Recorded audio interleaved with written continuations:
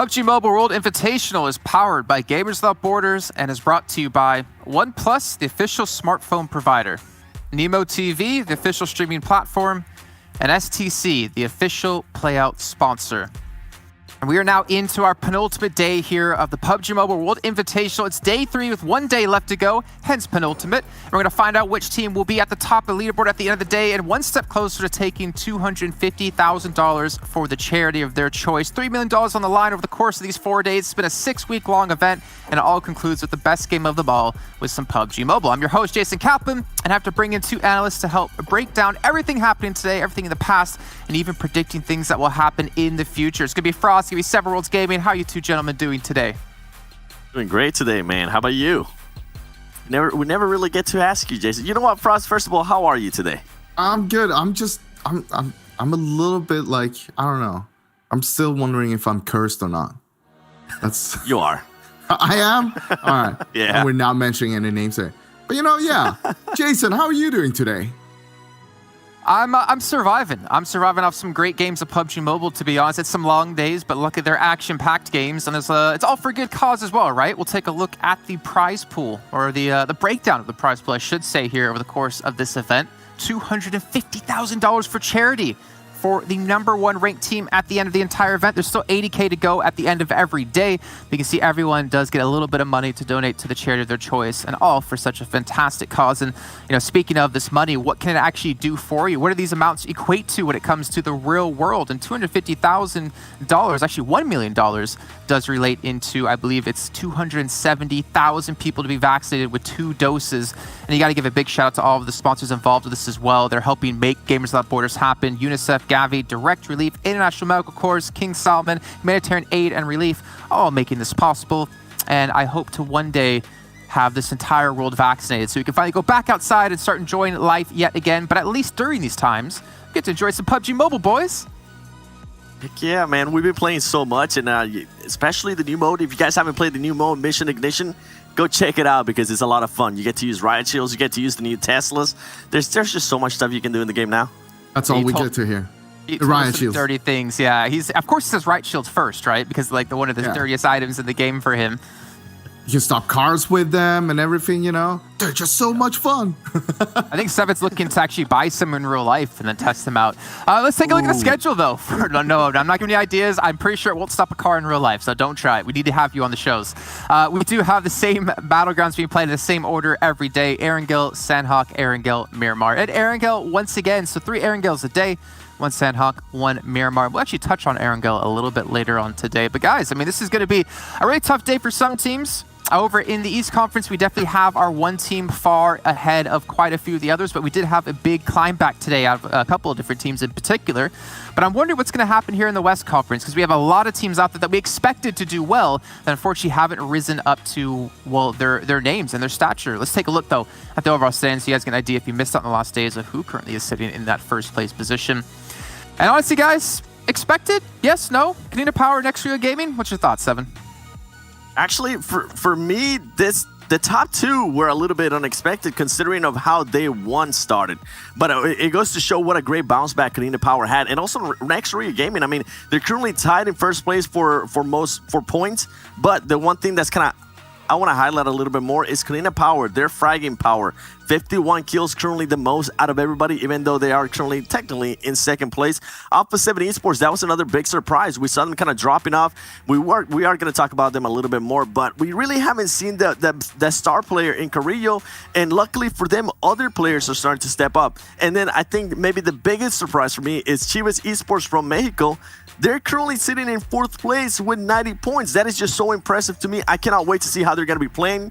Yesterday, we saw them being a little bit more aggressive. We saw them, especially in Erangel. They didn't get those second places that we saw on day 1, but now they're at least starting to improve in their overall placement and also starting to frag out. And then we have 19 Esports right there with 87 points representing Canada. And actually, another surprise for me, Frost, is Destiny, how much they have fallen off. Yeah, they fall off in the day 2 there. We saw them in day 1 basically dominating, getting themselves 66 points. But yesterday, day 2, they only got themselves 19 points. That is not good enough. Now, if you want to be one of the best teams in the world here. Of course, going down, we do have RTG as well. One of the favorites when it comes to Sanhok. The Moroccan team has been dominating Sanhok over all of the other teams. You basically... That's their map. They can do really good there, but they need to do a little bit better on the other maps as well. Guns Esport finally on the first page. I love to see it. I want to see more from them. I know that they can do much more, and we're expecting more from them. But, I mean, it's all good because they're on the first page. They ended yesterday with a win on Erangel, and if they can continue that road, they're going to rise up here. Great. Oh, I mean, they're definitely going to continue on that road, hopefully. And now we have Team Queso. And sorry about this one, Jason, but I just want to talk about Team Queso. This is usually when they tend to wake up, around day 3. And hopefully they can, because we know they have a big rivalry with Alpha 7. Which one's going to be on the higher in the standing? Is it going to be Brazil or is it going to be Argentina? That's definitely what I'm going to be looking at. We have UDR Killers right there with 67 points. Rod, I mean, this has been a very surprising team for me as well. The way they've been able to bounce back, being able to get 66 points.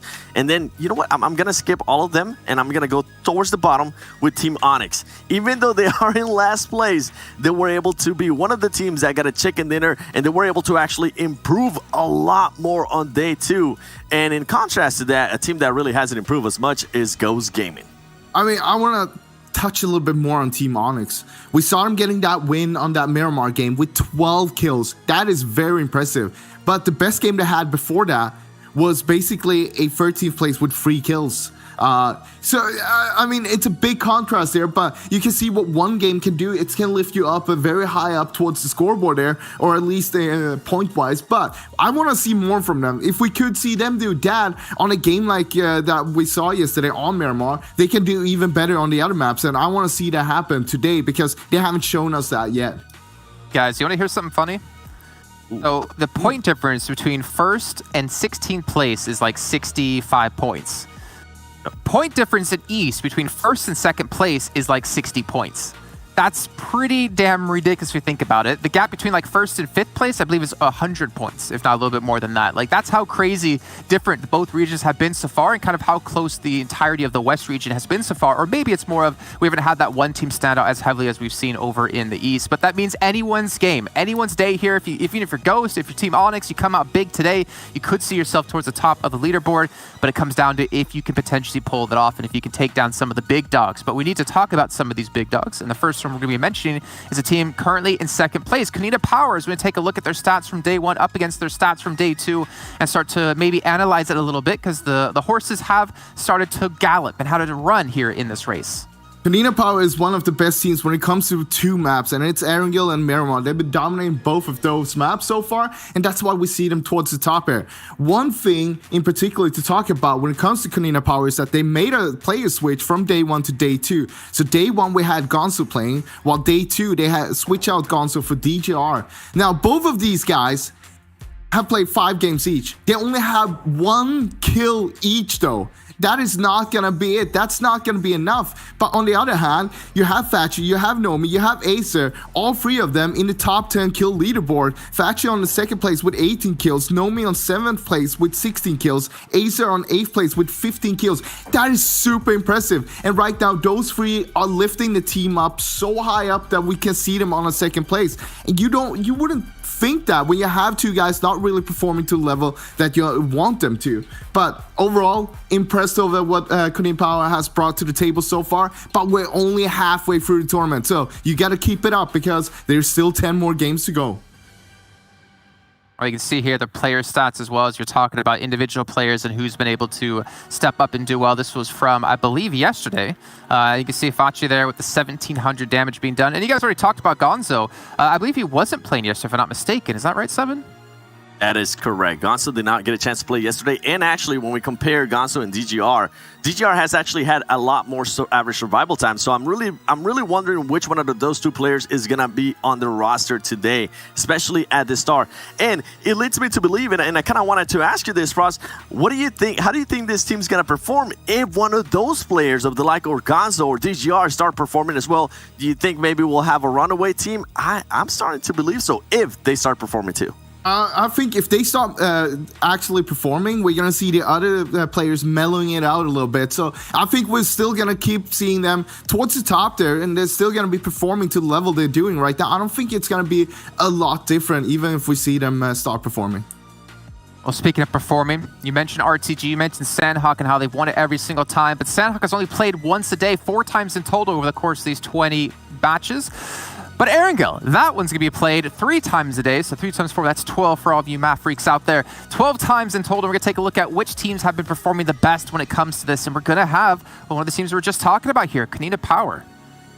I mean, yeah, but you would expect it to be up there, especially with the points that they're currently putting out. Now, let's talk about Alpha 7. This is a team that kind of the likes of Kanina Power, they're having some players that are just not performing as well. And I'm gonna have to call you out, Carrillo. You're usually the one that we expect to be just playing amazingly. And right now, this tournament, he has kind of died down. But luckily for Alpha 7, their support player, Senatexa, has been performing at his role. And then you have Mafios, which yesterday, alone by himself, he was able to put up 10 kills.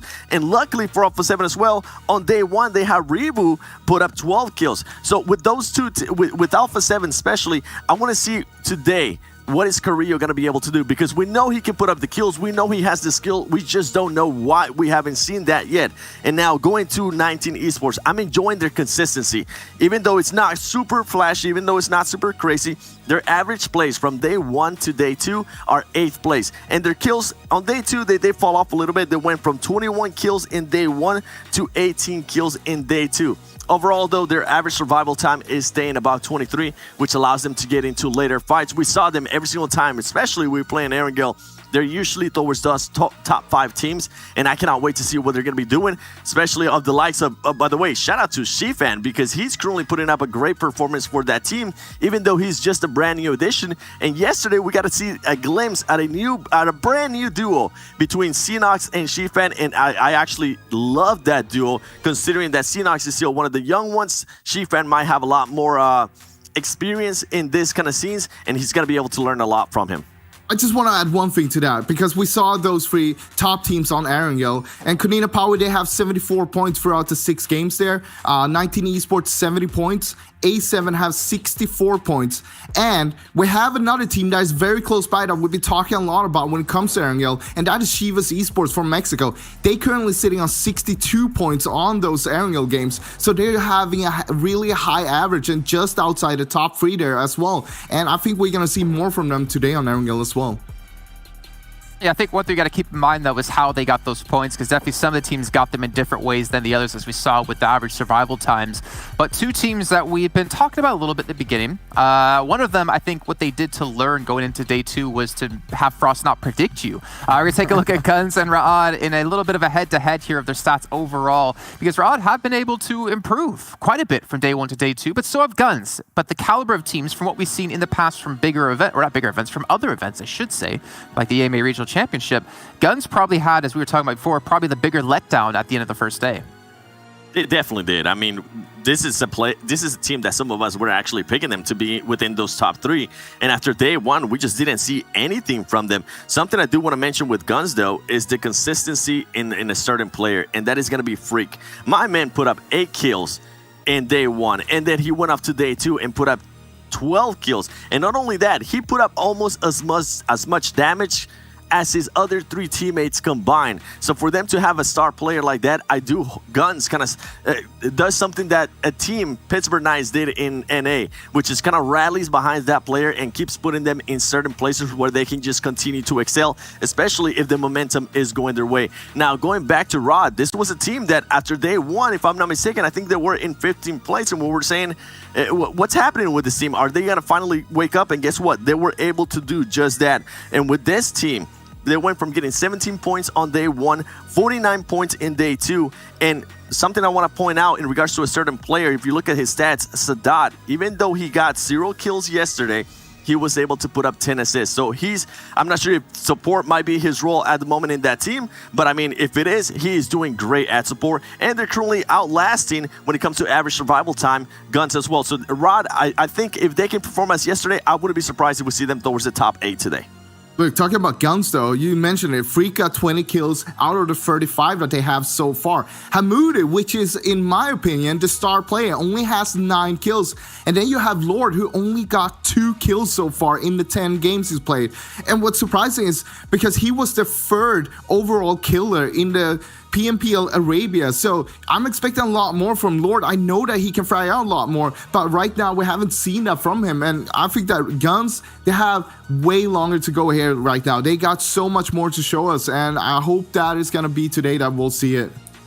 Ross, something to point out too, and since you mentioned Hamodi, he has stepped it up from day 1 to day 2. In day 1, he only got 2 kills. In day 2, he was able to get 7 kills. So I'm hoping that trend kind of continues with him. Definitely. Yeah. Well, we'll see, obviously, because we still have 5 matches to play today. Before we can even get to them, we need to have a little bit of a sit-down with Guns. Before the event kicked off, we had a little bit of an interview, so we're going to head to this. And when we come back, don't worry, a few minutes after that, we'll be kicking off our first match here of day 3. Quite a while ago, we worked on our communication very well. But after the last tournament we played EMEA, we took a long break until yesterday. But we played the scrims, and it was actually more than we expected, and it was very satisfying. What makes our team strong is our experience, each player's experience. We've been playing the game for a really long time, and we have quite good experience, and our communication is very good, so that's what makes us different from the other teams. Our strongest opponent, in my opinion, is probably Ghost Gaming from North America and Alpha 7 from Brazil. They're, especially Alpha 7, they're quite aggressive team, and I like their gameplay. To be honest, my personal goal and the team's goal is quite the same. We want to be in the top 3 for this tournament and prove ourselves in the global scene. Our chances for this tournament, I would say it's quite high to get at least top 3, even more if the luck helps us, so we'll see. Well, good to hear from Freak, because we've been talking about him so much here on the desk, and we are about to start off here our first match of the day. And you know, Frost, before we started the day, he was begging me, Jason, please let me do predictions, because I got my mojo out. I'm ready to curse some more teams. So why don't we just get straight into that? And Frost, go ahead. What's the team you want to curse first? I'd say you know what? I want to let 7 start this time. No. Don't try to pass this on me, baby. You go first. You start. I want to know who you're going to pick so I don't pick them. You go first, Frost. That was my whole plan. You know what? This is for you, 7. I'm going to go with A7 Esports. I was actually going to pick them too. Now I have to switch it. And I said I can't pick Ghost anymore because I've been cursing them. So you know what? Let's go. Let's play interesting here. I'm going to go with Rod. Let's see what Rod's got to offer. I like that. Okay. Well, you know what? You always ask me for my predictions, and since 7's not going to pick Ghost, I will pick Ghost, because the boys from North America, like we saw Navi today over in the East Conference, and obviously if this is spoilers, cover your ears, or take your headphones off, I guess I should say, or whatever you want to do, who showed up massively today. They had a phenomenal day, and I think Ghost could have the potential to do so. I think Baywell's downloaded every other team out there and knows exactly what to do to help lead his team to victory, but I am hearing the game is about ready to go, so I'm going to get rid of you two, and hopefully for us, if A7 goes out 16th place, you know exactly what's going to happen when we come back on air. So let's get you out of here for us. Yeah, you might not be back at all. You might be done for the show, and 7 might be doing all the analysis, but we have 2 casters who can maybe fill in for analysis if we need. We got Environment Mustache Dave back on the party, back in the virtual studio to kick us off here with our first match. Well, thank you so much. Jason here on day number 3. Day number 1 and 2, Dave, I would say 2 pretty different days of overall gameplay. Day number 1 was pretty chill. The circles were nice. Day number 2 was chaotic, crazy hard shifts. What do you think day number 3 has in store for us? Hopefully the same as day number 2. As a caster, as a viewer, spectator, somebody in the chat really looking for that mayhem. Of course, you ask the players. We had 2 military circles yesterday. They don't want that. They don't want that because it's like worst case scenario when it comes to our aerial matches, especially when we have 3 every single day. Really throws a wrench into the spokes, the tires of that bicycle. So I'm looking forward to today. Now, we don't really ever get our pregame predictions. We saw Ghost, we saw Alpha 7, and what was the other one? Rod. So we got 3 picks from the desk. Let me ask you, your pick, game 1. Who are we putting that pick on, that Paul pick? Oh, man, that's a great question. I mean, I know it's kind of not a great one because they're already up at the top, but I've been really impressed by how Kunina Power has been able to turn their gameplay around. They're a team that I've really enjoyed watching. They're very dynamic as a squad, so I'm definitely looking forward to them. But I'm looking at Alpha 7 as well. I think if they can start off really well today, that could be big. And then obviously we have to look at Ghost. I was a little bit disappointed with Ghost yesterday. I hyped them up, Dave. They didn't really deliver. So we're going to see as we get into this first game. Who's your prediction as we hit the plane? I'm going with Godsent. Today's that day. They're down there at the bottom speaking to Nuggets behind the scenes. They told me they want to finish top 5 here in this event. So today is that last day, in my opinion, that these bottom teams can really make that comeback to have that fighting chance tomorrow. Ladies and gentlemen, though, day number 3, match number 1, PUBG Mobile World Invitational West. Let's get started. Let's get this party started. I am very excited to see what the teams can do today. They've now had 2 days to study rotations. They've had 2 days to study these circles, how teams react. They've got a big enough of a sample size, at least here in Erangel, Dave, where I feel like they can start to make some of these better decisions. I think Miramar, I think Sandhawk, I think those are still a bit of a crapshoot, but I'm really looking towards these Erangel games because, as you said, this makes up a huge portion of our map pool. Yeah, Sandhawk, Miramar, since we only have 4 in total, 2 more to go, it's one of those maps, or 2 of those maps that it's just like, okay, let's just try not to die. Let's get some placement points and maybe some kills. But really, that Erangel, like you said, 60% of that map pool is where a lot of these teams are going to look to really tighten up their gameplay to make sure that they can play as consistent as possible and get as many points as possible. So, players dispersed out the plane. We got Team Queso, we got Onyx down there. They're tried and true. A main story since day 1. I'm going to keep bringing it up, Paul. I have to. Ghost and guns. Pochinki. Every single Erangel match.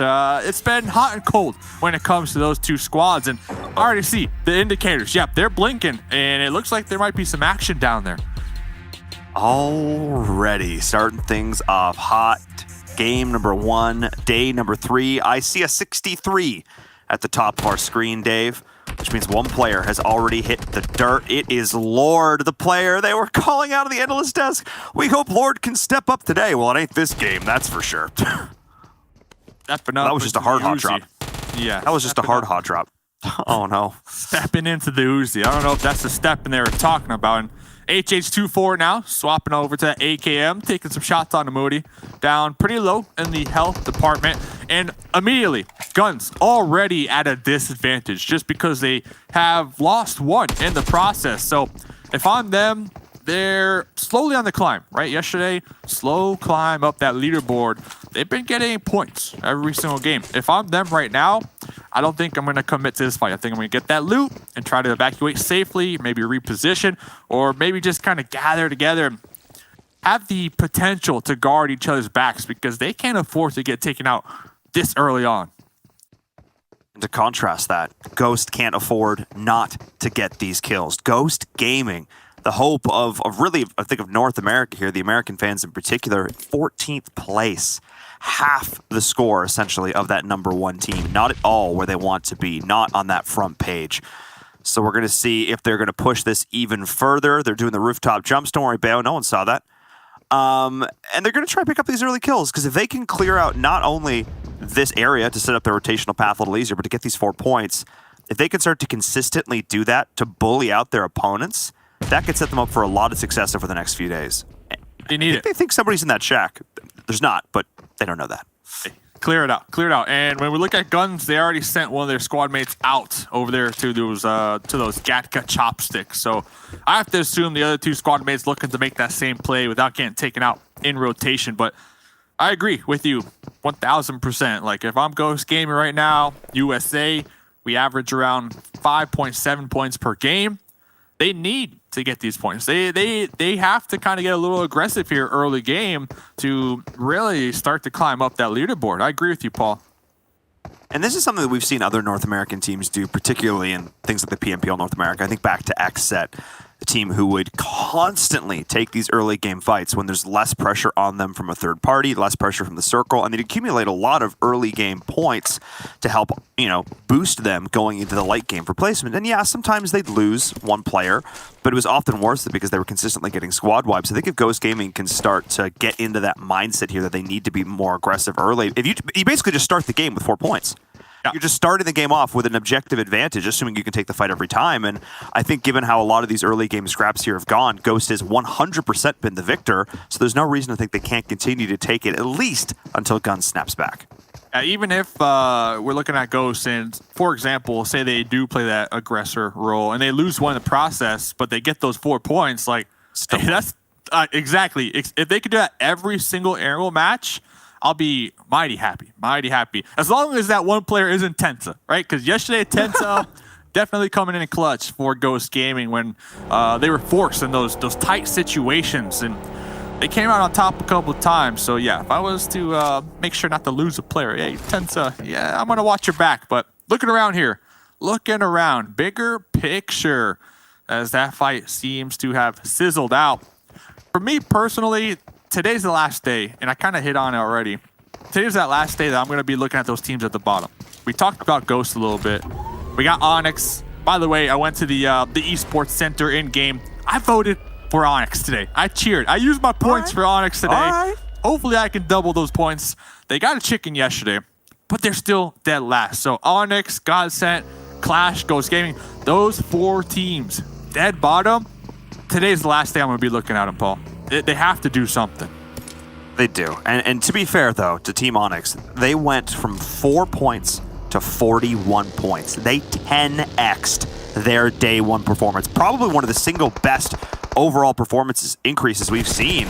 We're starting to see some action break out here on the kill feed, and it's your pickup there. Godsent getting another kill. This time it's on to Nexria Gaming, caught out on the road. Bit of an awkward rotation there. But to be fair, Dave, this is one of the few Western circles we've really seen. We've seen a lot of far north, a lot of south. We have yesterday, a lot more out towards the east. But we haven't had a lot of these Western circles so far. And I think this is really testing teams on a different rotational path and clearly getting a little bit caught out there. You know who this zone favors big time? Onyx. Primordial. Oh, yeah. Worry, that's their spot. If they play their cards right, they could get some good points and maybe even keep all 4 alive, have that fighting chance to get that winner chicken dinner. But I agree with you. This zone, west side, I mean, we are in the West League, so it's about time we get that West circle shift.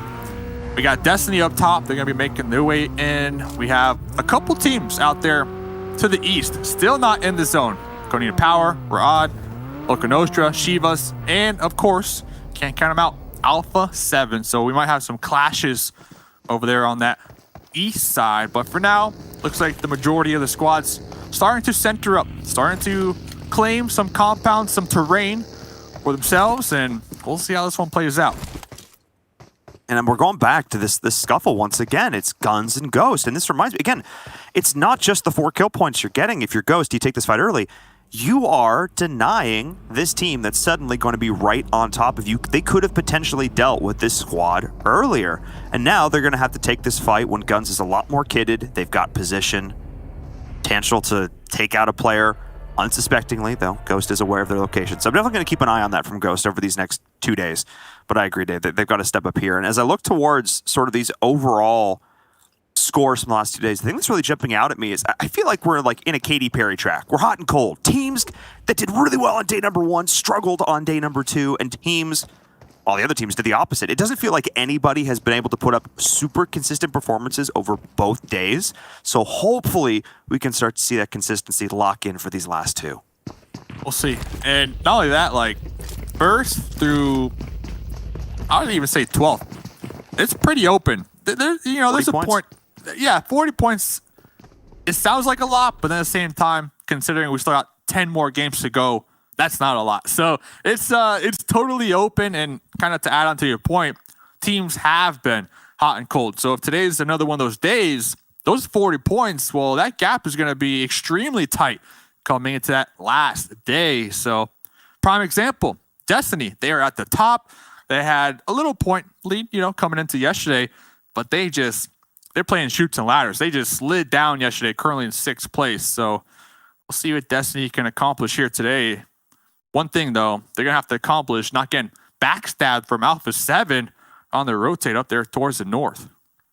Yeah, as they're heading towards Everest, that one could be a little bit dangerous. More dangerous for Nano, though, who rolled into the wrong neighborhood as Konina Power was already entrenched here. Pocus with that hard Yui just getting right on out of there. And, well, the scouting was there's people there, Dave. They know that now. That they do. They definitely know that. And that quick U-turn just in time. You don't want to lose all your squad mates.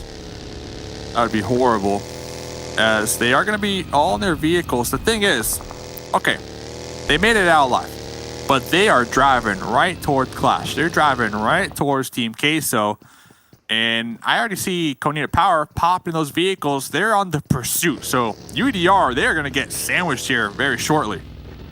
Yeah, UDR had a pretty solid day yesterday. They were looking pretty good. Their long-range fire in particular, I noticed, did really well for them. They were able to do well at those mid to long-range scraps.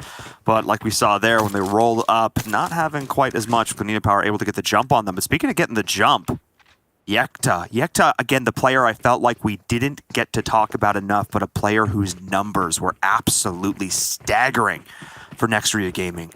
This player, Dave, he's caught out here. Do they know? Oh, now they do. Now they do.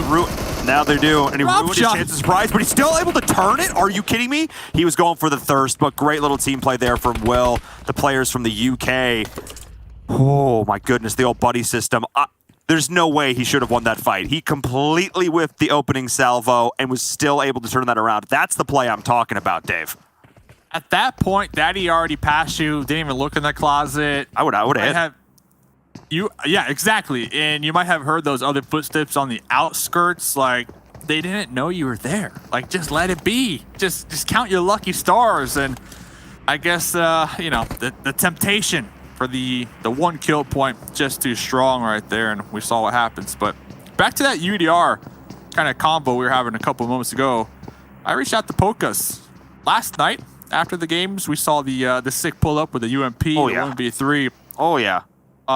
And to kind of tie it into what we saw moments ago from Nano, they told me that they want to play more aggressive here today. So I can see it. Like, I can see it with that last play, but I don't know. I don't know. Yesterday, their main play style was finding a prime power position early game, holding it throughout the mid game, and then showing up late game with 3 or 4 alive. I feel like just stay with that strategy. It worked out pretty well yesterday. Personally, I don't see a reason to kind of flip that script here today when we are talking UDR specifically.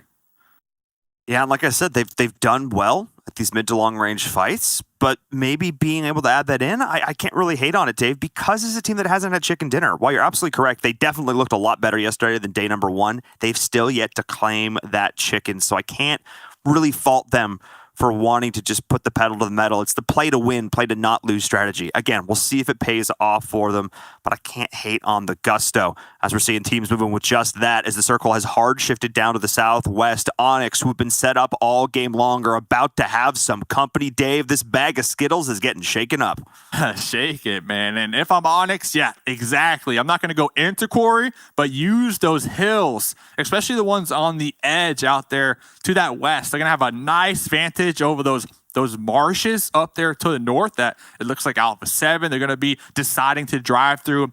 Onyx, because their drop spot is over here, they just had first dibs pretty much on all of these zones. So I'm really hoping that they can take advantage of it. Taking advantage of a free kill is Ghost Gaming, catching out multiple members of Guns on the road. And just like that, they finished what they started.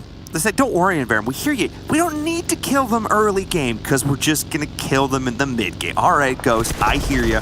I hear you. And they did it so cleanly. Did he just do that from the car? Pull up. Yeah, 3 members of Ghost.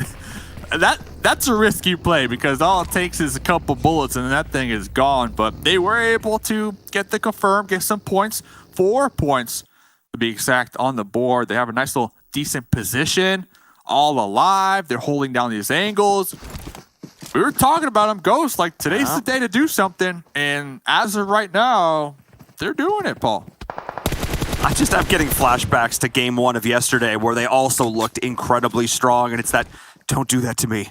Don't give me hope kind of moment where I'm looking at this Ghost Gaming roster thinking maybe today they stepped up because I called for them yesterday. I made big predictions about how much better they were going to look. And then after that very first game, they really didn't. But, oh, Bayo, next shot.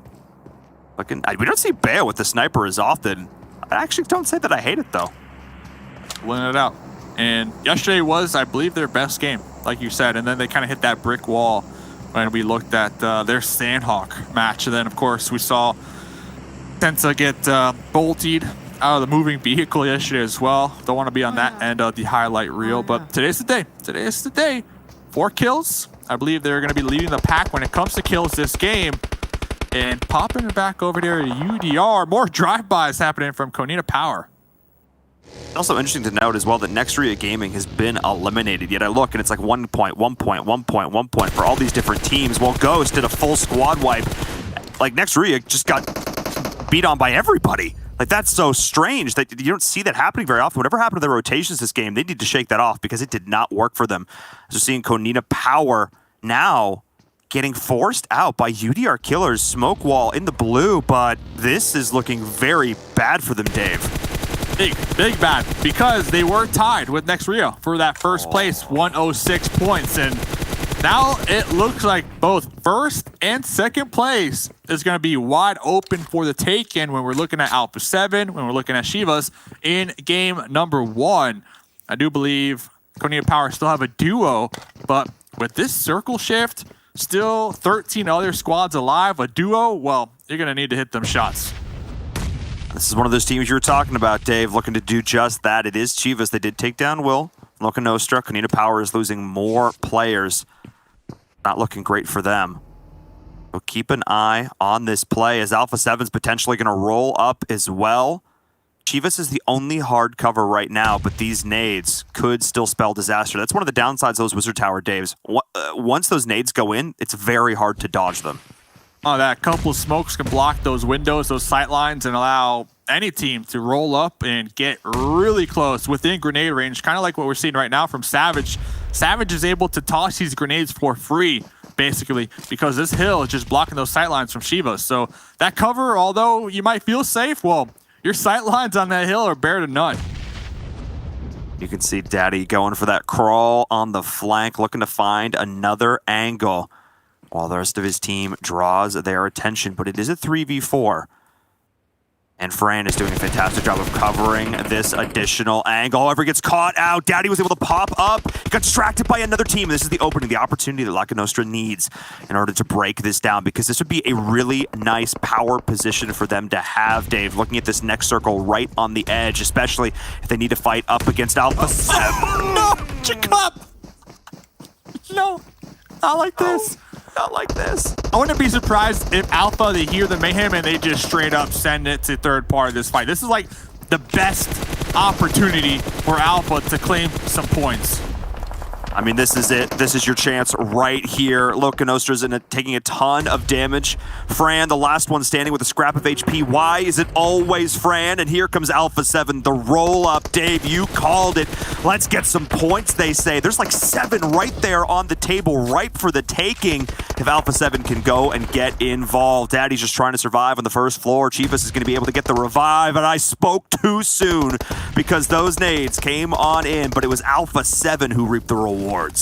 Yeah, exactly. Loca Nostra, they might have got a couple points, but they pretty much swapped positions with Shivas on that wipe, and now they're the ones pinned down. Alpha 7 pretty much wrapping around this tower. It's, yeah, you're not going to make it on out alive. Alpha 7 taking full-on advantage of the situation right there. That's perfect. I mean, I know this team is from Brazil, but they just went full American. They were fishing with dynamite. They were just throwing nade after nade through that window, and they got 2 squad wipes with it. Absolutely sick, because we're jumping on board with Destiny versus Clash, Germany versus France. I don't watch a lot of, football, but I feel like goal seeing these nades coming on in.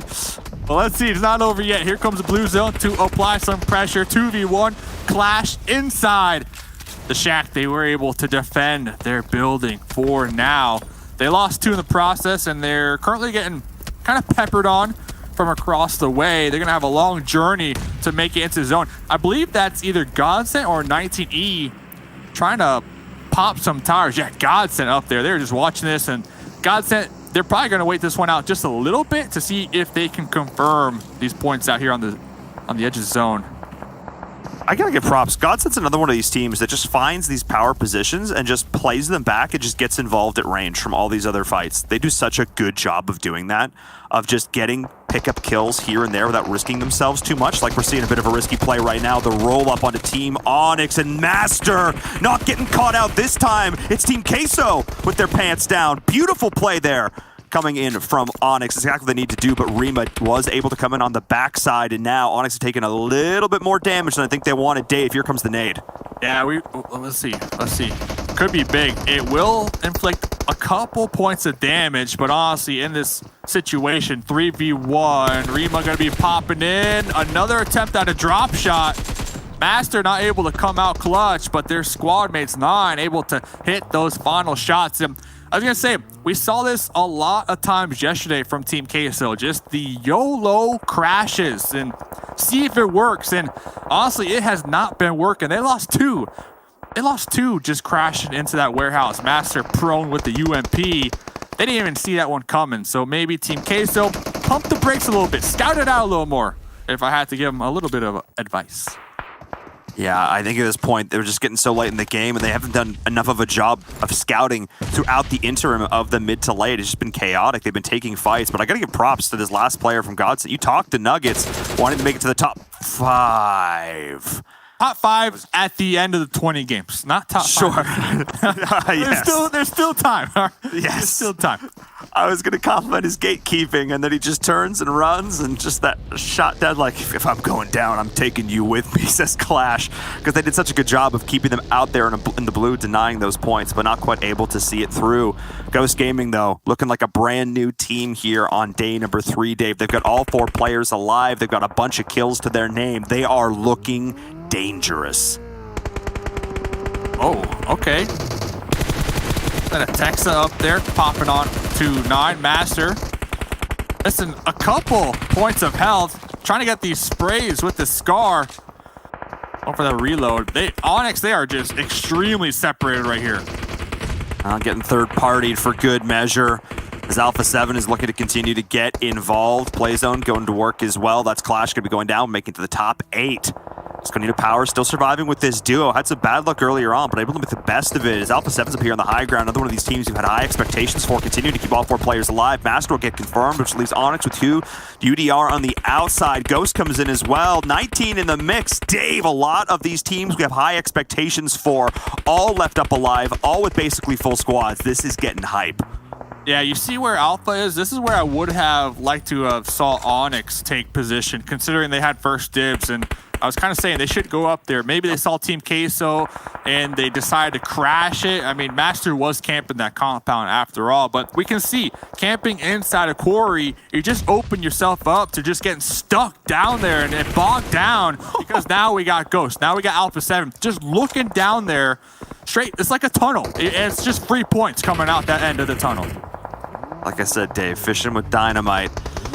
I know exactly what they need to be doing, exactly what they need to be aiming at, as Alpha 7's all starting to take the fight with Ghost Gaming. Great covering fire there from Fashe, able to get his teammate out, do decent amount of damage. That was a great little piece of team play that could still get backstabbed by Onyx, but Alpha 7 maybe taking too many fights here, as there is the backstab from Onyx. It did end up coming in. Nice little play there, as I believe Kanina Power is down and out. Great little play from Onyx to continue to get involved. This Alpha 7, Dave, they are fighting everyone. 6 kills, 4 alive so far, looking to reposition. On the opposite end of the terrain, though, Ghost Gaming also 4 alive with 7 kills. So Alpha looking to take this bull, this dip, but RTG, they're so consistent with showing up to late game, healthy, feeling good with 4 or 3 members alive. Let's see what they can do there on the edge. They always slip under the radar, Dave. They're always there. They're able to do this. But Ghost Gaming continuous with the drive-by. Xenox, though, so much work, but it's not quite enough. As Ghost Gaming are able to take away this position, Tensa does drop. Kanina Power finally does go down. It's all down to G-Fan and Acer. G-Fan and the duo always survives. Great shots coming in from Acer. That was Ghost Gaming with 3 players down. It all comes down to Bayo. A couple of big nades, though, and 19E are pushing this, Dave. They know what they need to do. Wow, just open field. Looks like they do have that smoke deployed to block those sight lines. They're right on top of Ghost. Bayo pulling back from that boulder, calling off that revive. Now behind the tree, looking to get the retaliation in this 1v1 against Acer. But RTG is looking to get involved on the outside. Nade is primed, throwing it. Not quite predicting where Acer is, though. But this is just giving Acer a little bit more intel.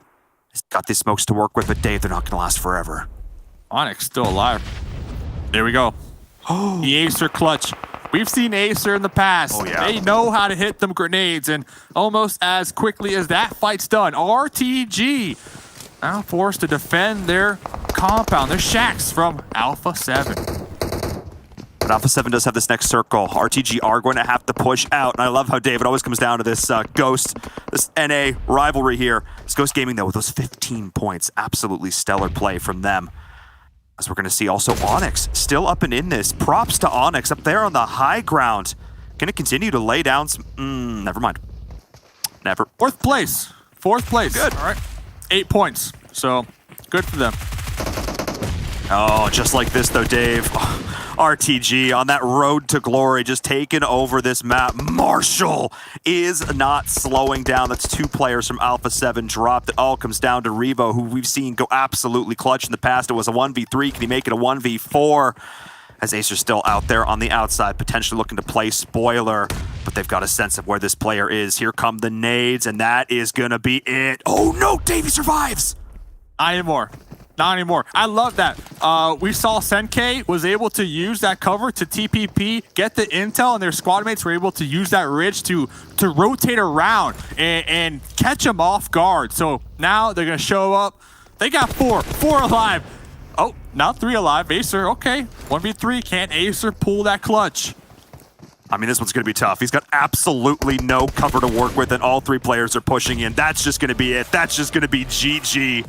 And just like that, RTG pick up a chicken dinner. Beautiful play, Dave. You called it. They show up to the late game. They're happy, healthy, moisturized, in their lane, looking for kills. They're having a great time out here, and it feels like nobody challenges them. They just get this position. They stroll in with only 2 kill points, and then they take over the game. They find order in chaos.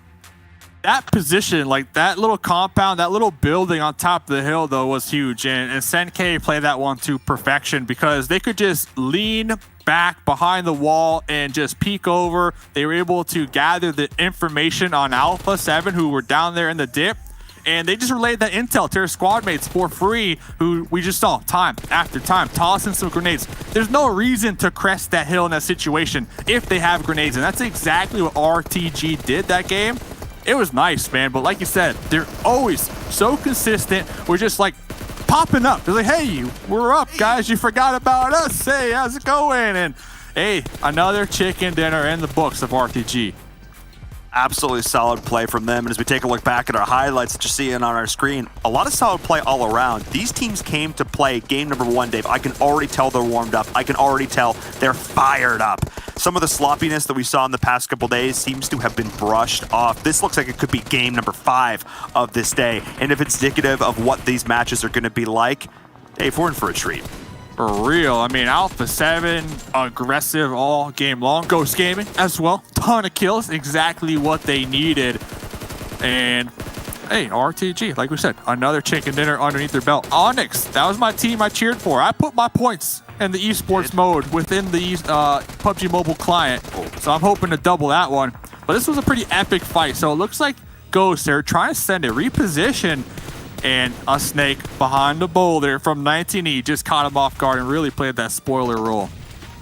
Indeed. And props to RTG, they're able to sneak away. And these shots That's what I was talking Marshall about. were just so clean. Exactly. Look at Senkei. Senkei is relaying all that intel to his squad mates for free without taking any damage, and their teammates were able to use that little hill ridge to push around the corner and just continue bombarding them with grenades. Alpha, I couldn't see a situation where they made it out alive right there.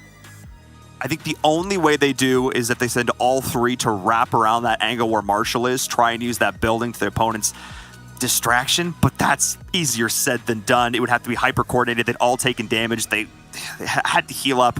Not an ideal situation in any case, but ideal for RTG, who was able to walk away with the chicken dinner here in game number 1, which means we need to head to a short break. When we come back, our analysts break it down. We get into game number 2. When the world has safe and effective COVID-19 vaccines, how can we make sure they reach the people that need them most? Today, there are many vaccines in development. Most will fail. For those that could succeed, governments are under pressure to secure supplies for their populations. If governments compete for vaccines, most countries could miss out.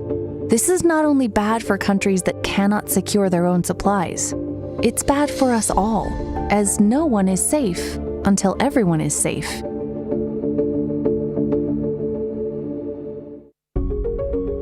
The COVAX pillar aims to ensure that every country gets fair and equitable access to eventual COVID-19 vaccines. It does this by acting as an insurance policy, with the largest portfolio of vaccine candidates in the world. Wealthier countries have a greater chance of gaining access to successful vaccines. And by pooling their buying power, rather than competing against one another, they enable investment in factories.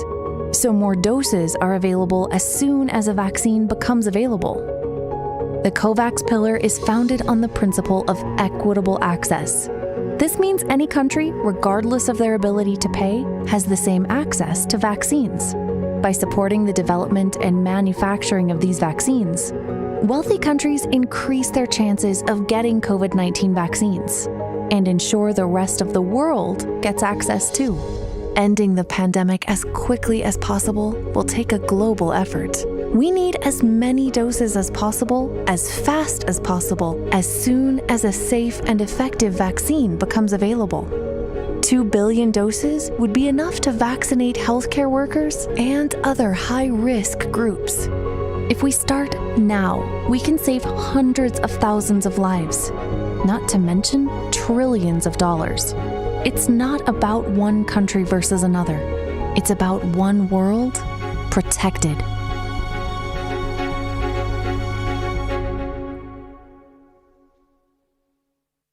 We've got the OnePlus 9 Pro, and it's absolutely gorgeous. Oh my gosh, this display is just out of this world.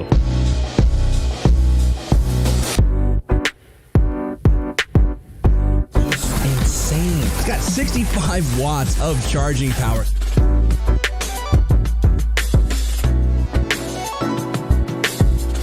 The 9 series is next level. PUBG MOBILE World Invitational kicks off July 22nd to July 25th. We've prepared a special team cheer event for our players. First, let's take a deeper look at how this event works. Invite your friends to support your favorite team and get awesome rewards. In this event, we will use cheer points to rank the competing teams. Fans of the team with the most cheer points at the end of the event will have a chance to get a permanent item. The event period is split between the cheer period and the reward period. The cheer period is from July 15th to July 27th. During this period, players have 2 ways of obtaining cheer points. The first method is via daily missions. Log in every day and watch matches for 5 minutes at the Esports Center to get cheer points. The second method is by sharing an invitation code with friends. Inviting friends to participate will also earn cheer points. Every player is limited to linking 1 invite code per day. The more friends that link with you, the more cheer points you can get. Now that you understand cheer points, Then it's time to pick out a team that you want to support. Lock in the team and support your team with cheer points during the cheer period to help them reach number 1. If you wish to keep up with the progress of your chosen team, then take a look at the real-time cheer leaderboard. The cheer leaderboard will be locked on the final day of the cheer period on 0 hour of July 27th, after which the rewards period will begin. The reward period is from July 27th to July 30th. All fans of the team that reached number 1 on the cheer leaderboard should go back to the event page and draw 5 times for amazing rewards. Bring your friends and cheer for your favorite team. Experience the glory of the highest level of competition.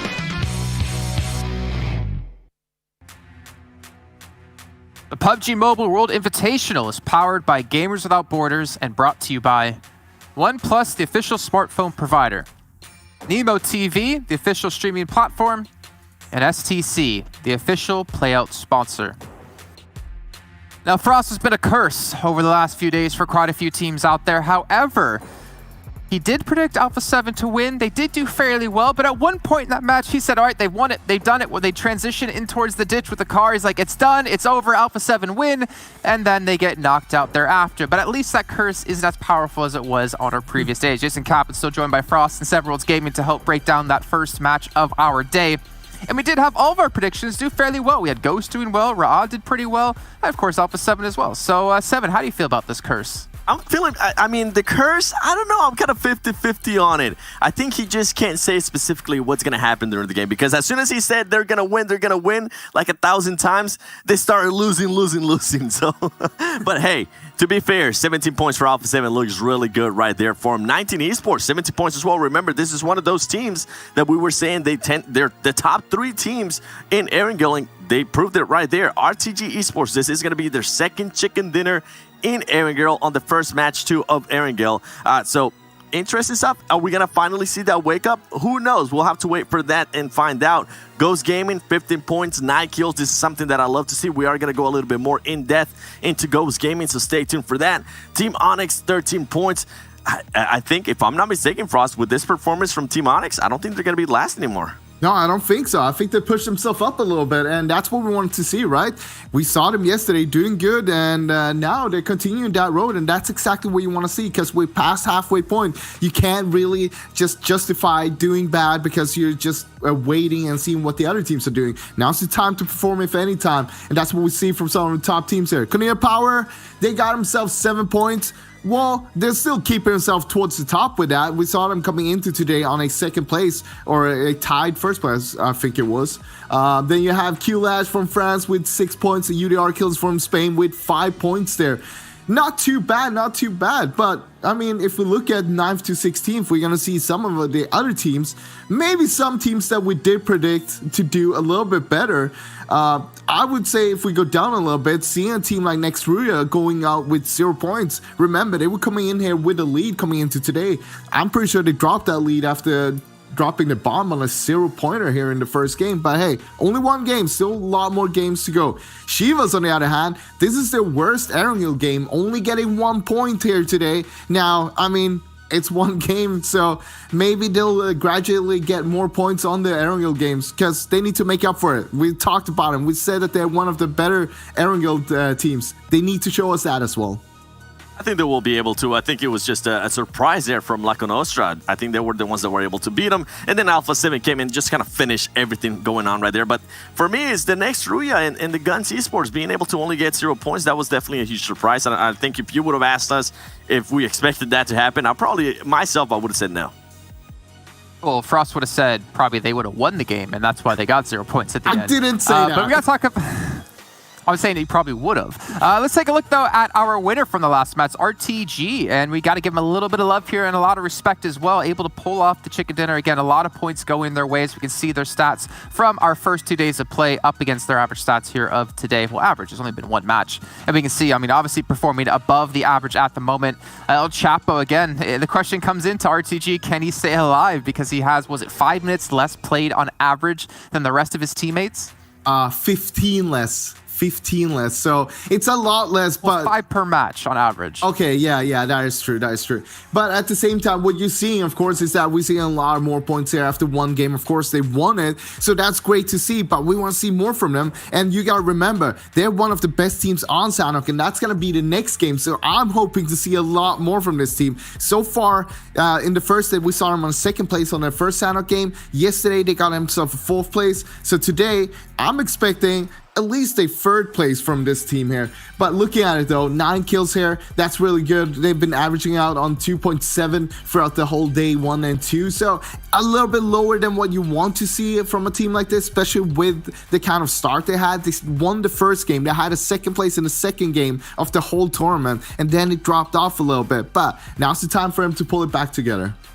Luckily for them, for RTG, Senku has actually been a star player for them. He's been able to get 12 kills in a span of those 3 days. And I mean, if he's able to stay alive, and if El Chapo, as Jason was alluding to, is able to stay alive as well, could we see a duo out of that team? Anything can happen here. I'm just glad to see them back on the winning side. Remember, they had not won a game since day 1. That's why their stats are actually maybe a little bit more padded. I think if we were to remove that day 1 and actually just do day 2, boy, we would see a huge and even bigger contrast. Well, speaking of big contrasts, I mean, we look at a certain team here hailing from the US of A in day 1 and 2, not performing too well, but finally Ghosts do wake up. They do start to haunt the lobby a bit here as they get themselves a decent place and finally probably their best game, if I'm not mistaken, over the course of this event so far. We're going to look at their stats here and the individual level from this last match. And we can see here HH24. 1,000 damage being done here. Again, we obviously have such superstars on the team. Anyone can frag at any moment, but it seems to be all about 8H24. It is, and I'm so glad you mentioned that, Jason, because that's the man I want to talk about here.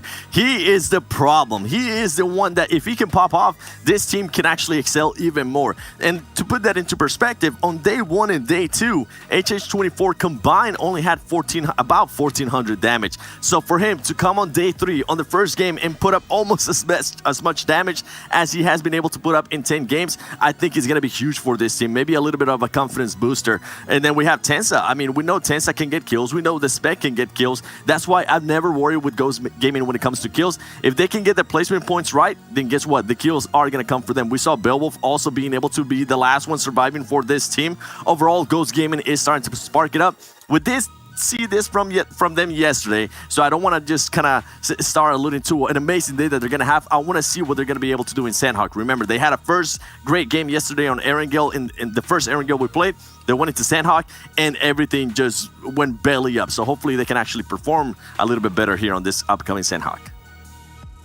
Well, I'd rather you say that than Frost say that, because you know it's going to happen, unfortunately, if he did.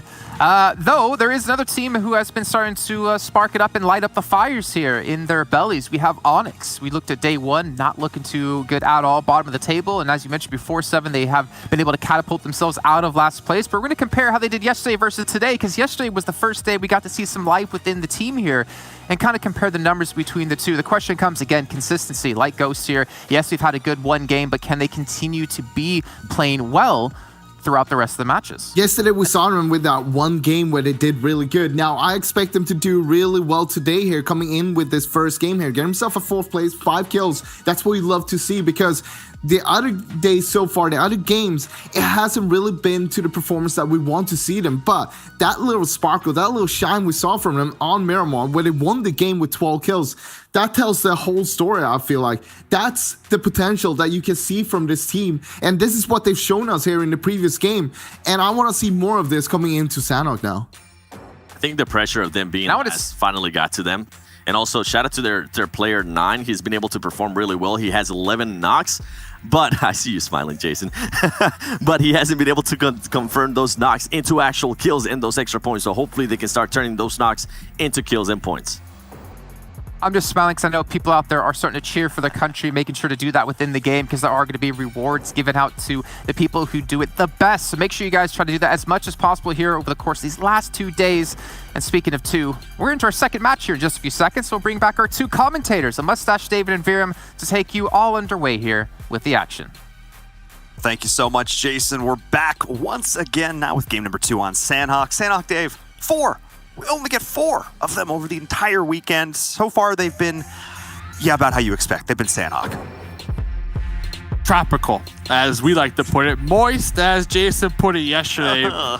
I'm looking at Destiny. I'm hoping, if you're a Destiny fan, you got your fingers crossed right now for Germany that they do get favored up there to that northwest, those cliffs that we've seen play a huge role in high placement points, high kill games, and even chicken dinners. But that definitely gets favored. And the last 2 games that we played here, it just hasn't been looking that way for Destiny. And they commit so many resources with making that their drop spot that you hope that they can get at least 1 game of Sandhawk in their favor. So that's the squad I'm looking for. I'm rooting for this game. Yeah, Destiny's been one of these teams that I feel like they've flown under a bunch of people's radar, but they're actually insanely good. And I just want to see them play up to that potential here once again. We're going to see a lot of these split drops here once again on Sandhawk. It's becoming incredibly common. I'm not surprised even in the least, just because the priority of getting all those meds early as you can. So we'll see. We'll see how this is going to go for them here. If they don't lose any players early, can continue to center up. I think they might be in okay shape, but if we see like a southeastern circle, Dave, it could be kind of gross for them. We'll see. Oh, no. That's what we had yesterday. Remember, we had Cave, like right, that little inlet by Cave, like that was the spot. If you haven't watched it, make sure you go watch it because it was a pretty exciting game. And circle number 1, okay, it does go up. Destiny up there, you're in it for the time being. But Shivas, pretty dead center. Talk about another squad being dead center right here, representing Egypt. Spoke to Desha here this morning, and I was surprised. They told me the squad has been playing together for 3 whole years. So they got a tight friendship going on, communication on point. And their goal here in PUBG Mobile World Invitational is to be known worldwide. They're known in Egypt. Everybody knows them in Egypt from dominating, but they're looking to make a name for themselves on that global stage. I mean, that's amazing. In any esport, let alone here in PUBG Mobile, where teams feel like they're constantly changing up, to be together for 3 years. I remember that the original Tempo Storm roster was together for like 12 months or something. And that was like a big deal. But 3 years, that is incredible. That to me honestly makes me want to root for this team even more, because it's such a pure goal, Dave. They just want people outside of their country to know them. But here, honestly, playing on this stage, getting exposed to this audience may never have heard of them before, what better opportunity? And Desha pulling off the plays we saw from him yesterday, that's how you get your name out there. Some people don't even have shoes that old, all right? Let alone a whole team to stick it through the thick and the thin. Like, I agree with you. It's a gem. It's a gem, in my opinion. And as of right now, 12th place. 12th place. So hopefully they can make some moves happen today. Desha, though, highlight play yesterday. Almost a 1v4 with the M249. I had to message him, like, dude, M249, question mark? And like, yeah, so close. They were happy, though. They were happy with their results. So we'll see. They have a decent spot right now in this Sandhawk zone. Pretty center. And looked like Team Onyx, they were able to kind of pull off that one. We almost saw Master get taken out again early. Yeah, Master is one of those high-risk, high-reward players where either we saw in the last game he was able to get the jump on their opponents, able to get that 2v1, or just gets caught out in no man's land. Dude's off in Narnia, stumbled through a random wardrobe, and here we are. So hopefully Master can play a little bit more with the rest of the squad, as we're seeing 19E doing some scouting now. So I was also taking a look at chat yesterday, because we had a perception that GFan was IGLing here for this squad, but according to chat, and if I'm wrong, I blame you. Apparently Sam's the one who's been doing the most of the IGLing, which kind of makes a little bit of sense, as GFan's sort of the new player on the roster, to have Sam, who's been there a little bit longer with more consistency, to help be that guiding voice. So I don't dislike that call at all, but it's just sort of interesting given GFan's just absolute wealth of experience. There are a few players in all of North America who have as much competitive experience as him. I'll one-up you, and I got it from the source, Okay. Talked to GFan and said, hey, I heard this. Is this true? Like, I'm shocked if it is. And they said, yeah, since they are a new addition to the squad, they kind of wanted to sit back and see what could happen. So Sam is IGLing, but Shifan is giving some assistance, though. All right, I'm just going to what I put that figured. out there. Giving some assistance when needed. So far, though, 19 esports. Considering the team is fairly new working together, 4th place? Hello? They're doing great. So I think one of the biggest things here, and I may shut up in a moment if this fight breaks out, but oftentimes when you see like a powerhouse roster come together, it's like 4 crazy fraggers. It's like 4 insane fraggers, and they all come together, and you're like, this on paper, this should be great.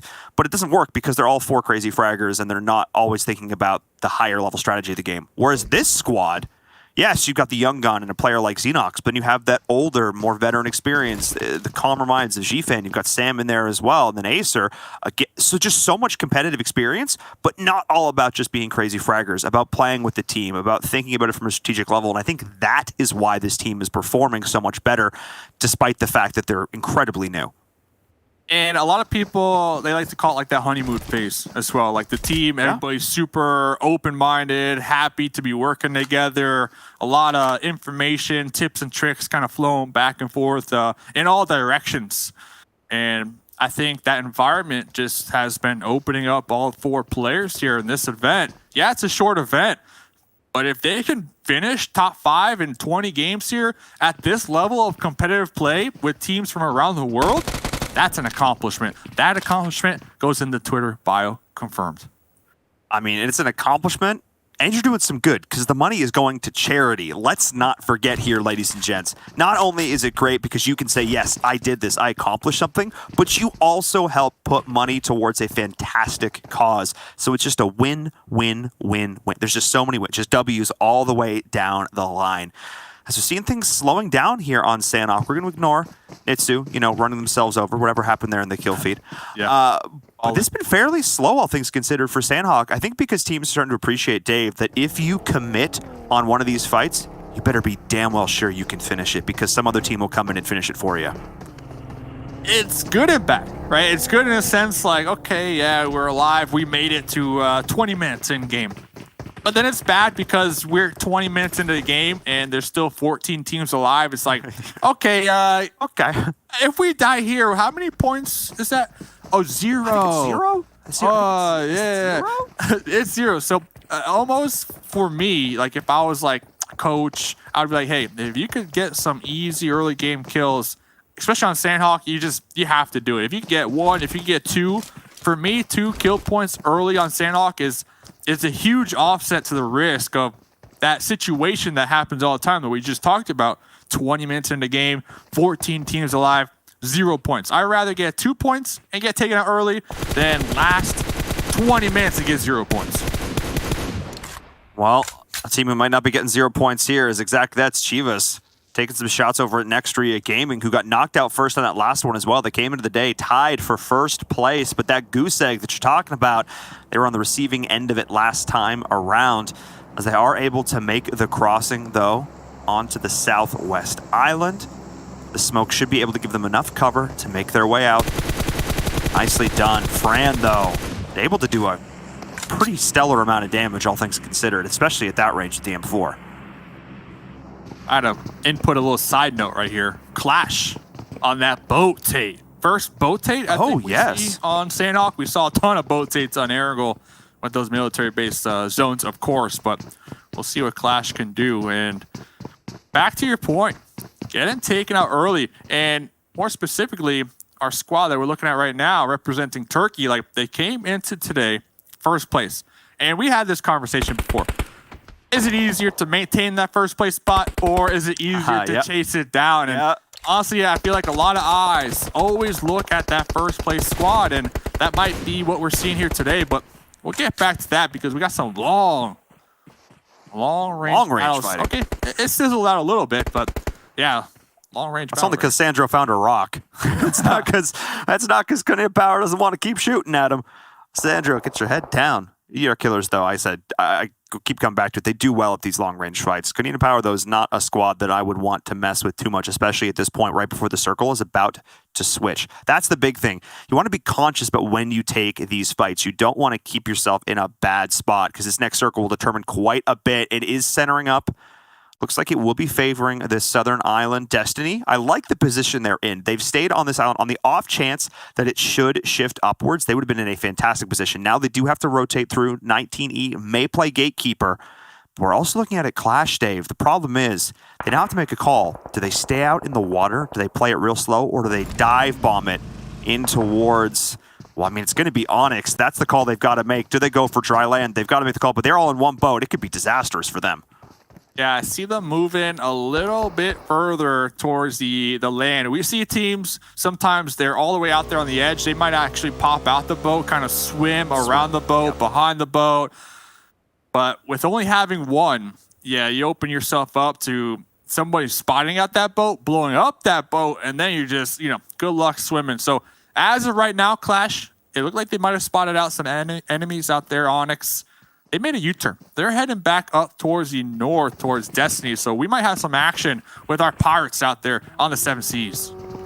Yeah, I can see them heading right towards all the swimming players of Destiny. Would love to check that out as well, as Ghost Gaming is moving in here dead center.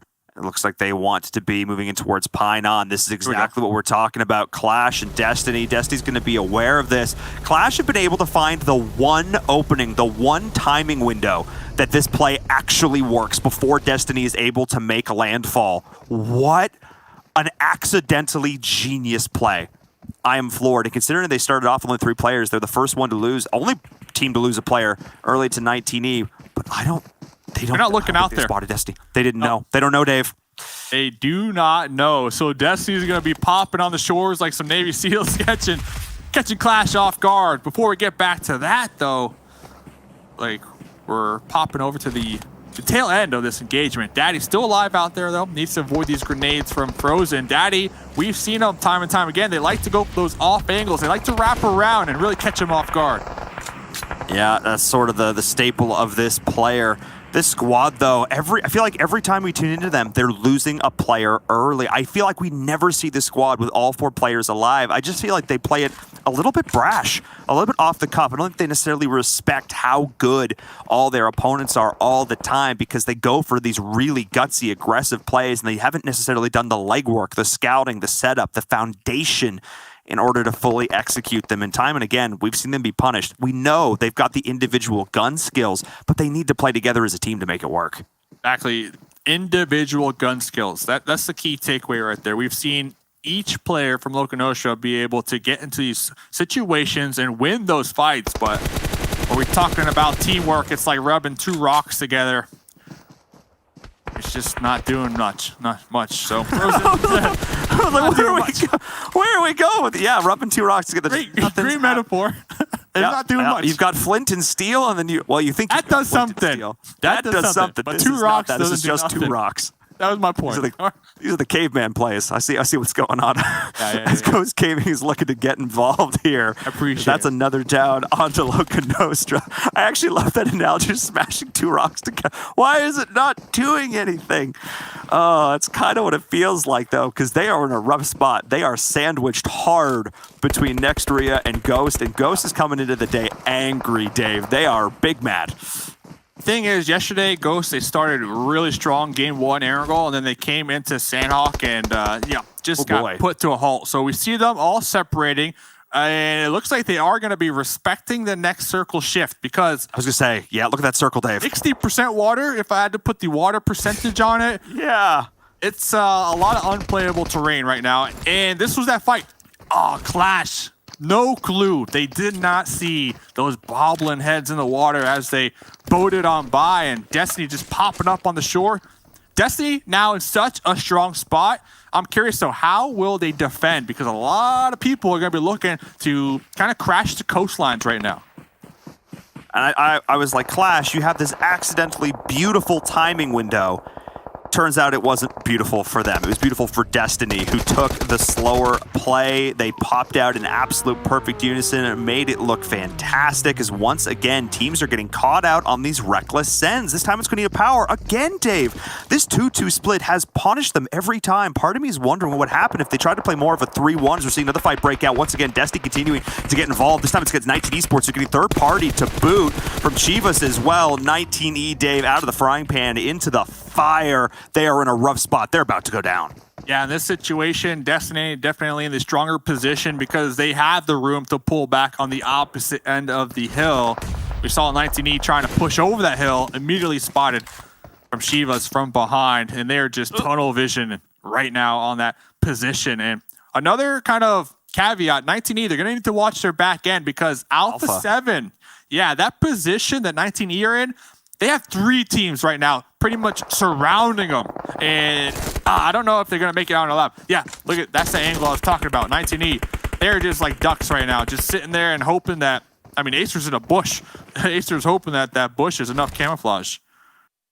I mean, at least for G-Fan, this is basically where Nova Esports drops on Sandhawk. So very familiar with the landscape. Not going to do a whole lot for you at this point, as they're just heads down in the water trying to survive as Alpha 7 is moving in, and that's going to be it. Acer goes out. 19E, just a little bit of bad rotation and other teams punishing them there, not able to get enough groundwork. I wish they'd been able to take over that compound that Destiny was in before Destiny rotated in. I think that would have been big for them here, not getting forced out onto this barren terrain out here on the outside. This hard shift just did not play well for them because so many teams came into their space. And now Destiny, Dave, the team that showed up on day number 1, got quiet on day number 2, is looking to go loud again here in game number 2.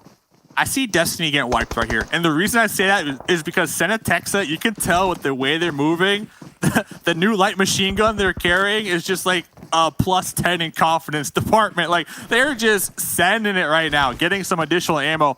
There's 75 rounds in that machine gun. Like, that thing, and it fires faster than a Vector and does double the damage. So, Destiny, you got the cover. Don't be peeking them heads because Senatexa is looking for him, especially with the 6 times on that bad boy. It's going to be insane. That's going to be quite terrifying, especially because they did just get the circle. Revu is scouting. They realize there's still one player of 19 Esports left, and they think they have a guess about where that player is. Another hard shift, though. But again, we knew not be favoring the water all the way up here just outside of Ruins. That's the big thing. So this southern portion of the circle, all these teams coming in, going to be interesting to see. Also, RTG, Dave, they played in the blue this entire game. They have not been in the zone for like 8 minutes. This is pretty crazy. And 4 alive. Hey, 4 alive. So maybe we'll see them late game. Like, hey, there they are. Hey, 4 alive. We're starting to unravel their strategy right now. So we'll see if they can survive as Ghost Gaming on the edge. Not quite in the zone. I'll be over here trying to gatekeep. Keep Turkey. See if they can keep him out. Daddy's still alive in the back end as well. Yeah, Daddy did a great job surviving that off-angle player. Able to snake their way through. The kill feed is continuing to light up. Kudir up here on the high ground, though, is going to have a great position, not only to gather intel onto Ghost, potentially be able to get this opening knock, but Spec is well aware. But Ghost is in a rough one because they are not in this next circle. They have to move forward. At Nextria Gaming, they are in the prime position to play Gatekeeper. Yeah, we see, I believe, Bayo's taking some shots on that guard tower just to keep them pinned down, you know, prone, and to allow their squad mates to push up just a little more. But UDR, Pokus in the grass. Right there, getting a knock and even a kill. Yeah, nicely done. I mean, that's going to help them be able to push in a little bit further here. But Guns, oh, that position they're in is so good right now. They are going to have to move for this next circle, though. But having that hard cover to work with is fantastic. Godsend is just stuck out here in the blue. Dave, it's Sandhawk. Why would you expect anything else? Papa Blue always has the last laugh when we're looking at Sandhawk. And Guns already moving on out of there. The next zone does shift.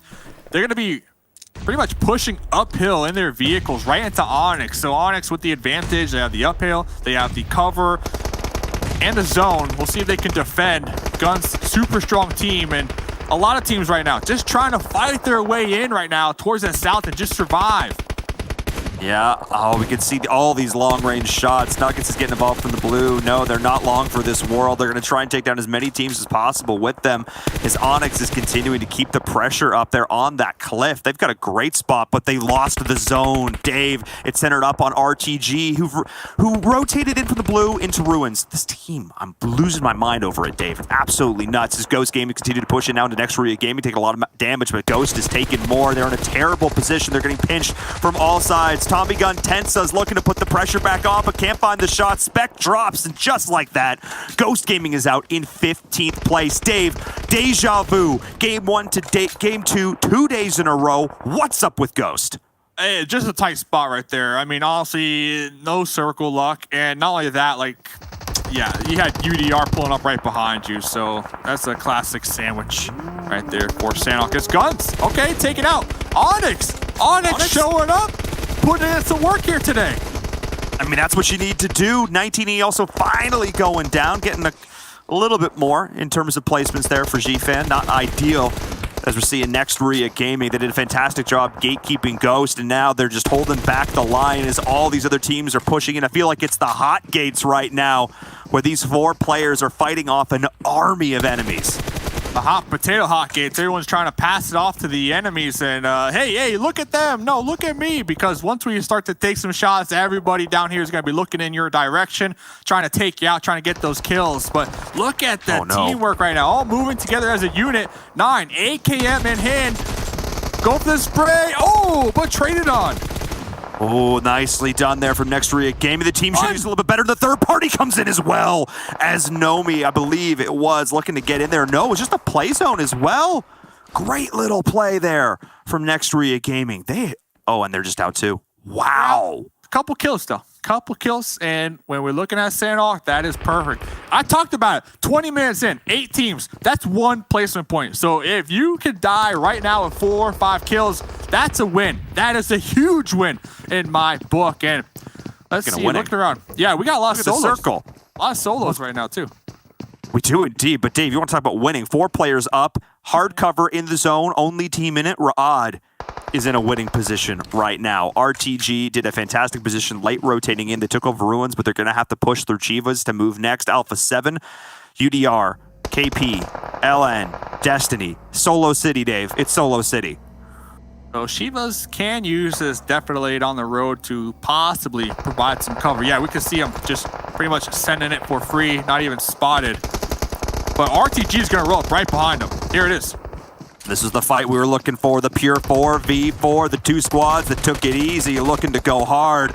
As those shots from El Chapo, if he stays alive, he is an absolute menace, as it is a 2v1 situation, as Nito is looking to get off the first aid. Will the revives come out? Chapo going on over, AK in hand. Can they find the shots? Wide peek, and there it is. Chapo, huge plays from RTG, but now, Dave, their fight is just getting started. Yeah, they're going to have to push uphill here, basically, because look at this next circle. And Egypt, we talked about them. They're trying to make it so the world knows their name. We talked about it. 3 years playing together. Okay, let's see what they can do here. This is looking like their winner chicken dinner. They just need to make sure not to overexpose themselves in that window to get knocked out for free, as they clearly have the advantage in the situation. Huge advantage here. If they want to prove how they compete on the world stage, this is their game to win. They need to make sure they can do it. But with shots and nades like that coming in, the team play. One player shoots the door and the other one throws the nade through it. Are you kidding me? Kunina power on another level. Get the pickup. But look at Daddy from behind trying to sneak up, trying to backstab, take advantage of the situation. Kunina power still a duo, but they're playing right now like they're a squad. This is, I mean, Dave, that play was absolutely massive. Delhop with the off angle is going to have to try and get through there. Have they been able to get the revives off? Yes, they are, chaining those together, which is huge. Kanina Power, nobody's going to have a helmet right now. Not an ideal situation. Can still land those shots, Dave. No hesitation. That M4 going right at the molly to seal the deal. From Daddy from behind. Daddy trying to steal some of these points. Nomi inflicting so much damage through that door. But look at this. RTG trying to third party Konita Power. 10K able to stay alive. Daddy's been exposed. RTG with that nade all the way over. El Chapo, you absolute fiend. Top 4 finish, though, from Loco Nostra, which, considering how this game started, more than they could have asked for. Odds still holding on in a 3v2v2. One of the problems with this compound, Dave, is that it put a target on their backs. Everyone knows they're there. So many windows to try and keep track of, and the amount of nades these players have left, it's just not fair. Just one grenade after another. I think the mollies will inflict the most damage. The spread on them right now, it goes far and wide, and they are just stacked on top of each other. Konina Power, if they play their cards right, they could come out on top right here and back to that molly. Yeah, look at that. You can't do nothing. You're on fire. Rod. I mean, the one player, though, Mornir, who came on the outside, appreciated that they had to make a different play from a different angle. Every single team is shooting each other right now. RTG's going to drop. It comes down to Konina Power and Rahad. Rahad still finds the shots, and they still get it done. Woo. Absolutely incredible play there from them at the end. Rahad so close to losing it all, and they turn it around. Dave, no one was expecting them to bail at the back of that compound. No one was expecting the wide flank. That snake in the grass bit. Oh, my goodness, I thought they weren't winning that. That was insane. Dude, they were getting shredded, but I think at the end of the day, simple math, right? Simple math. They had 4 up late game. Yeah, they kept getting traded for those knocks back and forth, but the other squads had a duo, and then a solo daddy from behind. So GG's. I mean, GG's. Yeah, they got some luck with those zones to be able to remain in that compound for some time. But like you said, to be able to sneak one of their players out of that compound for free without getting taken down in the process, well, that right there, that's the game-winning play right there. And that's exactly what we saw. They got the win at the end. I mean, as we take a look back, Dave, it comes down to that killer instinct. It comes down to that knowledge of what we're doing right now isn't working. I need to make a change. That last play to bail out the back, jump up behind. Everybody knew where everybody was, or so they thought. That was the biggest difference maker there. Oh, that cheap I didn't see we missed that. Yeah, what? We missed that live. That Cybertruck doing absolute work. Oh my goodness. And this was the big play at the end. The Destiny, the pop-off moment. 19E though. I think of all the teams when it comes to luck in the server, 19E had the least. Yeah. Three different squads. Like, you got nowhere to go. We saw Acer in that bush at the end, but not a Dave's top 10 bush because you got taken out. Shivas, though, do we give out style points? Because if we did, that pull-up in that Cybertruck right there, that's at least plus 20 style points. But here's kind of where Ghost Gaming started to not get so fortunate. The zones kept not favoring them, forced to push uphill, and just pinched between 2 different teams. Yeah, not ideal at all. And this was the setup. Looking to him, Rahad had this compound early, and they were able to stay in it for the entire game. RTG came in late through Ruins, put on an absolutely stellar performance, and Konina Power got involved as well. I mean, that's just deadly. But it was this last play here. It was his last play from Murnir. This was it.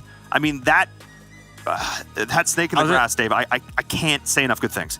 And Rod, I can only imagine their helmets, their vests, they might not even had any because they got knocked so many times in that compound. We saw Alpha 7. Everybody and their mother was taking shots at that compound, but they somehow still managed to come out on top. Winner, chicken dinner, GG's. Ladies and gentlemen, we will be right back after the break with some more PUBG Mobile action. I've got a difficult mission for you. Who's in?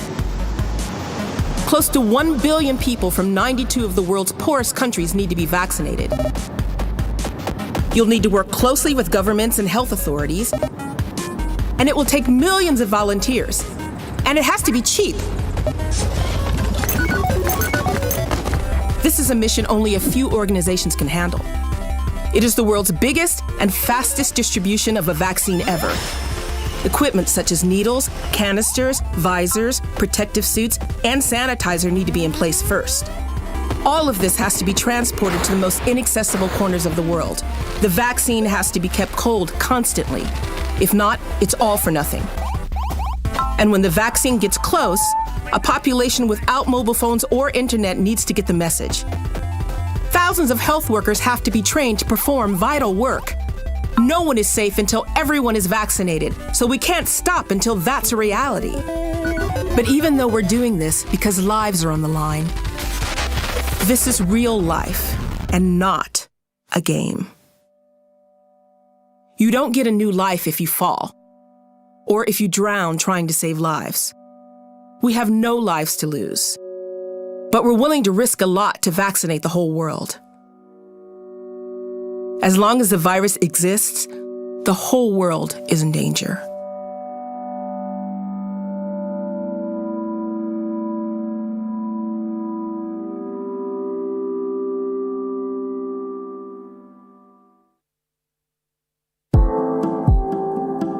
before we were anywhere near the extent we're at now, Alicia and her team were working tremendously hard to address perceived future drug shortages. The idea with the ICU kit at the beginning was trying to think of a way that we could help these patients that are critical in ICU settings. In this case, it was kind of the next layer of protection for this response. In the kit, we have a few different types of medications, antibiotics for secondary bacterial infections, as well as blood pressure support, so vasopressors. Things like albuterol inhalers, we were learning were highly requested in hospitals. Medications that are used for intubation and sedation that help with that process. Each one of these kits is designed to have about 100 courses of antibiotics and supportive medications. The first 2 are headed up to Northern California in the Bay Area, which is especially hard hit, and the next 11 are going to hospitals across New Jersey, and we'll have about 80 of them going to New York City. In the end, we're just feeling really fortunate that we're able to support our partners with these medications that they need so desperately. The wisdom, the expertise that I think this team has demonstrated in being able to help us as a community partner, but also hospitals and healthcare systems around the country struggle with drug shortages, which are now a reality, I think just speaks volumes to the impact DR has.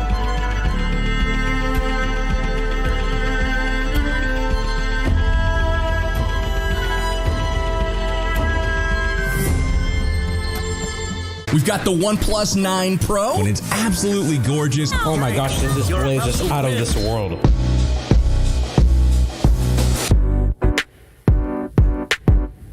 Insane. It's got 65 watts of charging power.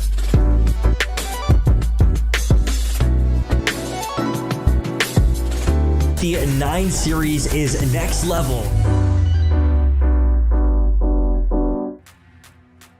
The PUBG Mobile World Invitational is powered by Gamers Without Borders and brought to you by OnePlus, the official smartphone provider, Nemo TV, the official streaming platform, and STC, the official playout sponsor. And I don't know what it is about today here on day 3 of the PUBG Mobile World Invitational, but it seems to be that we are doing some insane stuff.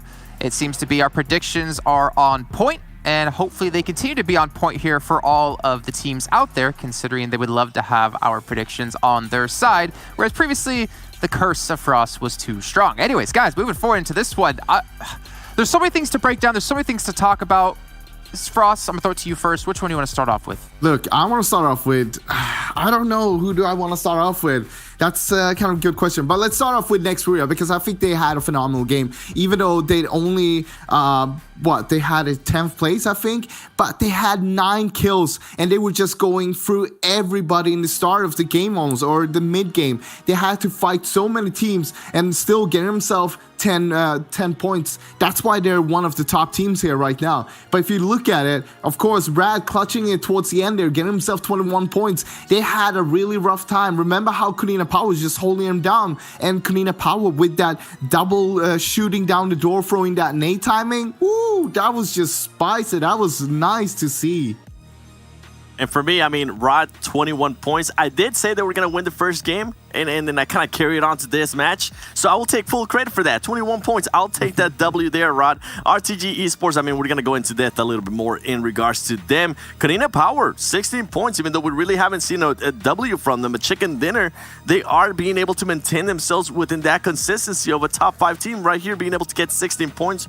Really big for them. We go down a little bit more, and I think that the biggest one, as you were touching on right there, Frost, Nextria, even though they only got 1 placement points for them to be able to get kills. And this is something our casters have been alluding to, Mustache Dave and Imberum as well. They say, hey, even if you don't get any placement points, with the crazy circles that we're getting here, just secure those kills, because that will definitely be on your side. La Conostra being able to only get 1 kill, but guess what? They were able to make up for it in regards to placement points. We're going to go down a little bit more. Chivas Esports, I think this is a great bounce back here, as we will be going towards the next page. At least they were able to secure 6 kills. Now going back in regards to their consistency when it comes to kills. Team Onyx, the team that was last at some point, guess what? Not last anymore, being able to secure 6 kills. Alpha 7, 4 points, not bad. You know, I'll take it. 19 Esports, as Mustache Dave and Veer was saying, they were the unluckiest team possible, but they were still able to secure some of those points. And then I want to go down a little bit more towards Ghost Gaming. I mean, this is the second Sandhawk in a row now where they do, the second day actually, pretty much deja vu. What Verum was saying is they do well on the first Erangel, and then go into the Sandhawk, everything just goes crazy, and they end up only getting either 1 point or 0 points. So interesting stuff, and something to keep in mind there with Ghost Gaming too, Frost.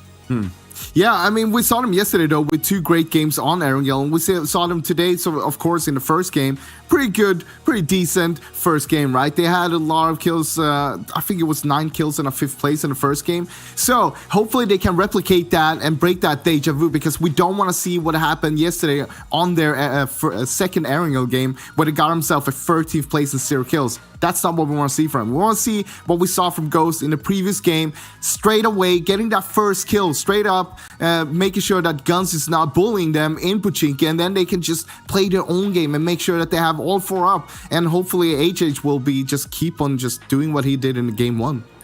Speaking of playing their own game, we're going to take a look at our total damage, because I believe RTG was doing just that, maybe a midi game within a PUBG Mobile, considering they were out in the blue for the majority of the time. And then we see here on our damage and kills, actually, it's going to be the 1,636 damage coming for Nexteria Gaming. A little bit surprised to not see Rod a little bit higher, a little bit surprised to not see RTG a little bit higher, but at the same time, I think RTG were spending a little bit too much time in the blue to actually do damage until the very end. And not only that, I mean, with Rod, they didn't really have to move out that much. They had to just hold that compound, wait for everybody to kill each other, and then just being able to protect it. We saw them being able to kind of protect it after they were getting Molotov grenaded and all of that. Now, something with RTG that I do kind of want to mention to the viewers that you guys are not able to see is they were the highest healing team. Even though we have solo players out in the middle of nowhere healing, trying to get those extra placement points, RTG was able to get 2,000 healing, and that is just insane. Luckily for them, and I mean, and this is something that we're kind of talking about before we came into this into this segment, is that even though it might seem like luck, this team, I personally thought it was luck, but going back to some of the stats, this team just keeps on doing that. They keep on waiting until the very end to actually push in. It worked out wonders there for them, because the Ruins building, as you were mentioning there, Frost, there was absolutely nobody there, and you didn't want to say it, but I'll give you credit for that. The curse has been lifted a little bit, because you say if they take that building in Ruins, they'll be able to move out from there and take on to some teams, and if they win those gunfights, they can end up on a top 2 or top 3 situation. I mean, that was a great rotation. Coming in from the blue, they knew that they had to go in somewhere, and that's going to be one of the places where you least expect someone to be at, because if someone's over there, they're going to be where Shivas was, or up on the rocks just south of the Ruins there. But also, from both Rad and Road to Glory, it's all about those impact damage, impact kills that we've seen from them. Even though they're not topping it off, they know that we only strike when it's actually necessary. Well, let's look at RTG. You're talking about damage, you're talking about striking out when the time is hot and the time is perfect. Let's take a look at the player stats actually across the board for them. Though I think the healing is going to be probably the most interesting part about this. Obviously, as we saw them sit in the blue buff the majority of the time. But I will say this, Seven, is not the most healing I've seen done, actually. I had a match in PMPL Western Europe. I think it was like over 3,700 healing by one team. Because they were doing the exact same strategy, sit in blue the entire time. One big thing, just having a picnic back there, huh? One big thing that we always talk about is El Chapo. Look at this. He's staying alive. He's doing a lot of damage. He's getting those kills. But again, the impact on this, the impact kills was on Shivas. They were just west of the Ruins outside there. And they managed to surprise them and caught them off guard, getting that first and second knock. That opened everything up for them, and they had control over the whole situation. If that didn't happen, if El Chapo didn't get those knocks, it would have been a totally different story. So great to see that. Even though, of course, we see Marshall Carboy not with the most damage. Marshall managed to get himself 1 kill, even with only 9 damage. Get that one little steal there, you know, it's important. That's 1 point secured for the team. 9 damage. That's looking like the stats I put up when I play PUBG Mobile. Let's take a look at a different team who definitely does better than I do when it comes to PUBG. Let's take a look at Raad as they've been able to pick themselves up the chicken dinner. And I swear that was like a 1v4 at the very end out of Delhop as well. Like taking down all the members of Canadian Power. At least it felt like it. Yeah, it definitely feel like it, and something that I kind of wanted to point out besides Delha being able to be the main player right out of that squad in that last game, Munir, I felt like him being able to get the angle. He was also able to help some of the other teams in their fights with Karina Power and also with RTG. He kept doing a little bit of damage there at the end, trying to make sure they kind of knocked each other off, and then being able to get that last kill. Also, Delha, I mean, he's been on a roll. He's been able to get 2,000 damage pretty much for the past 2 days, and for him to be able to still put up good performances here, that's huge. Now, going to Sadat, remember, Sadat, it was that one player that I mentioned. He might not be able to be the one that's getting the most damage or the most kills, but he is currently the one getting the most average survival time, and not only that, he's also getting the most assists out of his team. Okay, well, they're obviously fighting for their chance to get a large sum of money over towards charity. You guys at home should be fighting to get the viewer milestones accomplished. For everyone watching the stream, you can get some sweet rewards as well if we do hit those peak concurrent viewer counts. So make sure to tell your friends, tell your family, tell everyone out there to get in here and watch the show. It's all for a phenomenal cause. And we also have some phenomenal casters join us back yet again here for our next match of the day, match number 3, as we head back to Erangel and VM and Mustache Dave. Thanks so much, Jason. We're back once again on Erangel. Dave, the map that we keep coming back to time and again, 60% of our matches here, and it's gotten better and better every single time. We saw Ghost Gaming show up in a big way in game number 1. They dropped off game number 2. Are they going to come back in game number 3? That's my question. Yes. Okay, there's your answer. Yes. And Sandhawk, listen, whatever happens on Sandhawk stays on Sandhawk. 60% of the games played in this tournament, Erangel. That is what matters. So Ghost Gaming looking to make a repeat here in game number 3 like they did in game number 1. Ladies and gentlemen, let's get into it. Day 3, match 3. Let's go. Well over the halfway mark at this point, which means the pressure is mounting for every single one of these squads. You can leave nothing on the table. Only 8 matches left. And right now, looking at the scores, we've got some haves and some have-nots. I mean, up at the top, 129 points. Konina Power is looking incredibly strong. Squads we're really looking at in the middle. Guns, Destiny, Ghost, Team Queso, they are so far off that, Dave. If they are going to start to turn their fortunes around, if they want to take the whole thing, if they want to help donate that lion's share of that money to charity, this is the game. Go big here. They got to go big here. And we're looking at Ghost. You already know the story. Ghost versus Guns. Ghost. Let's see. This is their game. Somebody DM'd me. 2 rocks. They're not going to let me go with that one. 2 rocks. So Ghost Gaming looking to not be 2 rocks this game, but flint and steel to ignite there it is. Their inner rage to get those kill points this game. I already see some shots popping off. I already see a down indicator right there between that Guns versus Ghost Gaming. So Ghost Gaming already looking to get some points early game. Ghost Gaming, 100% win rate against Guns in this city. Not in scrims, but in our games when they matter the most. You teased it on day 1. Maybe they sort of sacked a little bit, you know, how well they were playing there. And I don't think that would be the case because, Dave, this is a totally different drop pattern. They've actually been pure hot dropped. They split. Guns is actually going toe-to-toe against their opponents right now. And HH24, Uzi in hand, he ain't having none of it. And a shotgun. Okay. Yeah, it looks like Guns right now directly in between all 4 members. And Ghost Gaming, they're looking to section off 1 enemy at a time. Get them pinned behind that wall. HH. Oh, Spec though. Spec is traded on from Freaks, AKM. Looking to get the confirm. Tensa though, remember, Tensa, a phenomenal player, especially up close and personal. But Bale with that off angle needs to make sure not to get tagged right there. That's the thing with the AK and the early game. People don't have vests and helmets and stuff like that. That big ammo does so much work, but they're doing it with the SCAR as well. And just like this, it's all starting to fall apart for Ghost. Their win rate maybe. Oh, never mind. So trying to turn things back around, trading it out, confirming the kill here. Ghost Gaming said they had to actually lose a player. Bayo is down. They were able to get the revive onto Spec. Great little bit of team play here from Ghost, as it is a 4v2. If they are able to get this full revive, somebody with the high ground, though, is going to be a massive factor in this. Ralph with the nade, primed, cooked. Oh, but Tensa, he was in the animation. His head was down. It didn't quite confirm it. And Tommy Gun Tensa, Dave, is showing up in the server. Going up, has the advantage up here on the roof. Another trade. HH is just popping off this game. One-man army. Hamoudi, the last one alive right now, making sure to at least get a kill point underneath their belt, but Spec with the UMP to seal the deal with some air punches right there to celebrate, and they did it just in time to get the good old-fashioned Bayo Mayo back up. Oh, no. They lost HH, though. I thought we buried that. Jason, no. Dave, you're not allowed to bring that back. I think, are those punches of joy or are those punches of darn it, we still lost one? Because they almost did that clean. And we talked about it in game number 1, and I went and sat and did some math. So if Ghost takes this fight every game, and if they win this fight every game, over the course of all the Erangels we had left to play, that was 24 points.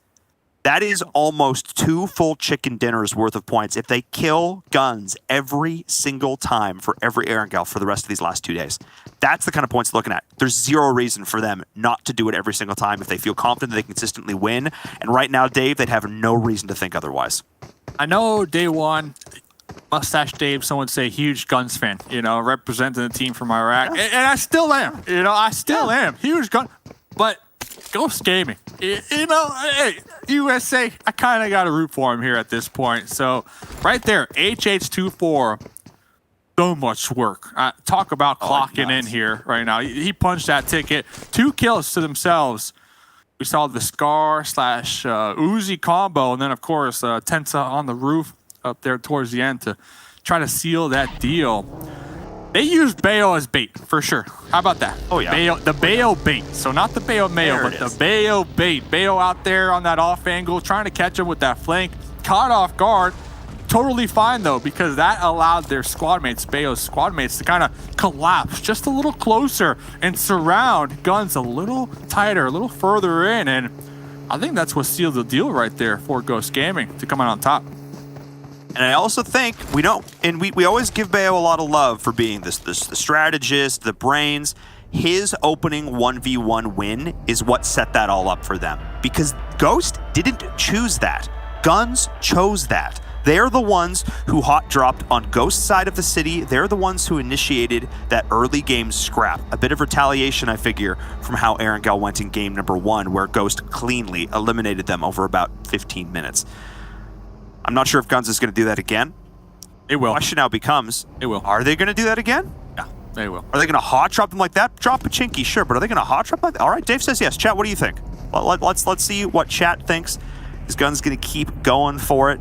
Because at this point, Dave, 1 point ain't going to cut it. No, it's not.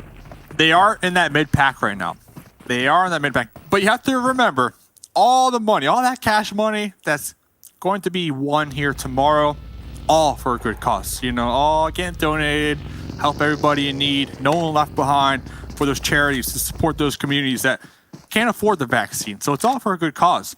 But when I'm talking, you're taking my Pachinki spot, and on stream, you're going to wipe out my squad in my spot, I think Guns, they have to come back, Paul. They got to tape up them gloves, and they got to come back to at least even the score with Ghost Gaming and just put some respect on their name. All right, well, they've got one Miramar match to have the fastest anime training arc of their lives in order to power up to come back into Ghost for the last game of the day. We'll see what they can do, at least on this one. We'll see if they can rally and get some of that ego back and see if they can take Ghost down a peg. But let's take a look at the map state as a whole.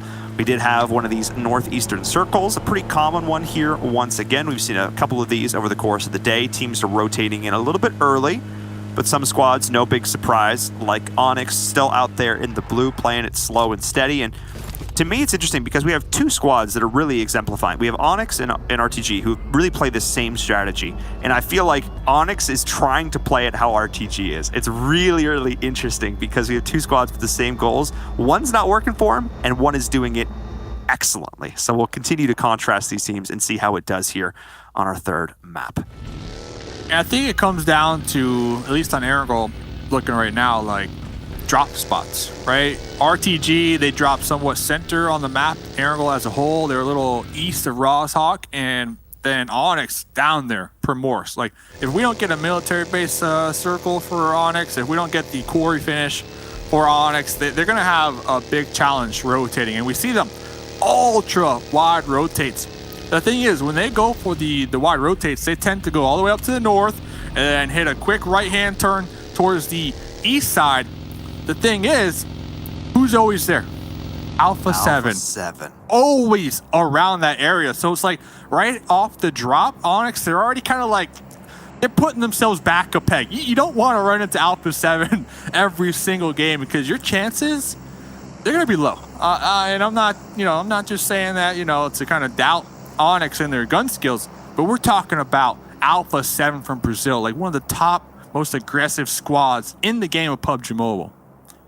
When we look at a team with players of just individual gun skill in the lobby, again, at this level, I mean, you're talking like, this was like Madden scores. It's like a 90 to a 91. But at this level of play, that makes a huge difference. They have some of the best in the game when it comes to just pure gun skill. And Fresh looked to put his on display. Couldn't quite find it, though. Chivas Esports, a bit of a sloppy rotation, getting caught out in every direction. Dave, every single camera we're panning to is in trouble right now. Beast with the UMP. Looking to push this. What a hold from Fran. Gets the first aid off. Nerves of absolute steel, but it does not do enough. I'm surprised Fran was able to get the heal off right there. That was nutty. Yeah, it worked out, though. It worked out towards the end. They were able to take him out. Jacup, remember, we saw that grenade, self-grenade from Jacup. Definitely trying to get some more respect on their name right there. Able to get a kill. Vehicle explosion out there in the distance. And the question for me, what will Destiny do? You already took out 2 of them. Are you going to commit? Are you going to commit to hunt them down and try to get the squad wipe? If I am Destiny, currently 6th place on the overall, I think you do. I think you hunt them down and you try to get the 2 additional points.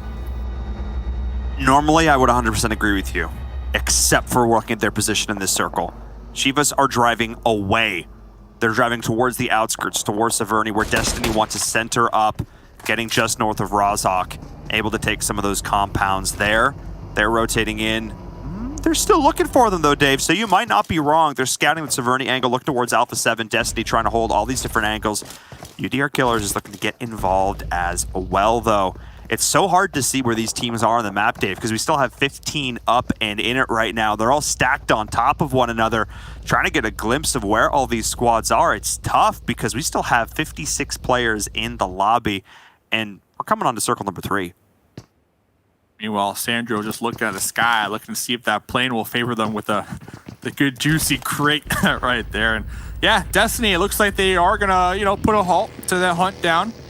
They seem to have lost the scent from the duo coming on out there from Chivas, as now they got bigger fish to fry. Alpha 7 going to be right between Destiny and Onyx and even Godsend. So really depending on where this next zone goes. Is it going to go north or south of that nice Rozhok River?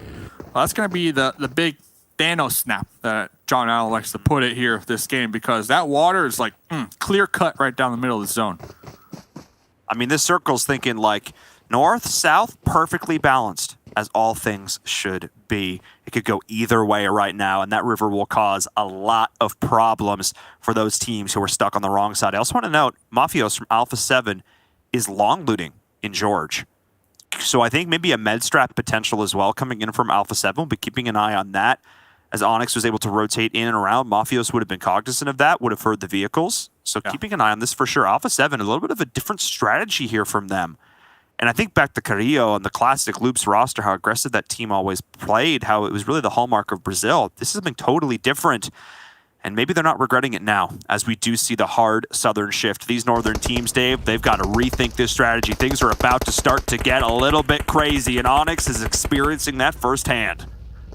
Yeah, almost immediately we got, 6 teams up here to north that all need to come up with some type of game plan. Onyx, oh wow, okay, 7, yeah, 7.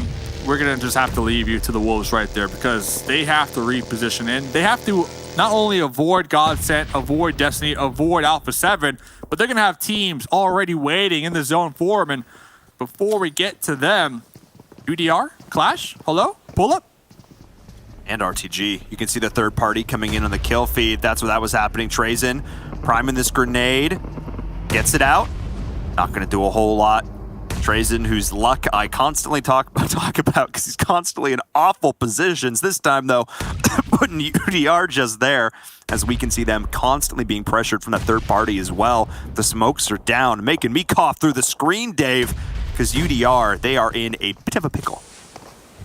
Yeah, I'm like trying to think, like UDR, if I am them right now, like what do you do? And honestly, I think trying to get into the vehicles and reposition to Sandro is going to be the best bet. Taking this engagement right here, it's yeah, you're already losing one. So Nano, you're just gonna have to try to get on out of here. They already threw the smokes, and they make it. Oh, but look who else is crashing right on top of them. Rod. Focus is gonna drop. Yeah, I mean this is rough. Oof. I mean, Sandro is just being forced to play double, triple duty right now, protecting his teammates who are rolling on in, trying to deny the squads who are meeting up in apps. I mean, we've seen some crazy apartment finishes, Dave. I mean, wild apartment finishes. With Konina Power joining us as well, this is only going to continue to get spicy as all the teams are rotating in a lot of wide wraps, as teams didn't want to do the pure north-south over the river, which actually means that it's pretty wide open. Rozhok is still fully clear. Not sure how that's possible. And all these teams are stacked up on apartments. I think everyone had the same idea. Yeah, and looks like Alpha 7, they might be scouting out Rozhok to take that for themselves. Ghost Gaming did take over school, but 3 teams in apartments. Konina Power currently in first place, going to be one of those teams. Okay, the coupe. Okay, those shocks, the traction, pretty good. Now we know it can run over a hay bale and still make it. Team Queso down here in the south on Potato Hill. They got the high ground. They're taking shots at Godsend. They're going to try to gatekeep them and get these kill points as best as possible. I think for me, I like this for Team Queso. I like them being the ones playing gatekeeper and not the ones executing the crashes. That's where we've seen them struggle, but it's gonna be. It doesn't matter. Yeah. Oh my! That is the hardest. That white line is touching the blue, Dave. That is the hardest shift it could possibly be. And I don't know what RTG did. I don't know what sacrifice they made, but the Circle Gods are with them today. Oh me, oh my. They are in a prime position once again. But so is Onyx, Destiny, Chivas as well, and everybody else, Dave. It's pedal to the metal. It's Mad Max time. You gotta land those. You gotta land those. M249. Yeah. RTG also going to be gifted a crate. We see they're out there on the distance. Sandro with that second chance opportunity. Trying to go full Rambo out here, but with that red dot, just not able to connect onto the target. Okay, UDR though, they're right there on the edge. They don't need to move, so Sandro can have not a second, not a third, maybe even a fourth chance to continue to at least try to get some points. And it's just an all-out mayhem battle right here just to claim a spot in the southern part of this new circle. Like you said, hard shift to the north. Onyx, huge W for them. I mean, it doesn't get much better for this than the teams who are already up there. Every single team is having a struggle on the road right now. This is like a not-so-friendly game of Mario Kart where everybody's just looking for that blue shell. And you can see Frozen going for it right there. The run over onto Acer and the kill feed. These guys are vicious when it comes to these rotations at this point. Everybody is trying to find that key compound, and getting there just a second sooner is Konina Power. Destiny now, Dave, has to rethink this plan. They were just a little too slow. Kind of separated too as well if we're looking at Destiny. They are trying to gatekeep Chivas as they do have that solo still out there trying to get that pickup. But look at the pull-up. Team Queso, we talk about them time and time again. When all else fails, just full YOLO send it and try to come out on top and clash. Oh, putting a stop to that.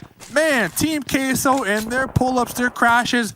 If I'm a Team Queso fan, all right, I have my fingers crossed for them to just get the zone so that they're not forced in that situation.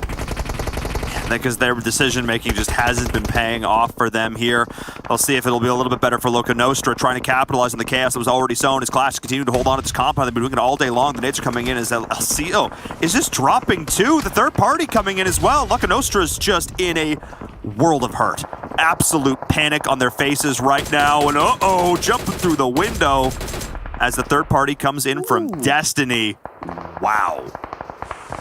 Right there. All you need to do with that DP prone, get that tripod action going, even stable. Able to get those bullets right through that window. And Savage pretty much lucking out right now with that third party from Destiny, because Clash, they were just, you could see they were just full blown trying to make sure to take out Loconosha right there in that situation. If I'm Clash, I get all 4 up and then I just rush Savage. You cannot have another player, in your compound right now. Just send everybody at him. Every 3 players. Have Terminus set back up there, Overwatch, everybody else needs to rush him, get him out of your compound, take that back over, and then you are in such a stellar position. Or just use nades. Yeah. Or just use nades. And they saw the smokes, right? They saw the smoke. So it's like, okay, where could they be in the smoke? So they toss about 5 grenades. Yeah. And just in time. There. Just in time. Look, next zone doesn't favor that compound. Clash, though, already sitting on a couple kill points, which is good. They have a couple vehicles from all those enemies crashing them, so they could build their own cover in the next zone, which is huge for them. Which, again, talk about it. RTG, what did you say? Like, what happened? Oh, no. Oh, no. Check up. Oh, no. Well, that's not ideal. RTG got the circle again, is what I'm saying. They've literally not had to move, like, the entire game. I'm pretty sure this is where they dropped. I'm pretty sure, like, at this point, they've got kids enrolled at school. You know what I mean? Like, they're planting trees. They're going to be, like, reaping the fruit from those trees at this point, Dave, because they've been here forever. Tasty fruit, too. I mean, it's juicy. It's ripe. It's ready to go. And you know what? They're not sharing it. They're not sharing it with anybody this game. So, although they are center, now they have the challenge of defending, making sure teams don't crash, making sure teams don't sneak up on top of them and take them out. So, they are going to have a challenge in front of them.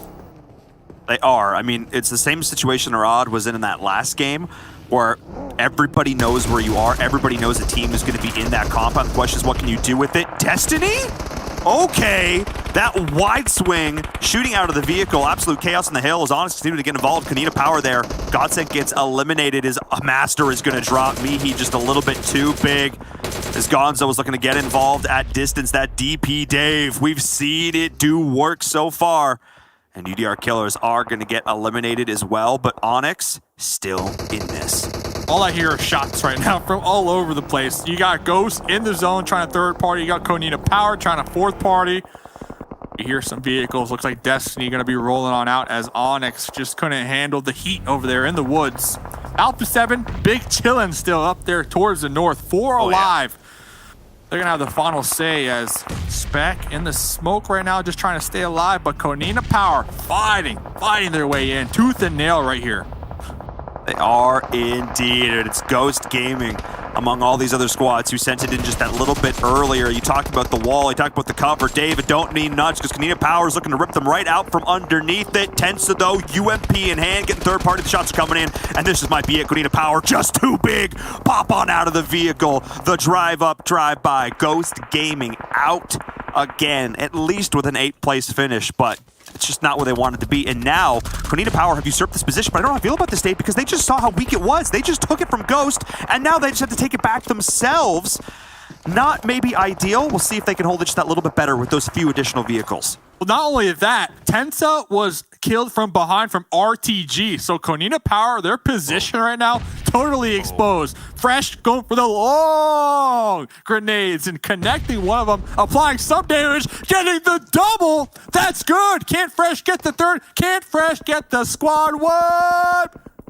Fresh is looking for it, lobbing it, chucking it, trying to find it. Axer's gonna fall. Fashe on a scrap of HP. Do you have any more, Fresh? Do you have any more? If you do, that's the wipe. But instead, it is not. And Konina Power survives, but Dave, they still gotta move. That they do. And Fresh, after using all their grenades, pissed. Fresh wants to get these 2 points. Wants to get these 2 points. And needs to get it before Alpha 7 decide to take them from him.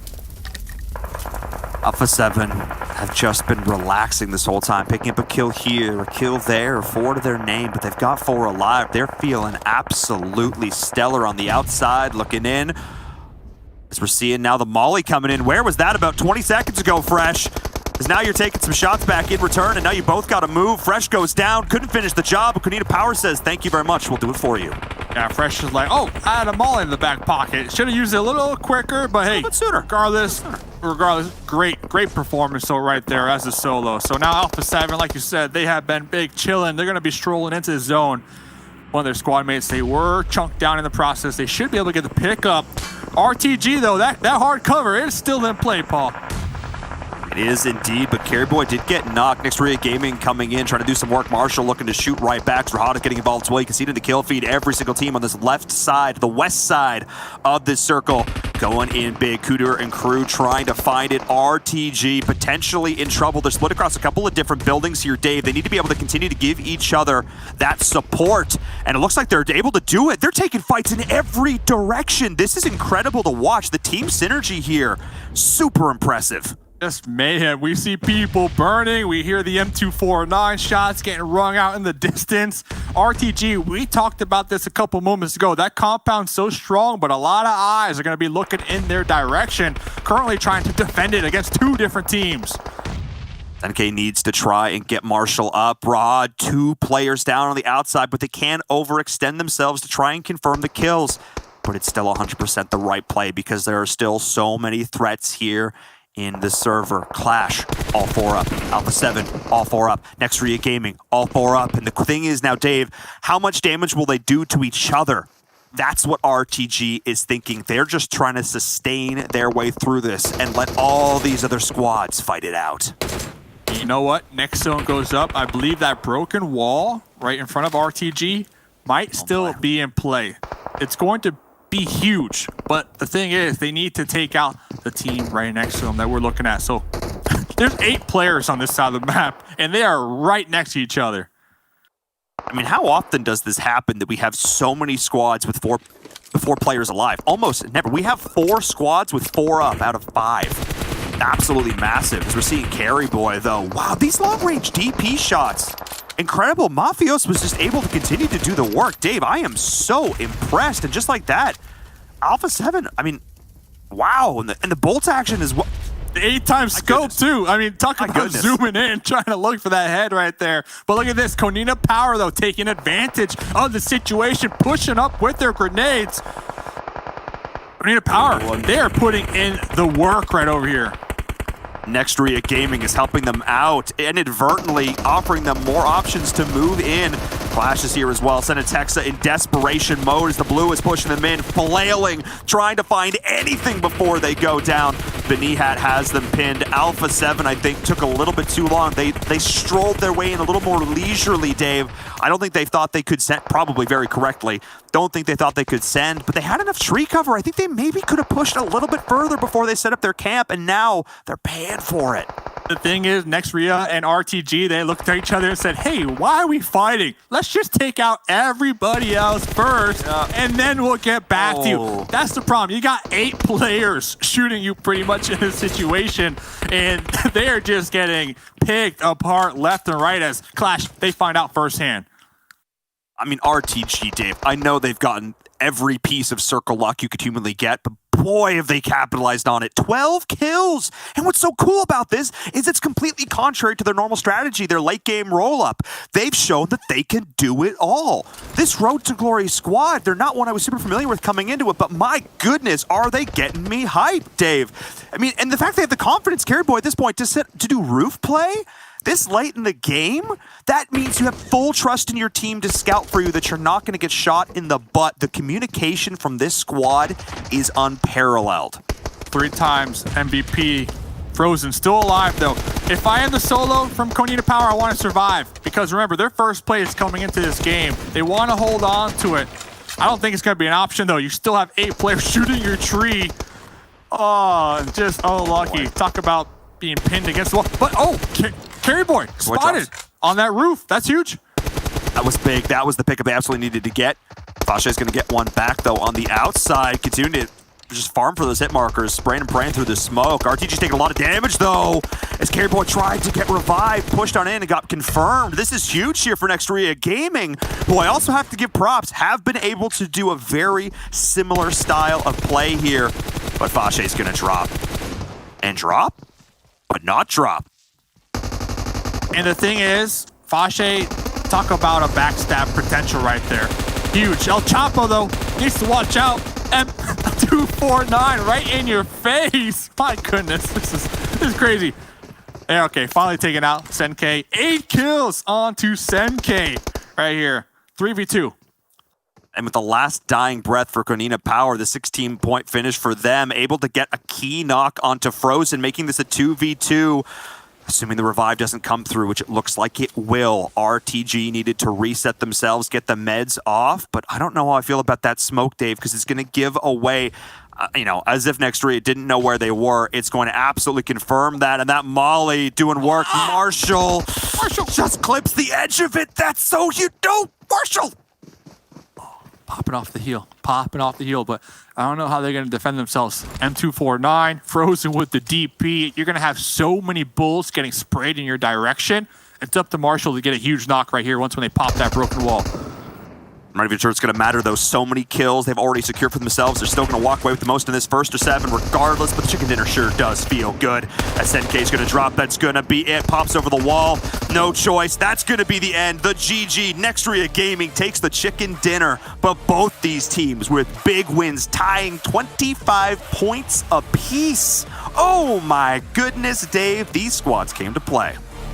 NK alone, RTG, 8 kills. Talk about just being on fire that game. What a game. And we're starting to see a completely different meta here. And it's because the M249, it spawns in the world now. It's on the ground. And we see it every single game. Like, at least every single squad, late game, has one in their arsenal. And it just plays such a big role. Let's play the highlights, though. Pretty intense game. I forgot. That game was so intense, I actually forgot about the Pachinki fight. That, hey, GG's. Ghost coming out on top of this one. I mean, there's a lot of games where I feel like we don't get a lot of action early. You know, we're talking about the broader storylines, the players, the teams, the morale, the map state, etc. This one was just like play-by-play. The whole way through, teams were fighting non-stop. The second you think you get a moment to catch your breath, a team is like, nah, I got a trigger to press. I got a team to squad wipe off the face of the map. And that's what we were seeing here. Props to Onyx, though. Again, from that day one performance to now, huge shift from them. Konina Power, as well, able to survive with 2 players over and over and over. Dave, do I sound like a broken record? It's because they keep doing it. And that's what they're good at. You know, when all else fails, if they're down and out, they got 1, they got 2 up, they go into survival mode. And that's exactly what they need to do. And that's what they have been doing, considering their placements on the overall leaderboards. They're at the top. But you talked about last game, RTG. They're always sneaking into late game, right? Sneaking into late game, showing up. Hey, how's it going, everybody? I'm starting to feel like they're sneaking on to the leaderboard towards the top right now, too. Like RTG. Oh, man, they know these zones. They know the algorithm. They got it down back, dude. Well, it's they constantly put themselves, I mean, on that one in particular, where that drop spot works, the way that big circle was, it was going to be 50-50 over on the river or not. They were right on the edge of that river. No matter which way that circle went, they would have been prepared to adapt, to respond to it. In the end, they had to do nothing. They just had to sit there and collect the kills that came their way, and they did it in style. That's game number 3 in the books. 2 more for you fine folks today. So we're going to head to a short break. When we come back, our analysts are going to break that one down. COVID-19 vaccines are already helping millions of us get back to normality.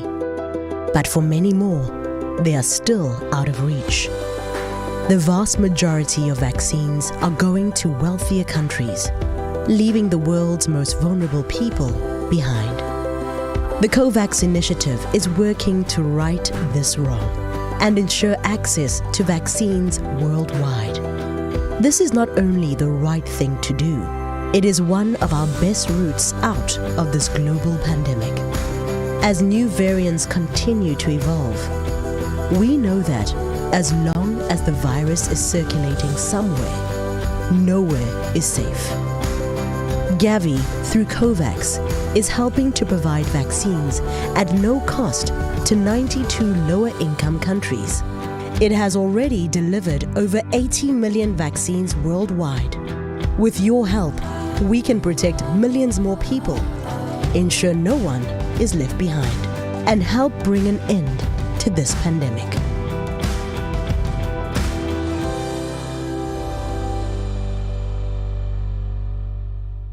We've got the OnePlus 9 Pro, and it's absolutely gorgeous. Oh my gosh, this display is just out of this world.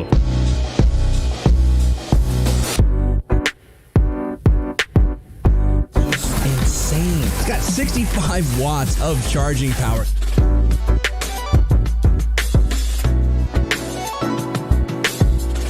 The 9 series is next level.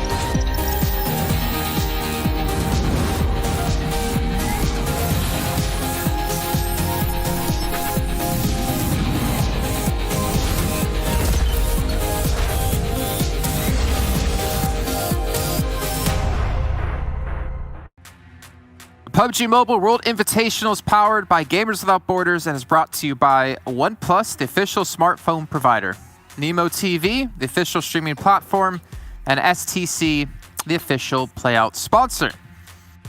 Well, we've had another match finish off, and we're having some consistency shine here through a couple different teams. Frost almost had a curse. I guess it was technically a little bit of a curse coming through for Alpha 7 as we were watching in our virtual green room, but it's still a crazy match indeed, and we talked about before, it seems to be so close between all the teams here in the West Conference, whereas in East, there's definitely a couple teams far ahead beyond everyone else, but I'm loving how quickly these rankings change. I'm loving that we're seeing new teams come to light, but I also am loving how we're starting to see the good teams really start to cement themselves as being the best here in this conference. Frost and Seven still joining me here to analyze everything about this match. And these zones, man, these shifts, they were rough. That Rozak shift going south was very hard for all those teams to deal with. Yeah, the main one, I think you wanted to touch base on this one, Frost. It's the Alpha 7. I thought you were going to go to it right away. The Alpha 7 rotation. Tell them about it. Oh, you want me to tell them about it? All right. So we had the first, of course, the second circle that was a 50-50 with the river, basically cutting off half of the circle. And then we saw, when it went to south, we saw that Alpha 7 was trying to play from the riverside, which is exactly what I wanted to see them to do. Playing from the riverside, they would have also the high ground and being able to cut off because they knew that no one was north of them. So they had control over the whole area. And that's exactly what they did. It worked out until towards the end there when they had to push it in towards the compound. It was a little bit rougher, but overall great game, not only from Alpha 7, but look at Next Rear Gaming taking home the chicken dinner and 10 kills. But road to glory though, I mean, you gotta give him some props. We normally talk about how they rotate in, they get the impact kills and so on, but this time they were the center. They were holding down that compound against UDR. And then we saw, of course, next rear, we saw Rad, both of them trying to sandwich them, but they held out strong and got himself not only the second place, but also 13 kills. You love to see that. Kunina Power, of course, once again being able to clutch it out, making sure that they get a few points on the board. Well, more than a few points, actually. 16 points, that's really good. Clash, we see them, how they were able to manage to get himself 15 points, great from them as well. And Rad, again, we see them time after time being towards up the top here. And I mean, they are cementing themselves up towards the leaderboard as well right now. Yeah, Rad's making me happy today. I mean, we've seen some good performances out of them the whole day, and they just keep on improving on what we've seen from yesterday. Another one that I kind of want to mention here on this first page is going to be Ghost Gaming. I mean, that first battle that they had with guns was huge, and the main player again that I want to touch base on is HH24, for him to be able to start putting out damage, start getting kills too. Even though they ended up losing him in that battle, it's huge for that team, and it's huge especially since we still have one more Airgale to go and 3 more tomorrow. I wonder if Guns is just gonna keep on trying to go for them. We do have here on the second page Team Onyx 3 points. Godsend at least being able to secure some points there for themselves, as we saw them being dead last with 2 points. Down a little bit more, and a surprise here for me, especially in Erangel, it's going to be 19 Esports and Chivas Esports only being able to get 1 point apiece. And if we go down more, quite a disappointment here for me is going to be Team Queso with 0 points. Yeah, you gotta give some props to UDR Killers. Only getting 1 point, no kills, but they tried to take that compound. What we saw that RTG was holding down, and basically they knew that if we can take this is gonna mean that we're gonna get a lot of kills. But basically, it didn't work out this time. Maybe it will next time. We'll just have to see. Well, there will be a next time when we get to our 5th match of the day. When we get back to Erangel, of course, you still have 3 more coming up tomorrow.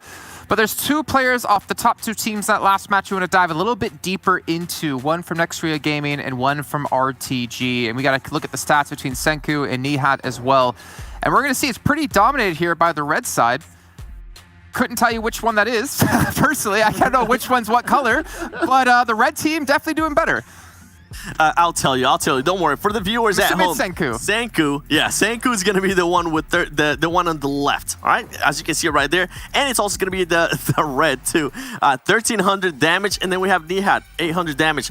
But what I also want to show from them is Senku's at least being able to also put out some assists, and even besides this, I want to go a little bit more in depth because these 2 players have been just star players for their deserved teams. Senku by himself, he has 3,800 damage and 20 kills. And not only that, if you think that's good, wait until I tell you Nihat's stats. He has also 3,800 damage, but instead of 20 kills, he has 23 kills. So these 2 players are being huge for them. And something that I also wanted to touch base in regards to RTG is, you said it, Frost. They held that compound so well. At one point, we were saying, ooh, that might not be the best spot because so many people are going to be crashing onto them. But for them to have the communication that they had and for them to be able to hold that off, and something that I also that I love that Inviram was able to say too, is the confidence that they had after holding off that compound. They even decided to go up on the roof and see if they can maybe secure some more points via kills. Yeah, it didn't really work out, did it, though? But at least they went for it. Yeah, they went for it. And that's the confidence you want to have going into a game like that, going into an end game like that, knowing that you have the confidence, because that means that you're going to take those shots, and it comes down to you taking those earlier fights and winning every single one of them. That's the only way you get the confidence to actually go up there and play that roof. Well, what about Nextria Gaming and their stats for their players? I mean, they were able to pull up again. The thing is, for me, seeing Nextria kind of struggle here in this West Conference is kind of surprising, but I guess at the same time, not so surprising considering they were, well, #1 when it came to the league stage, PMPL Turkey, and then when they finished things off at the very end of the EMEA Championships, they were 13th place. But Frozen, I've always heard so much about him as being this like star player. He's the MVP in the league stage, but it's Yekta that's actually the one that's been able to stand out so far for him. I'd say Nihat with those 23 kills, but Yekta as well, of course, putting up a lot of damage. But sometimes you're going to have those dips. You're not going to perform to the level that you want to. And that's what we've seen from Frozen right now. This is kind of redemption from Nextria, though. Coming in from the EMEA Championship, as you mentioned, them getting that 13th place, that's not where you want to see them. They know that they're better than that. And that's exactly what they're showing us right now. Look how even it is, though. If you look at the damage, the kills, it kind of tells the story. Even when Frozen is not putting up those numbers, everybody else is gonna take their part of the cake and just put it out there and making sure, hey, you know what, don't worry about it, we'll cover you, we'll make sure that we're gonna be towards the top because that's where we belong. Speaking of the top, why don't we take a look at our overall settings as we pass the halfway point of our 3rd day, and we'll see how far Nextria Gaming has been able to move up the leaderboards, and they've actually have fallen down. They were #1 at the start of the day, and they've actually are currently sitting at #3, but RTG, 6 placings. That is not shabby at all. It's not. I mean, this is one team that, I'll say it again, I thought after the first chicken dinner that they had in day 1 and after the drop-off that we saw from that team, I thought it might have been a one-off. Well, guess what? They said 7. It said, stop talking that smack because it's not true. We're able to back it up, and right now they're being able to not even be tied. They actually have that first place, which is huge. They do still have Kanina Power. We see them being consistent. They haven't gotten any chicken dinners today, but the consistency out of that team is keeping them within the top 2. And Nextria, even though they did drop some spot, they were still able to put up a good performance there. And as we were able to see with the player stats, everybody's starting to pop off. If we can get Frozen to pop off too, this will be a team that we can definitely be on the lookout for. Alpha 7 dropping up 1 spot there.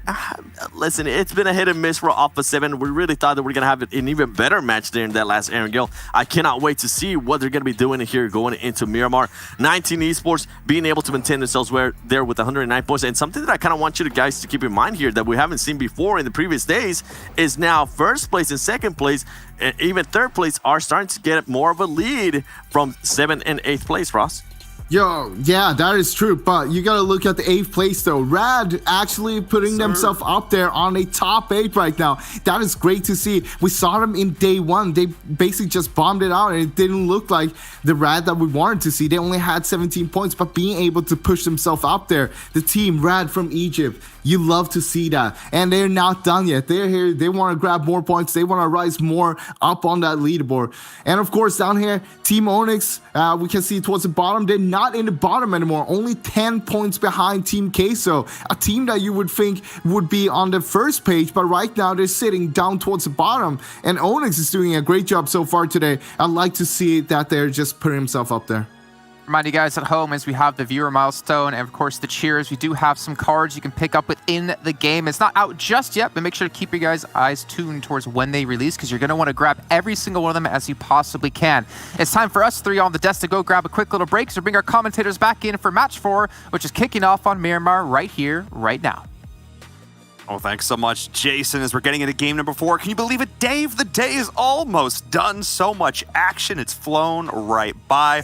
And we'll see what kind of Miramar we're in store for today. Will it be one of the slower ones, more methodical, more meticulous?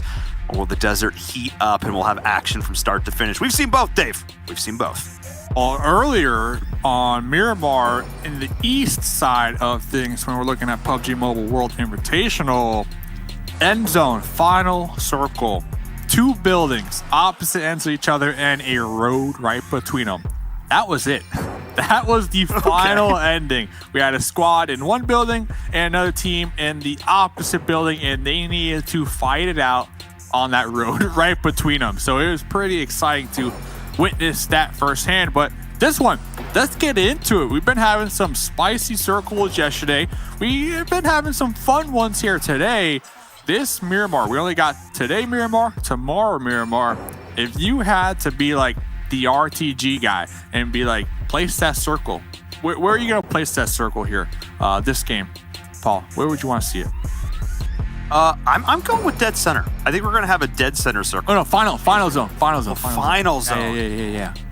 Where would you want it? Like, you're like the coach for RTG, and you're like, okay, it's going to end here, because that's obviously what they do. I think a Los Leones finish actually wouldn't be too awful for them, because of where they drop, they'd be in a pretty good spot. Okay.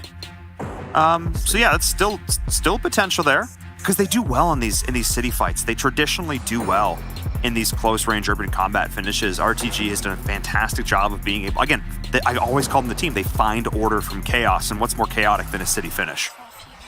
If I'm RTG's coach and I'm making my prediction, I'm going to say those 2 islands out there on the east, because why not? You know, why? We've seen it before. Don't 19E it and take forever out there and then come in way too late and get 0 damage. Just don't do that. Don't go on a sightseeing mission. Yeah, okay. I appreciate it. Not now. Plant the umbrella down, maybe get a tiki drink, smaller umbrella, chilling. Ooh, this is risky.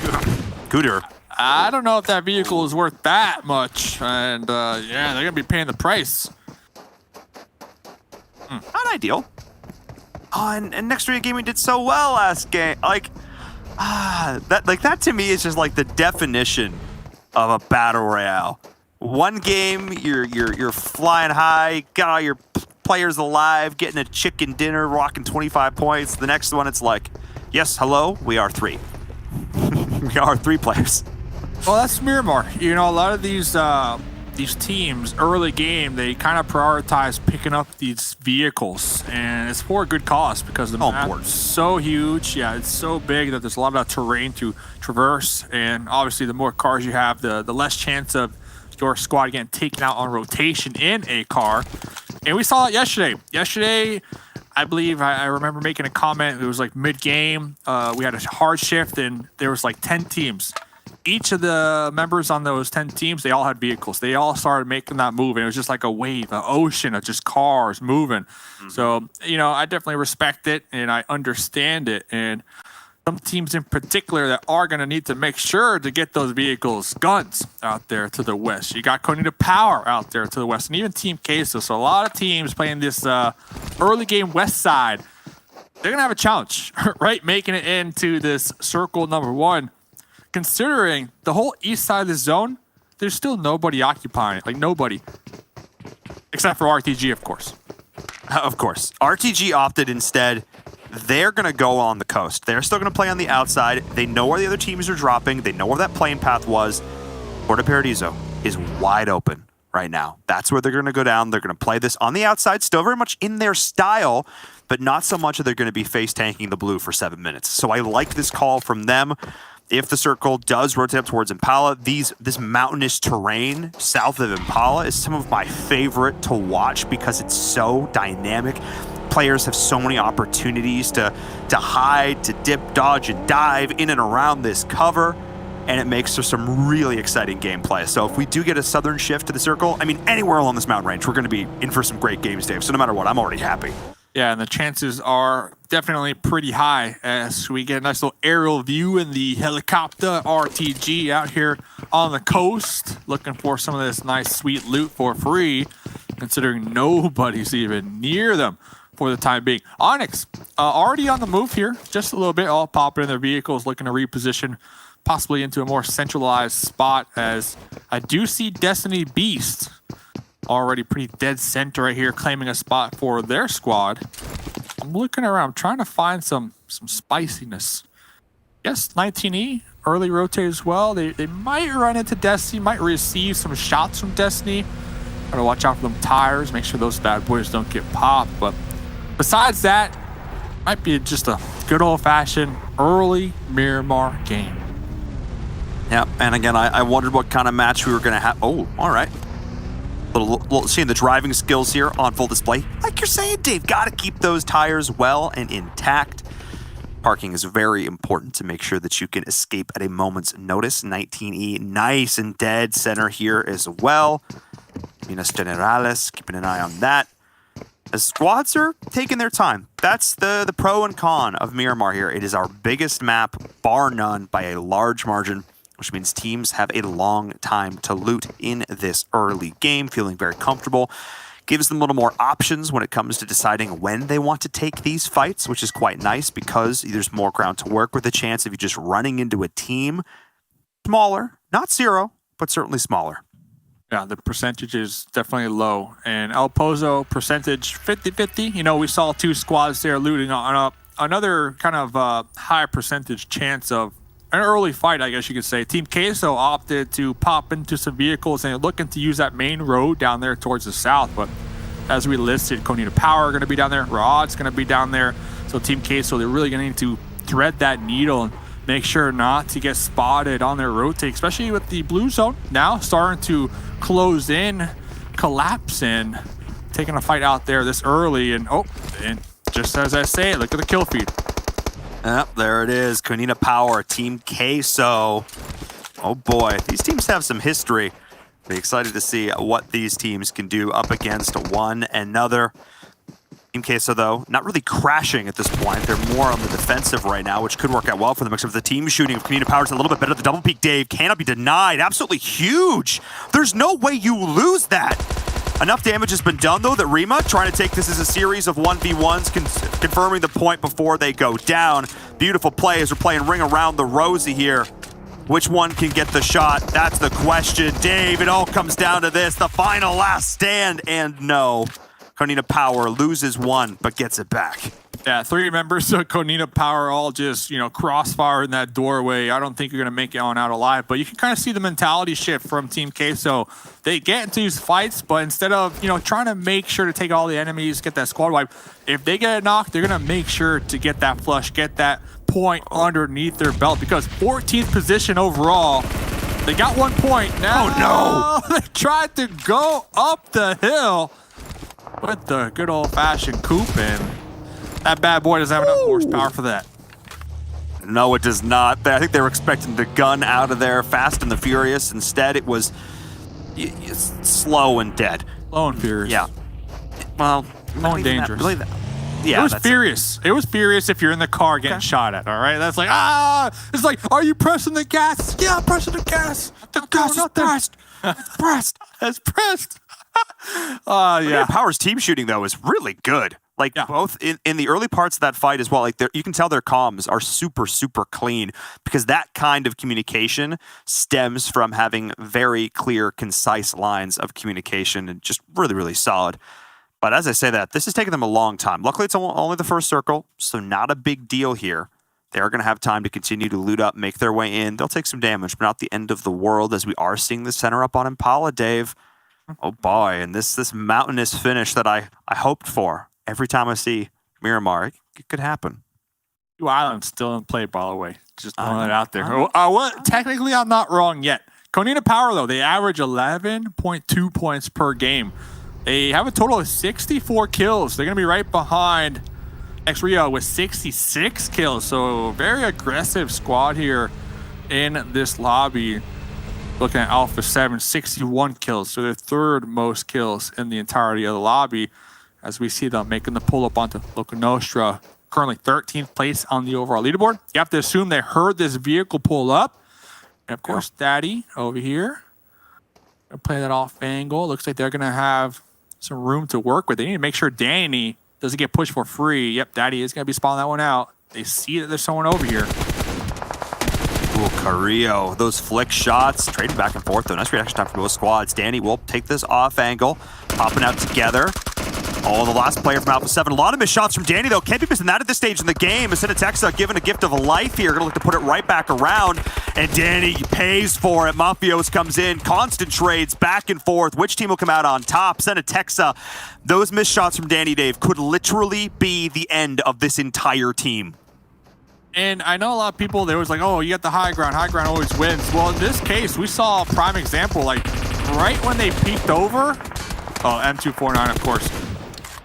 Loca Nostra, when they're trying to crest over the hill, what's going to show first? Their heads, right? Their heads show first. So it's like an instant headshot right there from Alpha 7 looking uphill over there. And, well, Loca Nostra, I guess,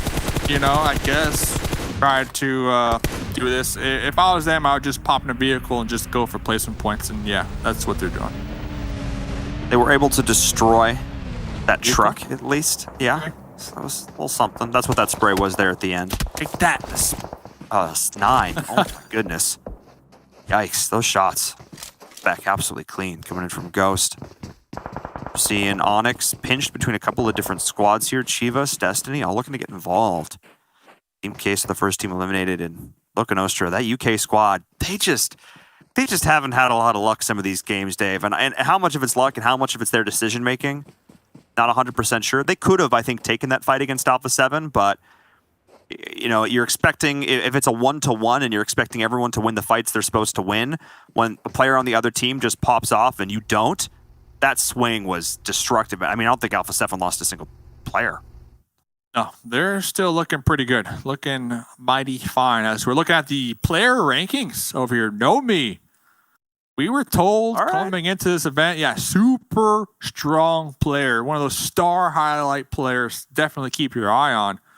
Up there at the top, but not from the kills, but from the damage. Look at that, almost 5K damage coming out from Nomi. And think about the math on that. We haven't even played 15 games. We're putting up almost 500 damage. Do that math. And then come back, scratching your head going, how does he do it? Absolutely terrifying. As the circle continues to center up here, most teams predicted this. We knew it would go away from the water at this stage. It's going to need a power, and Guns are getting involved. Guns able to trade back. Rove, nice shots there. Getting onto Fashe, but they're out in the blue, Dave. This is the kind of fight that teams, they hate to take, but they have to. It's that game of chicken. Who wants to go first? No one wants to get shot in the back, but at the same time, the blue is just constantly taking away your meds, your stims. It all goes downhill, and once again, Konina Power is a duo. I can't say I'm surprised. Oh, that's like, it's in Los Leones, like the biggest city here in the game. It's just unlucky that they happen to pass each other in that city on their approach into that next zone, because we did see that next circle shift. A lot of teams were already centered up from the previous circle over there in Impala, those hills that you were kind of looking at. So 15 teams right now.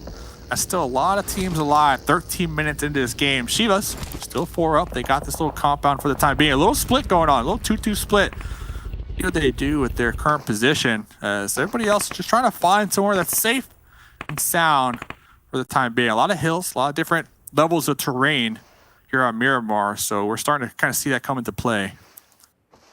Elevation will constantly be a factor. Again, TPP, it offers you a lot, but then, of course, as you said, when you do pop your head up, that's what's exposed.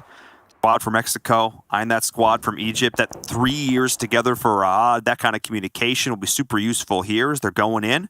But Chivas not taking the shots, Dave. I wonder if this is a bit of a bait. Got Jacup in the dump truck right there. Talking about cover. They're letting Rahad kind of push up here. There we go. False sense of security. There goes the first shot. Yeah, there goes the first knock from Fran. I like that play from Chivas. They let them get just that little bit closer, luring them in, that false sense of security. And then that trap just shuts. Just like this, Rod now has to rethink this reposition, go for the revive, but Chivas is pushing in at the same time. I love this play from them. They're dead center on the circle right now, Dave. They know they don't have a ton of time to take this, so if they're going to, they need to do it well. They're 2-2 split from Chivas. They need to make the call. At this point, they've taken too long. They know the revive has probably gotten off, so they're going to chill just a moment. Yeah, they were going to push out. Like, that was their moment to just full-blown commit. Well, they did pull back just a little bit, and Isha drops. Okay, now they've got to go. They've got to go. They've got this down again. Both players are down. On the outside, I believe Desha dropped. I don't know if they got the revive onto Delhop. I don't know if they did. Fran, that off angle, has been able to do so much work. But as you can see in the circle, Dave, they are like dead center right now. There are going to be squads coming into third party this. If they're not careful, there's a very good chance they're still in this next circle. And they're not, which means they've really got to move. Got 19E all the way up there by themselves. Konita Power, guns, once again, clashing it out there. Just can't catch a break this game. See Freak, we see Hamoudi trying to toss out some grenades, trying to open this one up. It is going to be a 3v2. Lord, Molly in the doorway. You got 4 members of guns hot on the case. Yeah, I don't know where you're running. They're going to catch up here very shortly. They are indeed. Gonzo's just trying to create a situation where he can take a series of 1v1s and not a 1v3, as they are completely splitting right now. The thought process here with this running is that somebody's going to live. Somebody's going to survive. And as you can see, the third party we were talking about, now it's coming in on Dorad, who did decide they wanted to relocate as 2, running into Alpha 7. Destiny now fighting Chivas. The game is not slowing down, Dave. It's pedal to the metal. We've made it to the late game with 14 teams and 50 players still left alive. Free Fire's around the corner as Clash is feeling the wrath of Brazil, who are pushing in like a hurricane into this building, Dave. They will not stop. Yeah, we're heading towards Impala. Sent a text to UMP in hand. They're looking like they're moving together as a unit. They got each other's backs, multiple angles. One gets knocked down, not a problem. You got three members, right? 3 enemies pretty much knocking at your doorstep. With UMPs, Alpha 7, there's no stopping them. And now they get a nice position. They have different elevations on those 3 stories, maybe even 4 stories of this compound, and we see it. It's paying off. They're taking shots on the Chivas, who thought they were safe in those water towers. Chivas chasing down the fight they started earlier, running into all of Alpha 7. Not optimal for them, but Destiny looking to get involved here. We've seen them on the kill feed, but no actual kill points, which is unfortunate for them. They haven't actually been able to convert this. Ra'ad able to stabilize, getting Munir up. Munir, of course, that star player from our Sandhawk map, that absolute clutch play. We'll check back in with them as Destiny out of the frying pan into the fire. 2 members down for them, running into Onyx, who have been able to stabilize here, Dave. Beautiful play from them. What a turnaround from that day number 1, but they need to be able to convert as they lose 1. Swave is still up and in this. Asafera, what can they do? They can win. Got him. Defending what I like to call the hot dog building, because it's in the shape of a hot dog, of course. And popping on over to another building, 19E. They are going to be pushing out. They had the North all to themselves just a couple moments ago. Other teams looking to play it safe up here. Looks like Acer was tagged and bagged. Sam trying to cook these grenades, trying to get a knock over here from on their boulder. First one doesn't really connect. Second one, second one definitely doesn't connect because Frozen got the return nade onto Sam. That's like playing with portals. He throws that nade out and it felt like it came right on back. Accidental boomerang, but instead it was just Frozen, perfectly primed, perfectly cooked, delivered with care. But we're seeing GFan and Xenox, though, trying to support from cover, but they're very split. This new duo, veteran, young gun, young star, together as a team, but they're the last ones standing. They've got the work cut out for them. At least they have the circle. But Dave, for how long? Yeah, I wouldn't be surprised if there's somewhat of a standoff up there as no one's near them. Did you see that just a second ago? Pokus. Oh! Second attempt right there. Second attempt. Tried getting the run over a couple moments ago. Missed it. Was able to connect down to what? Imagine right now being Konina Power and you got some dude just driving donuts around you. Like, what are you going to do? And we're seeing what they're going to do. Gonzo hitting the dirt right there. Trying to get the return fire. Was able to do so. Polka's going for those risky, aggressive plays. Might pay the price of their life right there. I mean, I appreciate the style, but Konina Power is not to be trifled with. Gonzo just putting him away, playing that out so well. He's like, are you disrespecting me right now? And Pocus is like, maybe I shouldn't have. Maybe. Because I understand it. He got that 1v3 pull-up yesterday. I could feel the confidence oozing through the screen, but maybe this time, Dave, maybe this time, it would have been better to play it just a little bit safe, because now UDR Killers has to rethink, reset with only 3 players up, and soon it may just be 1 or none.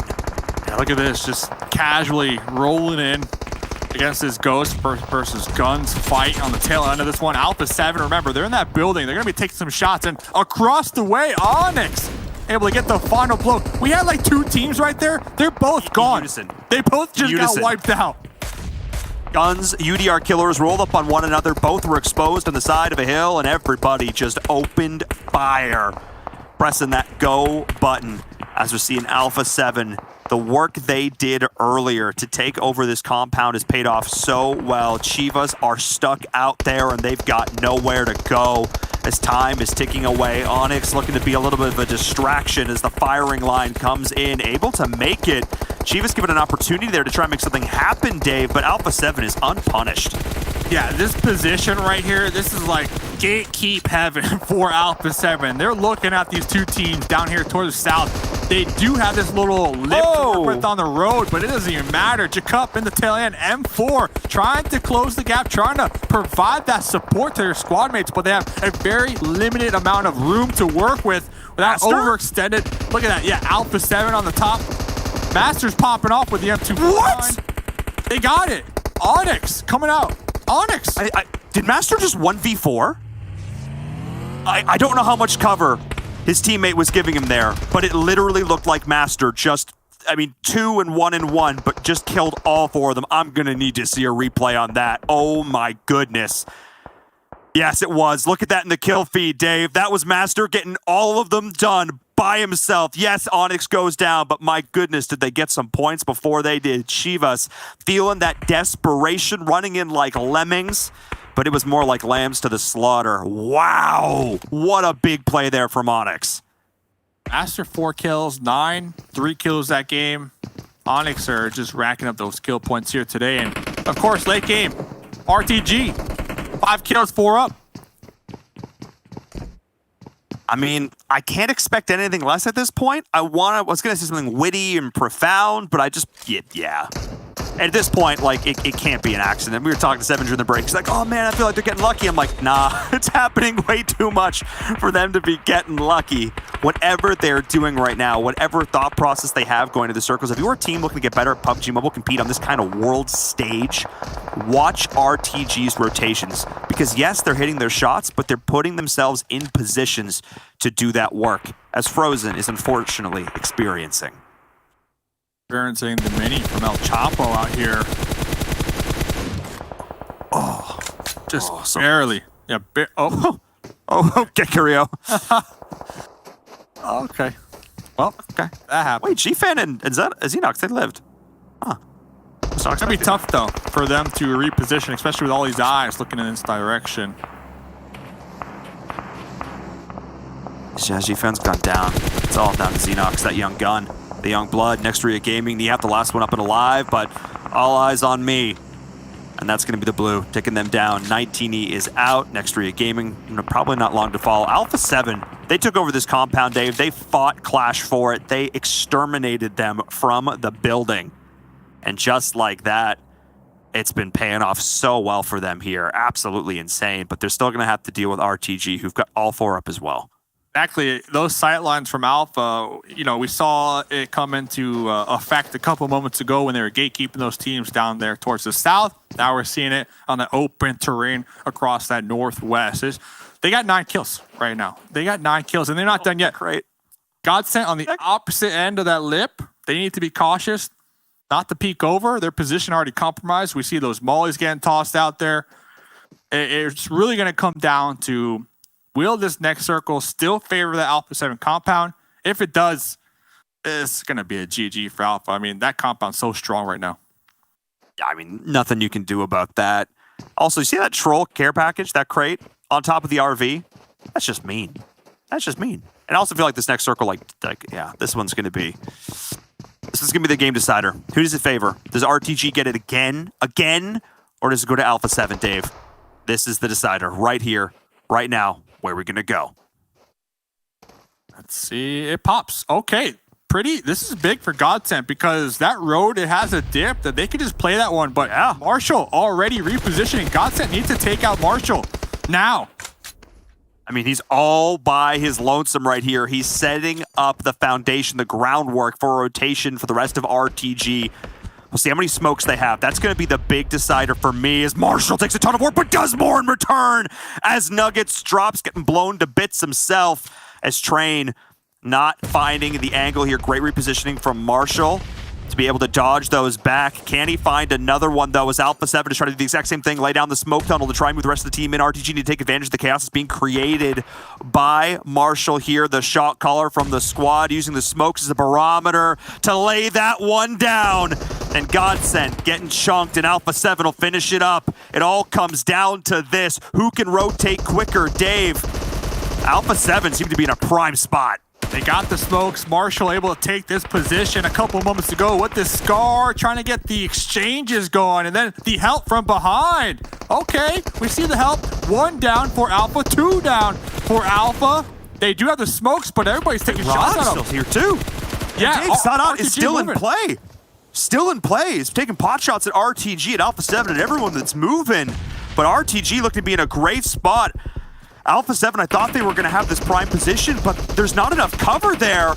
And carry point out coming in. Oh my goodness, Marshall, that early rotation, Dave, their play calls have been perfection, and relentless is the AK. Continue to pushing them on down, and just like that, Alpha 7's eliminated. RTG looking like they're going to get the chicken dinner they were denied in game number 3. RTG, Marshall, the instant call to get into the buggy, send it across that street instead of, taking a couple moments to kind of feel it out. Wow, paid off big time. They were able to put a stop to the Alpha 7 push across the road, and now they're in the dominant position, 3v1. This is looking like another RTG win. That would have to go absolutely huge. And I think they do have the circle. They may have to move just a smidge. They will. It's out in the middle of no man's land, which means it's going to favor RTG. They can lay off their meds on one person, let them heal. They've got the dip from the road. If I'm Sadat, I think at this point, I just deny it. I just deny that 1 point. At this point where Odd has 0 kills to their name, it's not worth trying to make it happen, but RTG isn't going to let that happen. They're just going to push in. Tommy gun in hand, gets a single down, but it does not matter. That road to glory is paved with the bodies of their foes. They pile them high with those kills, able to secure another chicken dinner. And it's not like just one player is putting in all the work for RTG. We see the kills pretty evenly distributed on the squad, so everybody definitely putting up those damage, making sure to get those knocks and those confirms for those kill points. But Marshall, the instant reaction play, the circle shifts, buggy, bam, opposite end of the road. I was like, Godsent, if you're going to take this one, you need to take out Marshall. But Marshall had something else to say, aka grenades. So GG said RTG, they're just having a phenomenal day. And let's check out some highlights. Early game, Team Queso, Konina Power. I mean, this was the fight. Team Queso able to get a little, but look at the door. Oh my goodness. All the fire that came on in. And this is the moment for Loca Nostra where I thought, okay, maybe they're going to be able to start up something fantastic. But Alpha 7 just absolutely said no. This whole game was scrappy on the rotations. Teams taking constant fights on the road. Smart 4v4 plays. Good 1v1 engages. I got to give props to Team Onyx here and well. Considering how they started off this weekend, Dave, their growth, I cannot say enough good things about it. Pocus almost did that one there. I'll give you half a style point because I appreciate the gusto. I feel like you already had a really good highlight clip yesterday. No sense in testing your luck here today. Stay with the squad, play that team game. RTG though, that's that player we were talking about. Yeah, Marshall definitely. Marshall won this game. Like, it's very rarely, Dave, you look at like a player and you go, that player won the game. Marshall won this game for his team. He stalled up Alpha 7 by himself so hard. Not only did he wipe another squad when he first got there, he stalled up Alpha 7 single-handedly, allowed the rest of his team to rotate in to get a crossfire, despite the fact they were getting crossed themselves from Raad. Yeah. Marshall with that, it was cerebral. It was instantaneous. The synapse fired and he was in that buggy. Zero hesitation. And because of that, his team was able to take the favorable ground. Because of that, they were able to wipe 2 squads and walk away with a chicken dinner. RTG is no mistake. They are no accident. There is no luck involved. There is only great decisions. And I can't wait to see what they do with the rest of our day because, Dave, we have one game left in store for all you fine folks at home. So let's head over to a break. And when we come back, our analysts in game number 5. Emergencies always cause shortages because you have this immediate spike in demand and the supply chain, the distribution, the roads, the warehousing, the trucks, and the information that drives it all gets broken. In a way, every emergency is a logistics and distribution problem. You have to reallocate resources rapidly, and you're doing it with very poor information because it's unfolding.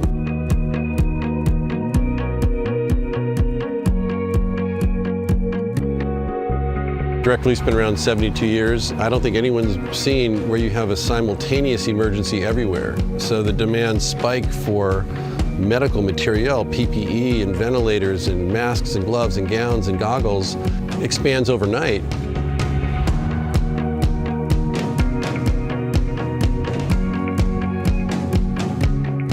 At Direct Relief, we've said the best thing we can do is put these philanthropic resources towards those frontline health workers that rely heavily on the support of groups like ours, while also backstopping the hospitals because they're in a crisis of kind of historic proportions. We do work in 100 countries a year. We work in all 50 states on an ongoing basis. You want to save everyone you can and prevent as many people from falling sick and needing severe help. So that's how Direct Relief has approached it.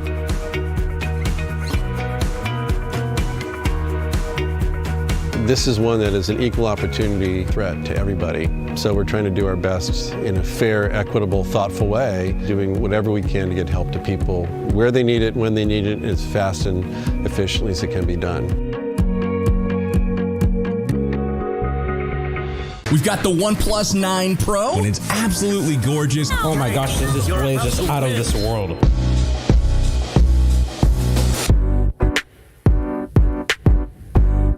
Insane. It's got 65 watts of charging power.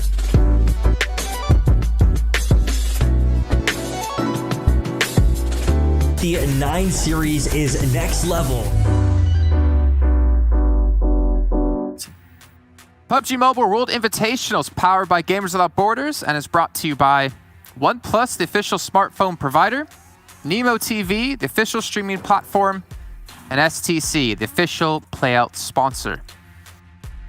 And today has been a crazy day of games from a couple of different teams here. Raad again coming up big, RTG coming up big yet again, and as well as Alpha 7, Lucky 7 coming through for them. I don't know what it is about these 3 teams, but they have been just put on a stellar performance today, proving that they deserve to take home the $250,000 for a charity of their choice, but they still have 1 game left to come up today, another 5 to go tomorrow. I'm still Jason Kapp, and I still have my analysts here to help break things down from this last match. And Miramar, Rod, no kills, but you know what? They get the high placements. They at least squeak some points out when it looked like they might not have been able to, and they keep themselves in the running here for our top placing. And not only that, they were able to actually kind of impact that last fight too. We saw for a moment they were able to get some players from RTG. I personally thought that Alpha 7 was going to be able to take advantage of that, but I have to agree with him, Viram. And I think Frost and I have to agree with him because that rotation that Marshall was able to do from them, as soon as the circle shifted, he was like, I'm going to go for it, guys. He was able to knock one player, hold him off, knock the other player, and then hold off Alpha 7 too. Just impressive plays out of him. And then we have 30, I think this might be a first. We're talking about this, Frost. 16 kill points for RTG here in the West. The first team, I think, maybe to cross over 31 points. Not bad. Alpha 7 there with 21 points, 11 kills. And then Rod, hey, you were not able to get the kill points, but guess what? The placement points have been on point for you guys. And Godsend, this was a team that was dead last. We were kind of joking around when the match started. We were kind of saying in the green room which team is going to win it. We're like, maybe Godsend will have a good game. Well, guess what? They did. Placement points, at least 3 kills. Not bad for them. Team Onyx. But overall, I just want to say Rod has impressed me so much today, Frost. Yeah, I mean, being able, even if you don't get any kills, we saw how we're putting out the damage and being able to get that second place from taking a high ground inside Impala. That's great because it's all about getting as many points as possible in every game. It doesn't matter if you get them from placement points, from kill points. What matters is the points itself. Now, of course, you see Team Onyx and Konina Power, 2 teams that is able to capitalize on that by getting themselves the kill points. Maybe not the placement points they're wishing for, but once again, making sure that they get putting the points on the board there. And UDR killers, we see them here on the top 8 once again, only 5 points though. It's not a lot, but hey, it's way better than being on that second page, because that's not where you want to be right now. And right here on the third page, 19 esports, 4 points. Not bad. You know what? Ghost Gaming, 2 points. Not sure. I really thought today might have been the day. That's why I wasn't picking them, because I didn't want to jinx it. But man, hopefully they can do something here on the last match. We see them. We're kind of making fun of this a little bit, Frost. We see them get hot on the first Erangel and then on the last Erangel. Are we going to see Deja Vu once again? Guns Esports there being able to collect 2 points. La Nostra MVP, 2 points. And then if we go down a little bit more, a team that has disappointed me, that I love the players, but oh my God, you guys are breaking my heart here. Team Queso from Argentina. Not sure what's going on, and they need to be careful because if I'm not mistaken, they're currently getting closer and closer to that 16th place. And with a team like Team Queso, with a known team and a renowned team that a lot of people expect from the Americas to do well, for them to be close to last place on this tournament is definitely not a good look. It's definitely not what we were looking forward to. And Destiny, once again, only getting 1 point now down there as well. They've been falling off so roughly today. It's kind of insane to see. Now, Clash, we see them with 0 points. The only team with 0 points, that's what you not want to be, a 0-pointer. You want to make sure that even if you're going to go out, at least try to go for all 4 against like one team. Take that team fight. Take that 1 fight. Get that 1 kill at least so you get that 1 point on board, because it looks so much better than having 0. I mean, some say 0 looks kind of nice. You know, if you're playing golf, 0 is not bad. Definitely in PUBG Mobile, it's not great to have a 0. Let's take a look, though, at our top players so far throughout this event. Remember, we do have the MVP prize of $5,000, so they can choose where that money goes, particularly for charity. And we're going to see who currently is leading the way, at least in terms of kills, but it's not all decided by that. And Fache still continuing over from yesterday here, 7, from Konina Power, though I feel like he hasn't really been able to put up too many numbers so far today. Yeah, luckily for him, his team is able to kind of secure some placement points, and they've been able to put him in places where he can maybe just get some kills. But as you mentioned, we haven't really seen that crazy of performances from him. Although, however, on the contrast of that, we've seen how Mafio's been able to put some great performances there for Alpha 7. Earlier, we were talking about RTG and Senku. Guess what? Now he's pushing himself here to 3rd place. Currently tied between Nihat as well, all with 24 kills. And then now we're starting to see more Alpha 7 players here with Rewu, 23 kills. And then I want to go on the other contrast, man.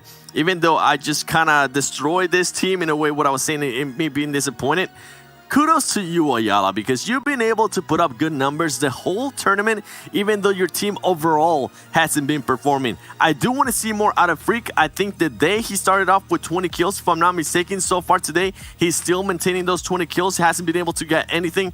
It could be something in regards to their team. And then Axer, actually, with 90 kills from Konina Power. Loving what I'm seeing there. And guess what? The one you were talking about there, Frost, El Chapo, 19 kills, is good to see that too. Yeah, I mean, it's super close between the top 10 players there as well. And what we're seeing is, like, it's shifting a lot from game to game to game because all of them are performing so well. And it's always one guy performing better than the other. So we're always seeing the shift going on there. That's why it's so interesting to see who's leading in the top 10 all the time. Well, speaking of shifts, earlier on today, we took a look at our top 3 teams when it comes to Erangel. If I'm not mistaken, we had Canada Power, we had RTG, and we had 19 Esports in there. Maybe get a little bit of an update of what currently the top 3 teams are. And it looks like we have had a little bit of a change around, which honestly couldn't be expected considering what we've seen out of 19 Esports. Alpha 7 have made their way into the top 3. And you know what? Definitely deserving of it considering what we saw today. Yeah, and I think actually RTG, if I'm not mistaken, that's the team that actually moved in and replaced 19 Esports. I'm loving what I'm seeing there. No, you're good. I'm loving what I'm seeing there from here. I mean, the consistency that we keep seeing out of this team is great. But overall, the one I think I mostly want to keep an eye on here is going to be Canada Power. Because if I'm not mistaken, with the performances RTG has been putting up in the last 2 matches, even though Canada Power has been consistent, they've not been able to rack up as many points as RTG has been able to. And you don't want to get to a point where that's happening in the East. You don't want to let those teams get too much of a lead, especially going into the last game. We talk about RTG and the previous 5 games that they played. Their worst game was a 4th place with 5 kills. Their best game was a 1st place with 16 kills just before this. Then they had another win with 9 kills, a 2nd place with 13 kills, a 3rd place with 8 kills. That is the previous 5 games our Road to Glory has played. Like, what are these guys made of? What did they have for breakfast today? You know what? Ill. I want to know because I want to have that kind of breakfast tomorrow. It didn't have what you had, that's for sure. Hey, we broke the curse, right? So maybe we did have kind of a similar break. Or you just cursed yourself again by saying that. Who knows what's going to happen? We still have 6 matches left to go in total throughout this entire event, which means you guys have 6 more chances to break the viewer milestones. Remember to tell all your friends, tell your family, tell anyone out there who will listen to come into the stream and tune in, because if we do hit those concurrent viewer peaks, we will be giving out some rewards to all of you watching at home. And you guys also have another reward coming your way. You have our 2 lovely commentators coming back in. So Seven and Frost, I'll check with you guys a little bit later on today once we finish off the last match. And we'll bring back in Environment Mustache Dave for the final time today. Thanks so much, Jason. It's been an absolute blast. And listening to them break down all the stats in between the games just helps lend so much perspective, Dave, because obviously we have a very narrow view of it. We're in the middle of the game, but getting our awesome expert analysts to break it all down just help lends that additional nuance, because of course, PUBG Mobile, it's a game of nuance. And you gotta love the BM from 7. Not gonna lie. Frost, man. A lot of BM on this desk. Yeah, a lot of BM, a lot of toxicity going on, but it's all for, friendly banter, of course. Ladies and gentlemen, though, the final game of the evening is coming your way. Day 3, match 5. Let's bring it. These players have been defying expectations all day long, and most of it's been positive. Dave, most of it's been positive. This playing path, less positive, less good. It is starting things off not maybe the best foot, which means we're going to see some interesting rotations, likely some early action, and of course, we got to keep going back to that story. Is it going to be Guns? Is it going to be Ghost? For sure. We saw 2 games ago. Guns, wiped out. Ghost, they got 4 points on the board. They lost 1 in the process. HH, 2 of those kills underneath their belt. We'll see. I was trying to hype it up. I was like, Guns, you got to come back. Guns, you can't drop somewhere else. You got to go Pachinki. You got to get the squad wipe. You got to level the playing field. You got to even the score, I guess you could say. So we'll see what will end up unfolding as military base, because of the playing path. We're going to have Godsent and Destiny looking to maybe duke it out down here towards the south. Oh, and of course, it's always the teams with nearly identical colors, which make it very easy to spectate and commentate. Thanks so much, guys, for going down here to Military Island. Those backup strats, like you touched on yesterday, it's good to see those teams having it. We'll see how it plays out here. And RTG as well, going to be dead center with this circle. Not the worst thing we've ever seen for a lot of these teams. Some of these squads on the East Coast will have a bit of a rocky rotation, likely up through North. We'll see if Yasnaya gets any pickups here with those long loot vehicle paths. But RTG, man, this squad from Morocco, I can't say enough good things about them. We're going to calm down for now because we got to look towards Pachinki, Dave, where we know things are going to start to heat up. Yeah, it's only a matter of time before boots hit the ground, and they have already. Spec on the opposite end of Tensa, currently receiving some shots from Freak's AKM. Freak cooking this grenade, looking to toss it through that doorway. Tensa on full retreat mode, but Freak is getting damage. Getting flanked, though. HH, S12 in hand, vaulting through the window, looking on the hunt. No helmet, no vest, no problem. Baited the footsteps. Wanted to confirm the location. Ralph is down, though. This is massive. Freak through the window. Back looking for the shots. The UMP at that range, not optimal. Get it done. In the drop shot out the window here from Freak. Trying to find the off angle. Doesn't want to get pinched. Tensa's here as well, but Tensa's winning this fight.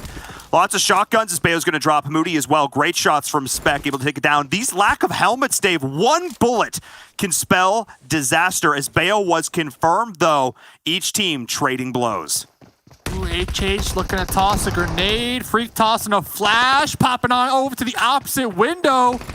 Freak is putting in the work, breaching the compound. Tensa vaulting out, trying to reposition, but there goes HH, confirmed. 2v2. Both of these 2v2. I mean, Freak has an HP, though. Tensa just needs to sneeze in his general direction. And Spec with this off angle all comes down to the 1v1 with Tensa here. It all comes down to this. Lord can't help the drop shot, the prediction. And with Lord unable to find it through the window, Tensa goes absolutely huge. There's a reason we keep coming back to this player. He is an absolute fiend, but the battle of Pachinki is not yet won. Yeah, and Spec really opening this up for Tensa to have that window to get into that 1v1 because Spec was holding this angle, making sure Lord could not cross the street to provide that support to Freak. So Spec 2 kills underneath their belt, played a huge role right there in that 1v1 that allowed Tensa to get that drop shot. So Lord, 2v1, Lord is pretty healthy. Level 2 vest, level 2 helmet, Tommy gun. The thing is, the element of surprise will not be there. Spec is 100% sure where Lord currently is. Here comes Tensa setting up. Yeah, setting up. Yep. This is going to be huge here because if Lord pokes out to try and deal with that, the backup will be there. We're seeing another fight breaking out, though, between Brazil and Argentina. Classic. As we're seeing Team Queso and Alpha 7 going toe-to-toe here at Mansion. Senatexa with the nade looking to start things off. No hesitation.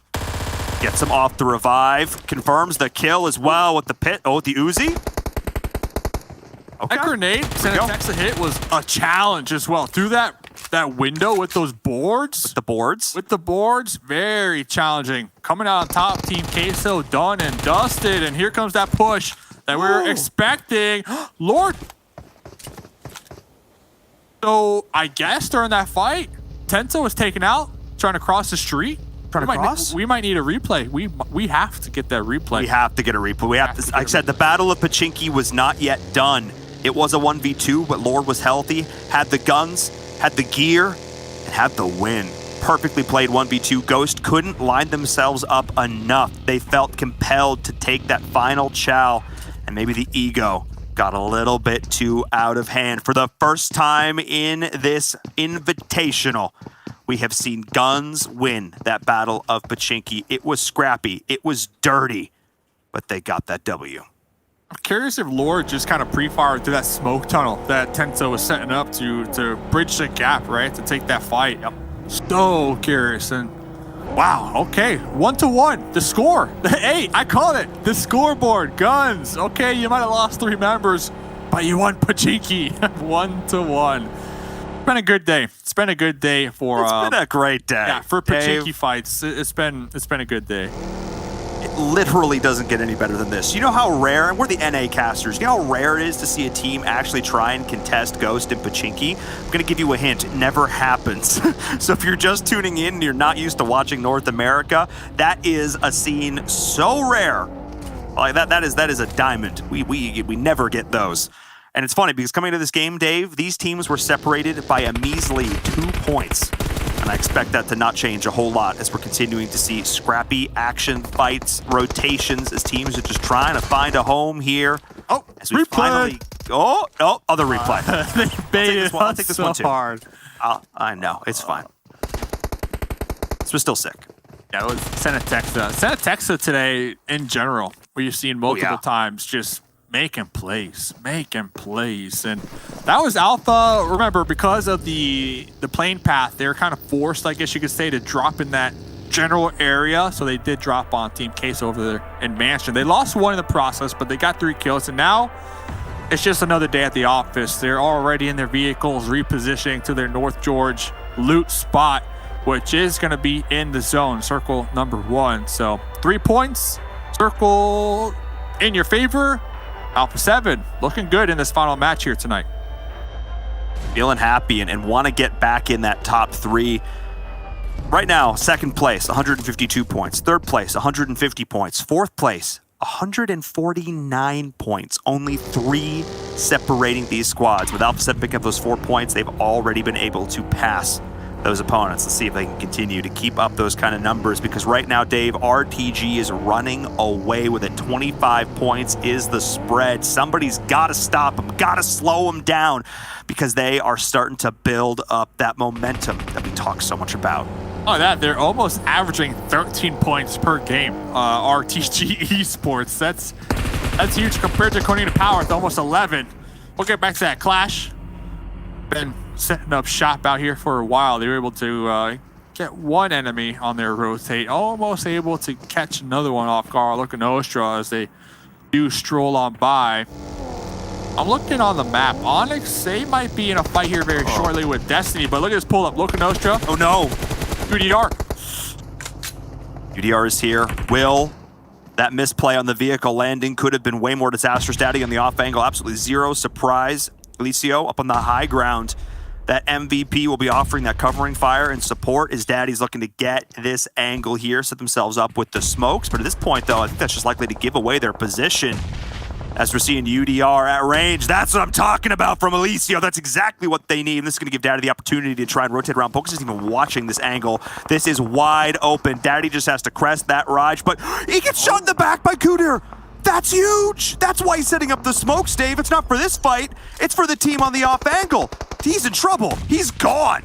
Yeah, and that's like Daddy's bread and butter right there, trying to get that flank while their squad mates keep them distracted. This is Loca Nostra's chance to redeem themselves. They haven't had the best day here, day 3. Now they're going to be playing within these buildings. They need to wipe out the duo from UDR. And we're seeing Clash potentially on the horizon, going to come in third party this as well. The timer is ticking away. France backstabbing the UK. Awkward, as we're seeing Loca Nostra forced to make a call as next Ryu Gaming is coming in as what is going on, Dave? This last game is not slowing down. Everybody wants those kill points. They're starting to feel the pressure. The opportunity to donate millions of dollars to charity is what's on the line for these squads. Let's see what they can do. Turkey making the pull up, using this lip for pretty much cover. They're going to be keeping these two teams pinned down, but on the opposite end, everybody's looking at these blues right now. Clash on the hills overlooking UDR, Loca Nostra. They are just stuck right now. They are just pinned down. At least they have the hard cover to work with for the time being, but that's about it. That is about it. Everybody's looking right on top of them. Yeah. Oh my goodness. Oh my goodness. This is a rough position for Pocus. You know, we've seen this guy go for style points in the past. We've seen him make big plays, the 1v3s, but that's not what you're facing down right now because there are so many opponents surrounding you. No matter what happens, you are in trouble. Next Ryu Gaming, very smartly, opting to back up, reconsider this with Clash on that flank. I like this call from them. It's 100% the right one. This isn't the hill you die on. This is the hill you die on. If you're Destiny or Onyx. Fresh. Fresh. Fresh needs to make sure not to catch this grenade from 9. 9 going to be tossing that grenade right on top of Fresh. Fresh getting chunked down pretty low, but Mihi from behind. Whoa! Get the surprise flank. Where's the rest of Onyx? Master. These players, they're so far away. They're so far away. Master can't do anything. Master, that 1v4 in that last game. Again, getting some help out from Alpha 7, getting some help out from the teammate, but still, his M249 is what did the damage in the end. Now, not in a position to help out the rest of the team. As we're getting back to this fight with UDR Killers and Loca Nostra. Danny looking to make up for that play on Miramar. I'm with this whole team together. they'll get it done. Making up for it right there. Loca Nostra, 2 kills. They lost Daddy in the process. That's the risk that Daddy plays, always trying to get that flank, that off angle. But are we going to have a round 2 next Rio? We saw them. They pulled back on the mountain. They didn't really want to test their luck because Clash was on the opposite end of that engagement on those blues. But I saw them. They're pushing up once again. So they might have had a change of heart after seeing that kill feed pop off. Man, this game, Dave, I'm trying to collect my thoughts as an observer because so much action has already happened. Like the most action-packed game we've had yet on Erangel. And as we circle up now towards Everest, teams are going to continue to have to rotate. And now Nextria Gaming is coming back to this fight. Yeah. I don't know how I feel about it. Looking at this next circle, I guess it's the right call to make because you've got to move through them. But at the same time, I feel like they easily could have bypassed this. And if this takes too long, there's a chance that they actually get backstabbed themselves. So Dave, if they're going to make this play, they've got to make it now. They just got to go. And with an opening knock like this, with this flank from Yekta, that's exactly the go button they need. It's a 2v4. Will drops. This is the play. Beautiful execution from Nextria Gaming. Oh my goodness, Dave. I questioned them for just a second. And then they said, Inverum, shut up. We got this. Doc, who's there? Nextria. 3 members at your door. And they made that push before the zone even popped. So they made that push before they even knew they needed to reposition because of the circle. So they wanted, that was an intentional fight that they wanted to take.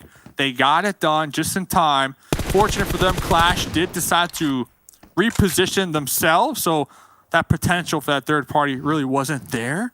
But GG's to them. Loca Nostra, couple kills underneath their belt to finish off day number 3. But 19E, one of the main stories right here, just based on their position, they got a 2-2 split right now. Acer, Shifan on top of the mountain, and then right beneath them, we're looking at them, the other duo, the other pair, trying to hold this down to themselves. I'm glad you clarified that, Dave, because for a second I'm like, oh, our 19E ballerinas. I didn't realize they had 2-2s. But I get you. I get what you're saying. They got that split going on. We're seeing Chivas doing something similar here. Oh, potential scout. The double scout. This play with the vehicles, I love this call. This is what I wish we saw Team Queso doing a little bit more. Oh, too sad. Team Queso, they see a compound, they got cars, they're like, okay, let's do it. Let's do it, boys. Let's go, boys. And let's go. I hope it works, man. I'm telling you. And when it works, we're like, oh, Team Queso. But then when it doesn't work, we're like, Team Queso. So we'll see what they can do here tomorrow, considering they're in 14th position overall. We'll see. They're out this game, too. They got taken out early on from Mansion, from Alpha 7. So rough day for Team Queso. Rough day. We'll see if Alpha 7 can continue to carry the momentum they took from them, Highlander style. In the end, there can be only one, which is, of course, the ethos of a battle royale. We'll see if it centers up more towards Everest. This would favor 19 Esports quite a lot here, but a southern shift would be very interesting for squads like Destiny and Quinina Power. Instead, it's the perfect donut, just like I had for breakfast, right there in the middle. 19E still feeling pretty good about this one as Alpha 7 comes in as well. Have an interesting angle here. A lot of these teams, Dave, there's not a lot of compounds to fight over, so they're going to have to take these fights very strategically. Yeah, and smart call for 19E to regroup and not opt to hold that 2 split that they had going on right now, because RTG, Shivas, and even Alpha, they're going to be hovering around the north end where that Mount Everest position was, where the duo was holding it down. So they pulled off right in time, considering now we're seeing Shivas and Alpha kind of clash and take some shots back and forth. And you can see Destiny there. He was tracing the bullet fire, confirming where the players were. And as these kills get confirmed on the kill feed, he'll know that that's Alpha 7 that he's witnessing here. So nicely done. Good little bit of scouting from Destiny on their 2-2 split. As we're seeing Quinina Power taking over one of these key compounds there in Gatka. I don't even say compound, it's the entire town. They've got it under lock and key. So we're going to continue to see what Destiny can do. Looking over towards Chivas. RTG, though, Dave, they're nowhere to be seen. And do you know why? because they're right on the outside, looking in, not dealing with the scrap like what we're seeing right here as Nextria Gaming continue to put in the work, this time against Clash. The big gun in hand, it's Trazen. Can they find the shots? No! The pure turn! Oh my goodness, Nextria Gaming is feeling fired up, and they are just going to town. The fight earlier against Loca Nostra just gave them that extra boost of confidence they needed. Dave, this squad is so fun to watch. Yeah, we saw right there the Groza coming in clutch versus that M249. Now they're going to have a nice little spot out here towards that east side. You talked about Cornelia Power. They're in Gatka. Huge potential to possibly gatekeep a couple squads. But Destiny, this is what I was looking at. Destiny, they're super separated, or at least they had a 3-1 going on. And I believe they lost that one to Godsend. So now they're going to be in this trench all to themselves. Godsend out there looking to reposition, playing that edge position, actually. But Lord, the solo. And Master, the solo. Will these two players just trying to stay alive here this game? Will they clash? Will they run into each other? 11th place, 1 point. Looks like Master might have an idea that, somebody might be over here. And to be careful, though, that blue is pushing them in. I believe they did actually just get up and run, which means that Lord is going to be aware of it. At least judging by... Oh, boy. It's going to get interesting. Godsend, 0 kills. They've been quiet this game, Dave. They've been on the edge of things. They've been taking shots, but not able to confirm anything, which feels bad as you're the team coming into this in last place. Onyx was able to surpass them. Keep an eye on this. They have this entire western side of the circle. They've got the hill. But if this shifts even a little bit, this field they've got across, Dave, is not going to offer them many chances. Not a lot of options. Grenade? Master? Grenade? Oh, if they would have got the bounce back. Lord now on full alert mode right there after missing that grenade. We'll be trying to return one in their favors, but Nuggets trying to blow up that vehicle. Who got it, though? Did Lord get it? Lord missed it in the kill feed. No. Yes, he did. Yes, he did. I got it on the other observer cam. No. Wow. I see your nade, and I raise you one of my own. And his was just a little bit better. That's also definitely not what he said. I don't want to keep going to British. Like, Loca Nostra's out of the lobby. I don't know why I keep going there, but, here we are. It definitely sounds like that. Okay. So, earlier I thought Destiny lost one of their members, but they actually were able to group back up with their squad mates, because I did see one of their squad mates. I think it was Beast over there where Godsend was. Good call, because now they're on the edge. They got a double crate drop right on top of their head. Destiny should be able to get looted out of their mines. Checking in with Godsend. They do have some vehicles to work with. The crossing. Yeah, this is the crossing. Across the field, too. Right between Shivas and Destiny. I was honestly expecting more shots. I think it's because Rod is the distraction right now. A bunch of teams are trying to make up all these pull-up plays, and everyone's getting distracted. Destiny, yeah, that's exactly why Rod just drew so much fire away from Godsend. Destiny was looking over that way, not looking to the north. So this is absolutely huge for them. Rod, this was the risky crossing, the risky play I was thinking about. But man, I am so impressed. Godsend able to pick the perfect moment to send it in. They are starting to lose some players now, but it's from RTG, who are also facing him against Alpha 7. Rod gets eliminated through all this. Cornelia Power getting involved. Dave, the action is here. It's Alpha 7 and RTG once again. A repeat of that last game. We'll see if Marshall can go big once again. Now RTG up here to the north. They're taking shots onto Godsend right beneath them. Alpha, Senatexa popping up. Will be able to get one trade. El Chapo, of course, going to be the one bleeding on out. Senatexa Revo looking to get aggressive. We do see Mollies, and the confirm. I don't think they appreciated just how close Alpha 7 was. An uncharacteristic misstep here from RTG. This Moroccan squad struggling a touch as Senatexa is single-handedly dismantling this entire squad. Senke and Marshall opting to reposition around the outside, bring the vehicles, bring the smokes, trying to survive, get back to the next circle, but Alpha 7 has done critical, key, core damage to this opposing squad. And just like this, despite the fact that Mafios is down, Alpha 7 are in a position to take it all from this other squad. Yeah, and RTG, they're kind of fortunate as well that the duo, or at least two members of 19 are currently occupied, trying to defend. Oh. They were able to get that one. But right when they regroup and kind of catch their breath, 19E are going to have sightlines onto Senke and Marshall for sure. Once one of those smokes dissipate. See how many they have. That is their lifeline right now. That is the only thing keeping them in this. Is Senatexa. See, a little bit baited though. They threw some smokes out in front of them, but are actually pulling back and around towards the trees, towards those pieces of soft, hard cover somewhere in between, as the circle is continuing to favor squads like Konina Power and 19 Esports, actually, who are on the outside of this, who could be the squad, like you said, to put RTG right on out of this. They've got 0 points. Yeah, and that's smart. RTG, you call it out. They're baiting those smokes because we see time and time again players, they smoke themselves, and that leaves them open to a grenade. But Senke just straight sent it in the coop. Very low in the health department. Yeah, no chance there. They didn't have an option. Marshall going to be behind that tree in the shadow. Might be able to survive just a little longer. Senke, that play might have been the perfect distraction. As I say that, though, Sheepin suspecting something. Didn't buy it. Not falling for it. Didn't buy it. Oh, didn't buy it. And look, I understand your name is... It's Senke, not Sendk. Come on, he didn't have to send it quite so hard. May have been a little bit of an overachievement right there, as we're seeing Destiny looking to do the same, sending it right into Chivas. Fresh, confirmed. Guys, they're there. They're definitely there. And Marshall just downs into Texa. Oh my gosh, yes. Revenge.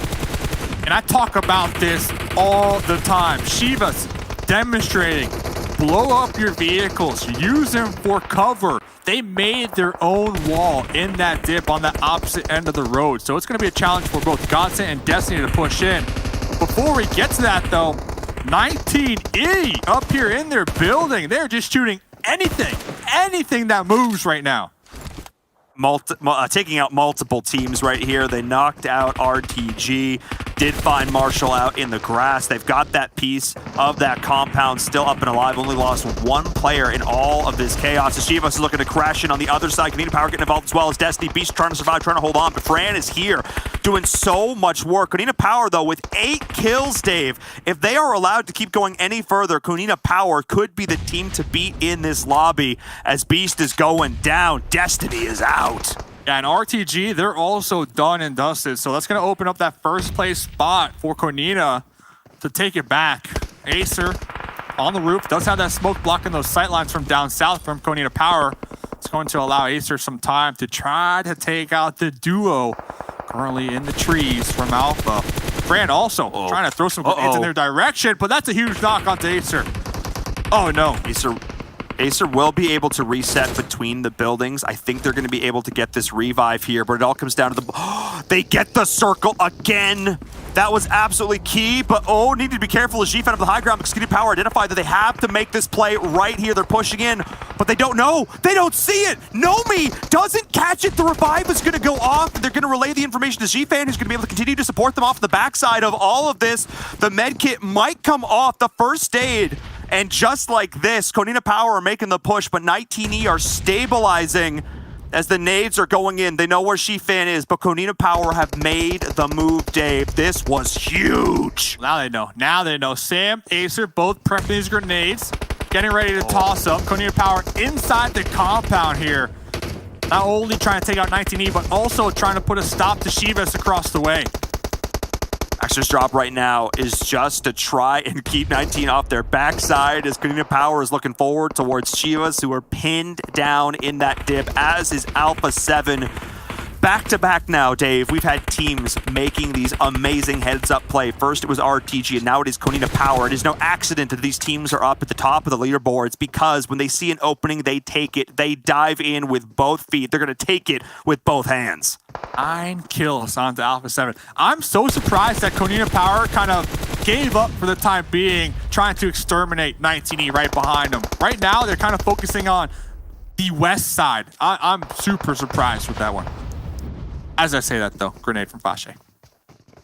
I mean, they did have a sense that they were repositioning around this building. Sam is going to be the target, the potential backstab coming in as Acer's going to fall. The rest of 19E is gone. The numerical advantage was too much. The 2v4 could not be outdone, could not be outplayed, and that could not be outstayed as Konina Power will take over as new management of our last little compound in the building, in this circle, Dave. I'm I'm so impressed. Konina Power would have to actively throw this game to lose.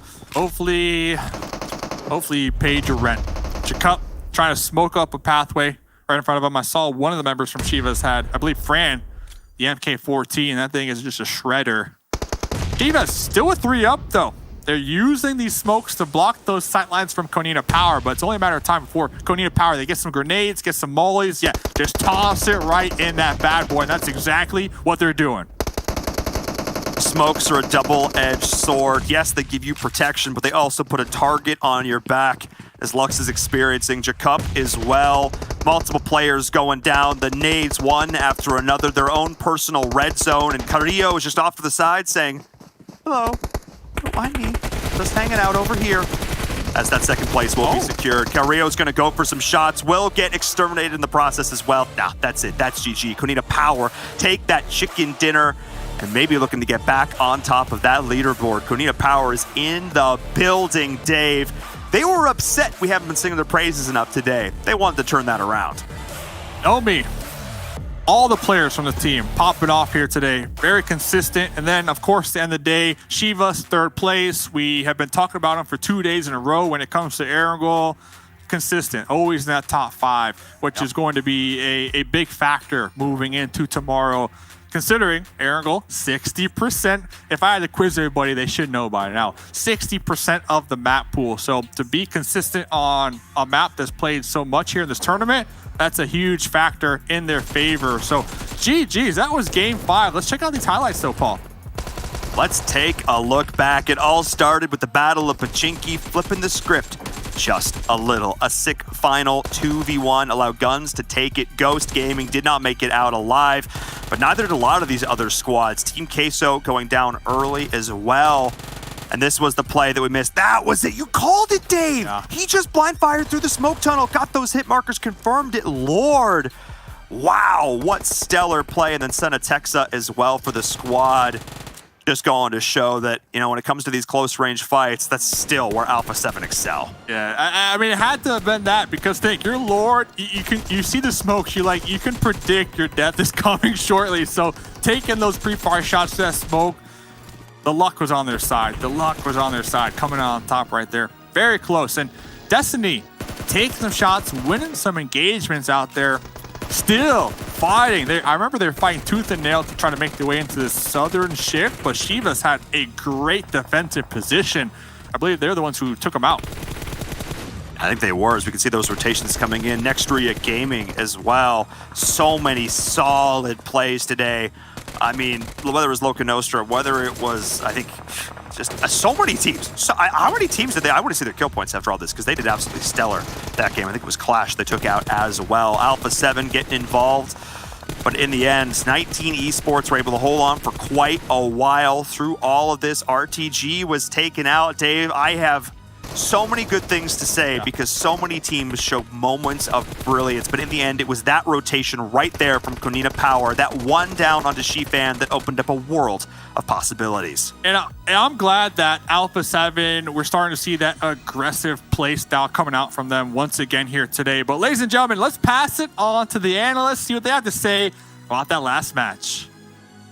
Well, Dave, I feel like there's a lot we could say about that one, considering how things started off. I remember day 1, 7 Worlds game, we were sitting there saying, Jason, don't worry, Team Queso, they've been looking so good recently on short form tournaments. They come into, well, now our third day, our final game in 7. Maybe you have a little bit of a slight curse as they get knocked out within our first 2 teams, as well as Ghost to join them, losing out in that battle up against Guns. But gentlemen, we finished off our third day now, and we have Konina Power rising back through the ranks here at the very end of the day. Let's take a look at our match rankings and see how many points all the teams did acquire for themselves. But we also did have the likes of RTG getting, I wanted to say like decently far into the game, but as we see on our scoreboard, it wasn't to be met.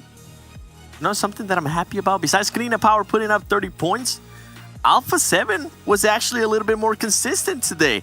And as we see them get 21 points, today Carrillo alone, he was able to get 8 kills, more than I think the past 2 days combined. So congratulations. Finally, their star players starting to wake up. And their support players, Senatexa, he was able to put up 10 kills today too. So loving what I'm seeing there. Chivas Esports, this is one team we always talked about having to look out for them when we end up playing Erangel. Guess what? They finally showed up again. They didn't show up in regards to the kill points. I mean, 3 is pretty good. It's usually within their average, but 10 placement points is great for them. 19 Esports representing Canada, being able to get 12 points here. Destiny with 12 points. Next, Ria Gaming. Hey, we've been seeing it over and over again today. They keep on getting those kill points, even though they might not end up getting those placement points. They are being consistent with their kill points, and we do see here Guns Esports being able to win that hot drop with Ghost Gaming in particular. I wonder if they're going to keep doing it. And by the way, I want to mention, in regards to Team Queso, I said, and I repeat, that team usually doesn't perform well in short-term tournaments, but lately they were starting to step it up, and yeah, they absolutely threw, at least so far.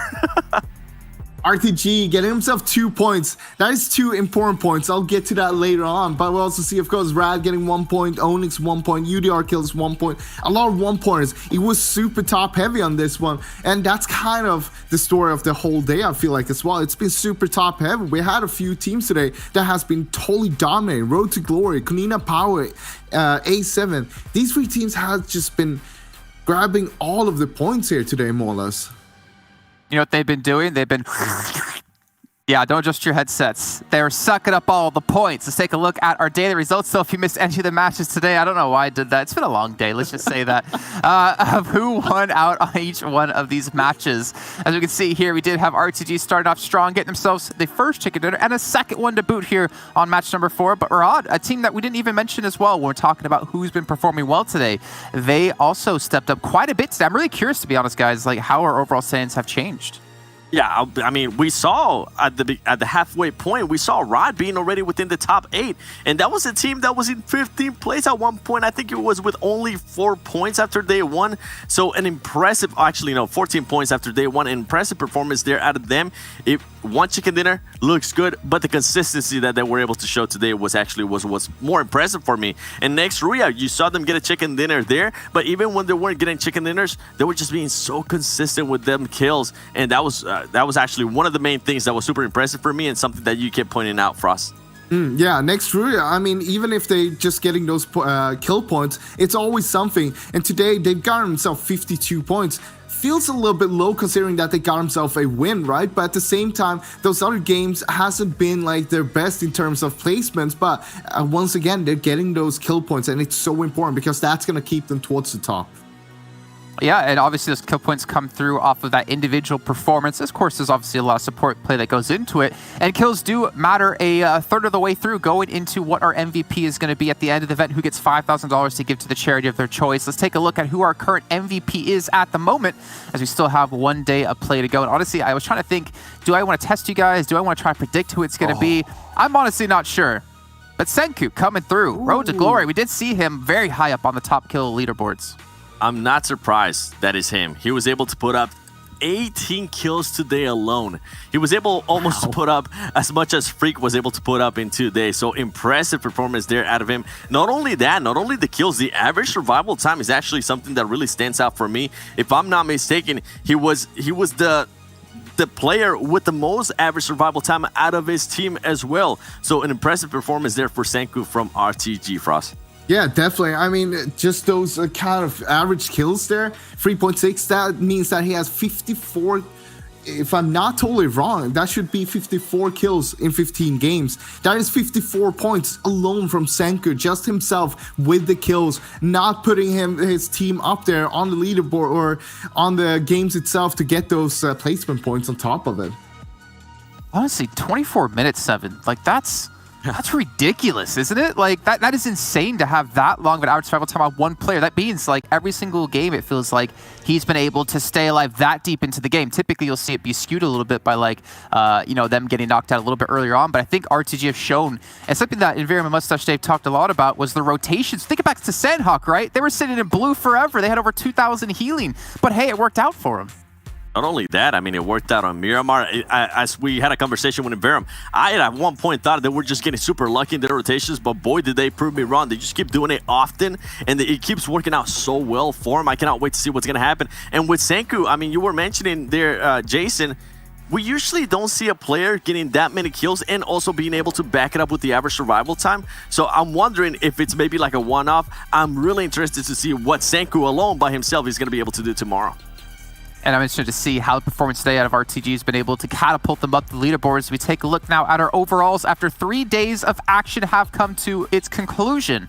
Will RTG be approaching that #1 position? Now, they're still going to be in second place, but if you see, they moved up 5 placings to 9, and they're 3 points away, Frost, from catching up to Kanina Power. Yeah, and if you look at it, RTG Esports, they came in today with 79 points. That means that they've gotten themselves 100 points today. And the previous record we had was from Destiny on day 1 with 66 points.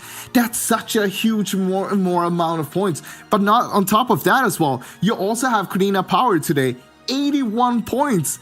And Alpha 7, they've gotten 74 points.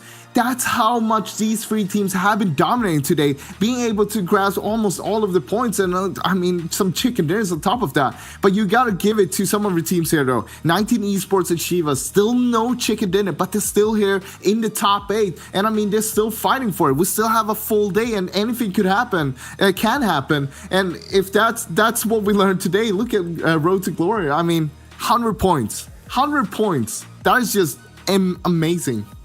Yeah, that is super impressive from Road to Glory. As I said, though, with the player having a performance like today Senka did, I do want to see what happens tomorrow, because we see a lot of these teams kind of pop off, right? Especially when a player alone has that kind of performance. I can think of especially Coops with Pittsburgh Knights back in Americas. But one thing I do want to point out here, and I know we were kind of looking at this one, Rod, baby. Rod being able to make it into the top 8, 109 points. This team, listen, even if they, for some reason, more than likely they might not end up in the first place, but that's the one team that I'm pushing on, and I'm pretty sure a lot of the fans from Egypt are going to be pushing for them as well. You know, 7, they were at 17 points at the end of day 1. There you go. I think they were 15th place overall, right? I think Team Onyx were actually the one behind them, and they've catapulted up to 8th place over the course of these last 2 days. Really coming alive, and I'm really curious to see how they do tomorrow for us as we look now at our final teams. Oh, definitely. And as you can see, it's a little bit of a gap from 8th to 9th place there. So it's going to be great for teams on the top, but these teams down here, they have to put up a phenomenal day 4 here if they want to come back tomorrow. And they can still do it, but as you can see, it's still pretty even between all the teams. Only 20 points from 9th to 16th. And if you go down from 9th to 15th, I mean, that is basically 12 points. So it's not a lot between all of these teams, and they are still putting up a good fight for it, and they want to get it. But some of the teams are just having a little bit of trouble. You know, Guns and Ghosts right now, they're crippling each other in Pochinki every single game. It doesn't matter if one of the teams loses 1 or 2 players, you're still crippling each other every single game. And that's what's dragging them down, I feel like, throughout this whole tournament so far. Yeah, I mean, we've seen it with Ghost, right? We saw them being able to win a fight earlier today against Guns, but then they lost HH24, and in this last one, they just ended up losing. I think these teams are just not very used to seeing an actual team being consistent and keep on landing on them, even though they end up winning the fight. What we usually tend to see is that, let's say, for example, if Ghost would have won the fight, the other team would have been like, you know what, let's not keep doing that because we are hurting ourselves in the long run. But these teams are like, hey, we're already doing it. We're going to be going to the final day. I'm pretty sure they're going to keep on hot dropping each other. I do want to see which one out of those teams are going to be able to make a small adjustments, because of the likes of Ghost Gaming and also Guns Esports. None of those teams want to be here towards the second page. It's quite of an embarrassment of a performance so far in this tournament. You don't pull punches, do you, 7? Jeez. I was going to say this. I mean, you're not necessarily wrong. I was more thinking of the aspect of like who. It's about pride right now between these two teams. Of when it goes to Pachinki, you're not going to be the one to want to run away first. You want to make them get away. Problem is, neither team is dominating each other enough for the other team to actually back off. But it has come to a final conclusion, at least today. It looks like it was a 1-1 overall, if I'm not mistaken. But we're going to have 5 more matches come up tomorrow. We'll remind you guys once again of what battlegrounds they will be played on. If you guys paid attention earlier on today at the start of the show, which I know all of you did. You were all here from East as well. I know. Yeah, you out there. I know you have been. We got 3 Erangels, we got 1 Sanhok, we got 1 Miramar, and we'll be ending off the entire event finding out which team will be taking home $250,000 for the charity of their choice. But there's still a lot of money to go for all the teams out there. $3 million in total between the 2 conferences. It's a great cause, great thing to see, and honestly, we've had some fantastic PUBG Mobile matches across the entire day 7.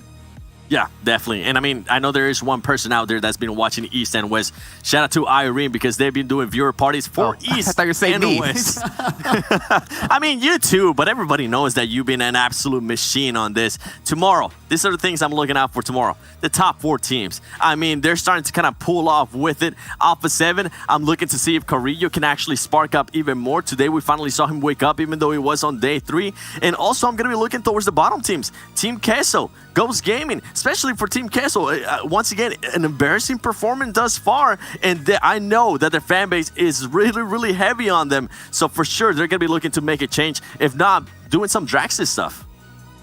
What about you, Frost? What are you looking forward to tomorrow? Look, coming into tomorrow, it's going to be the last day. There's a lot on the line here. There's a lot of pride on the line. And it all comes down to, are you going to get that 16th place? Are you going to get that first place? No, it's going to be how many placements can you move up on this leaderboard, because it's going to be so tough. We're seeing the teams that is stepping up time after time after time. And that's exactly what you want to see. You want to see your team succeeding. It doesn't matter if they failed 1 or 2 days before. It's all about what you can bring in the end, what you can make all your fans, the viewers, to remember you for, not the failings, but for the wins.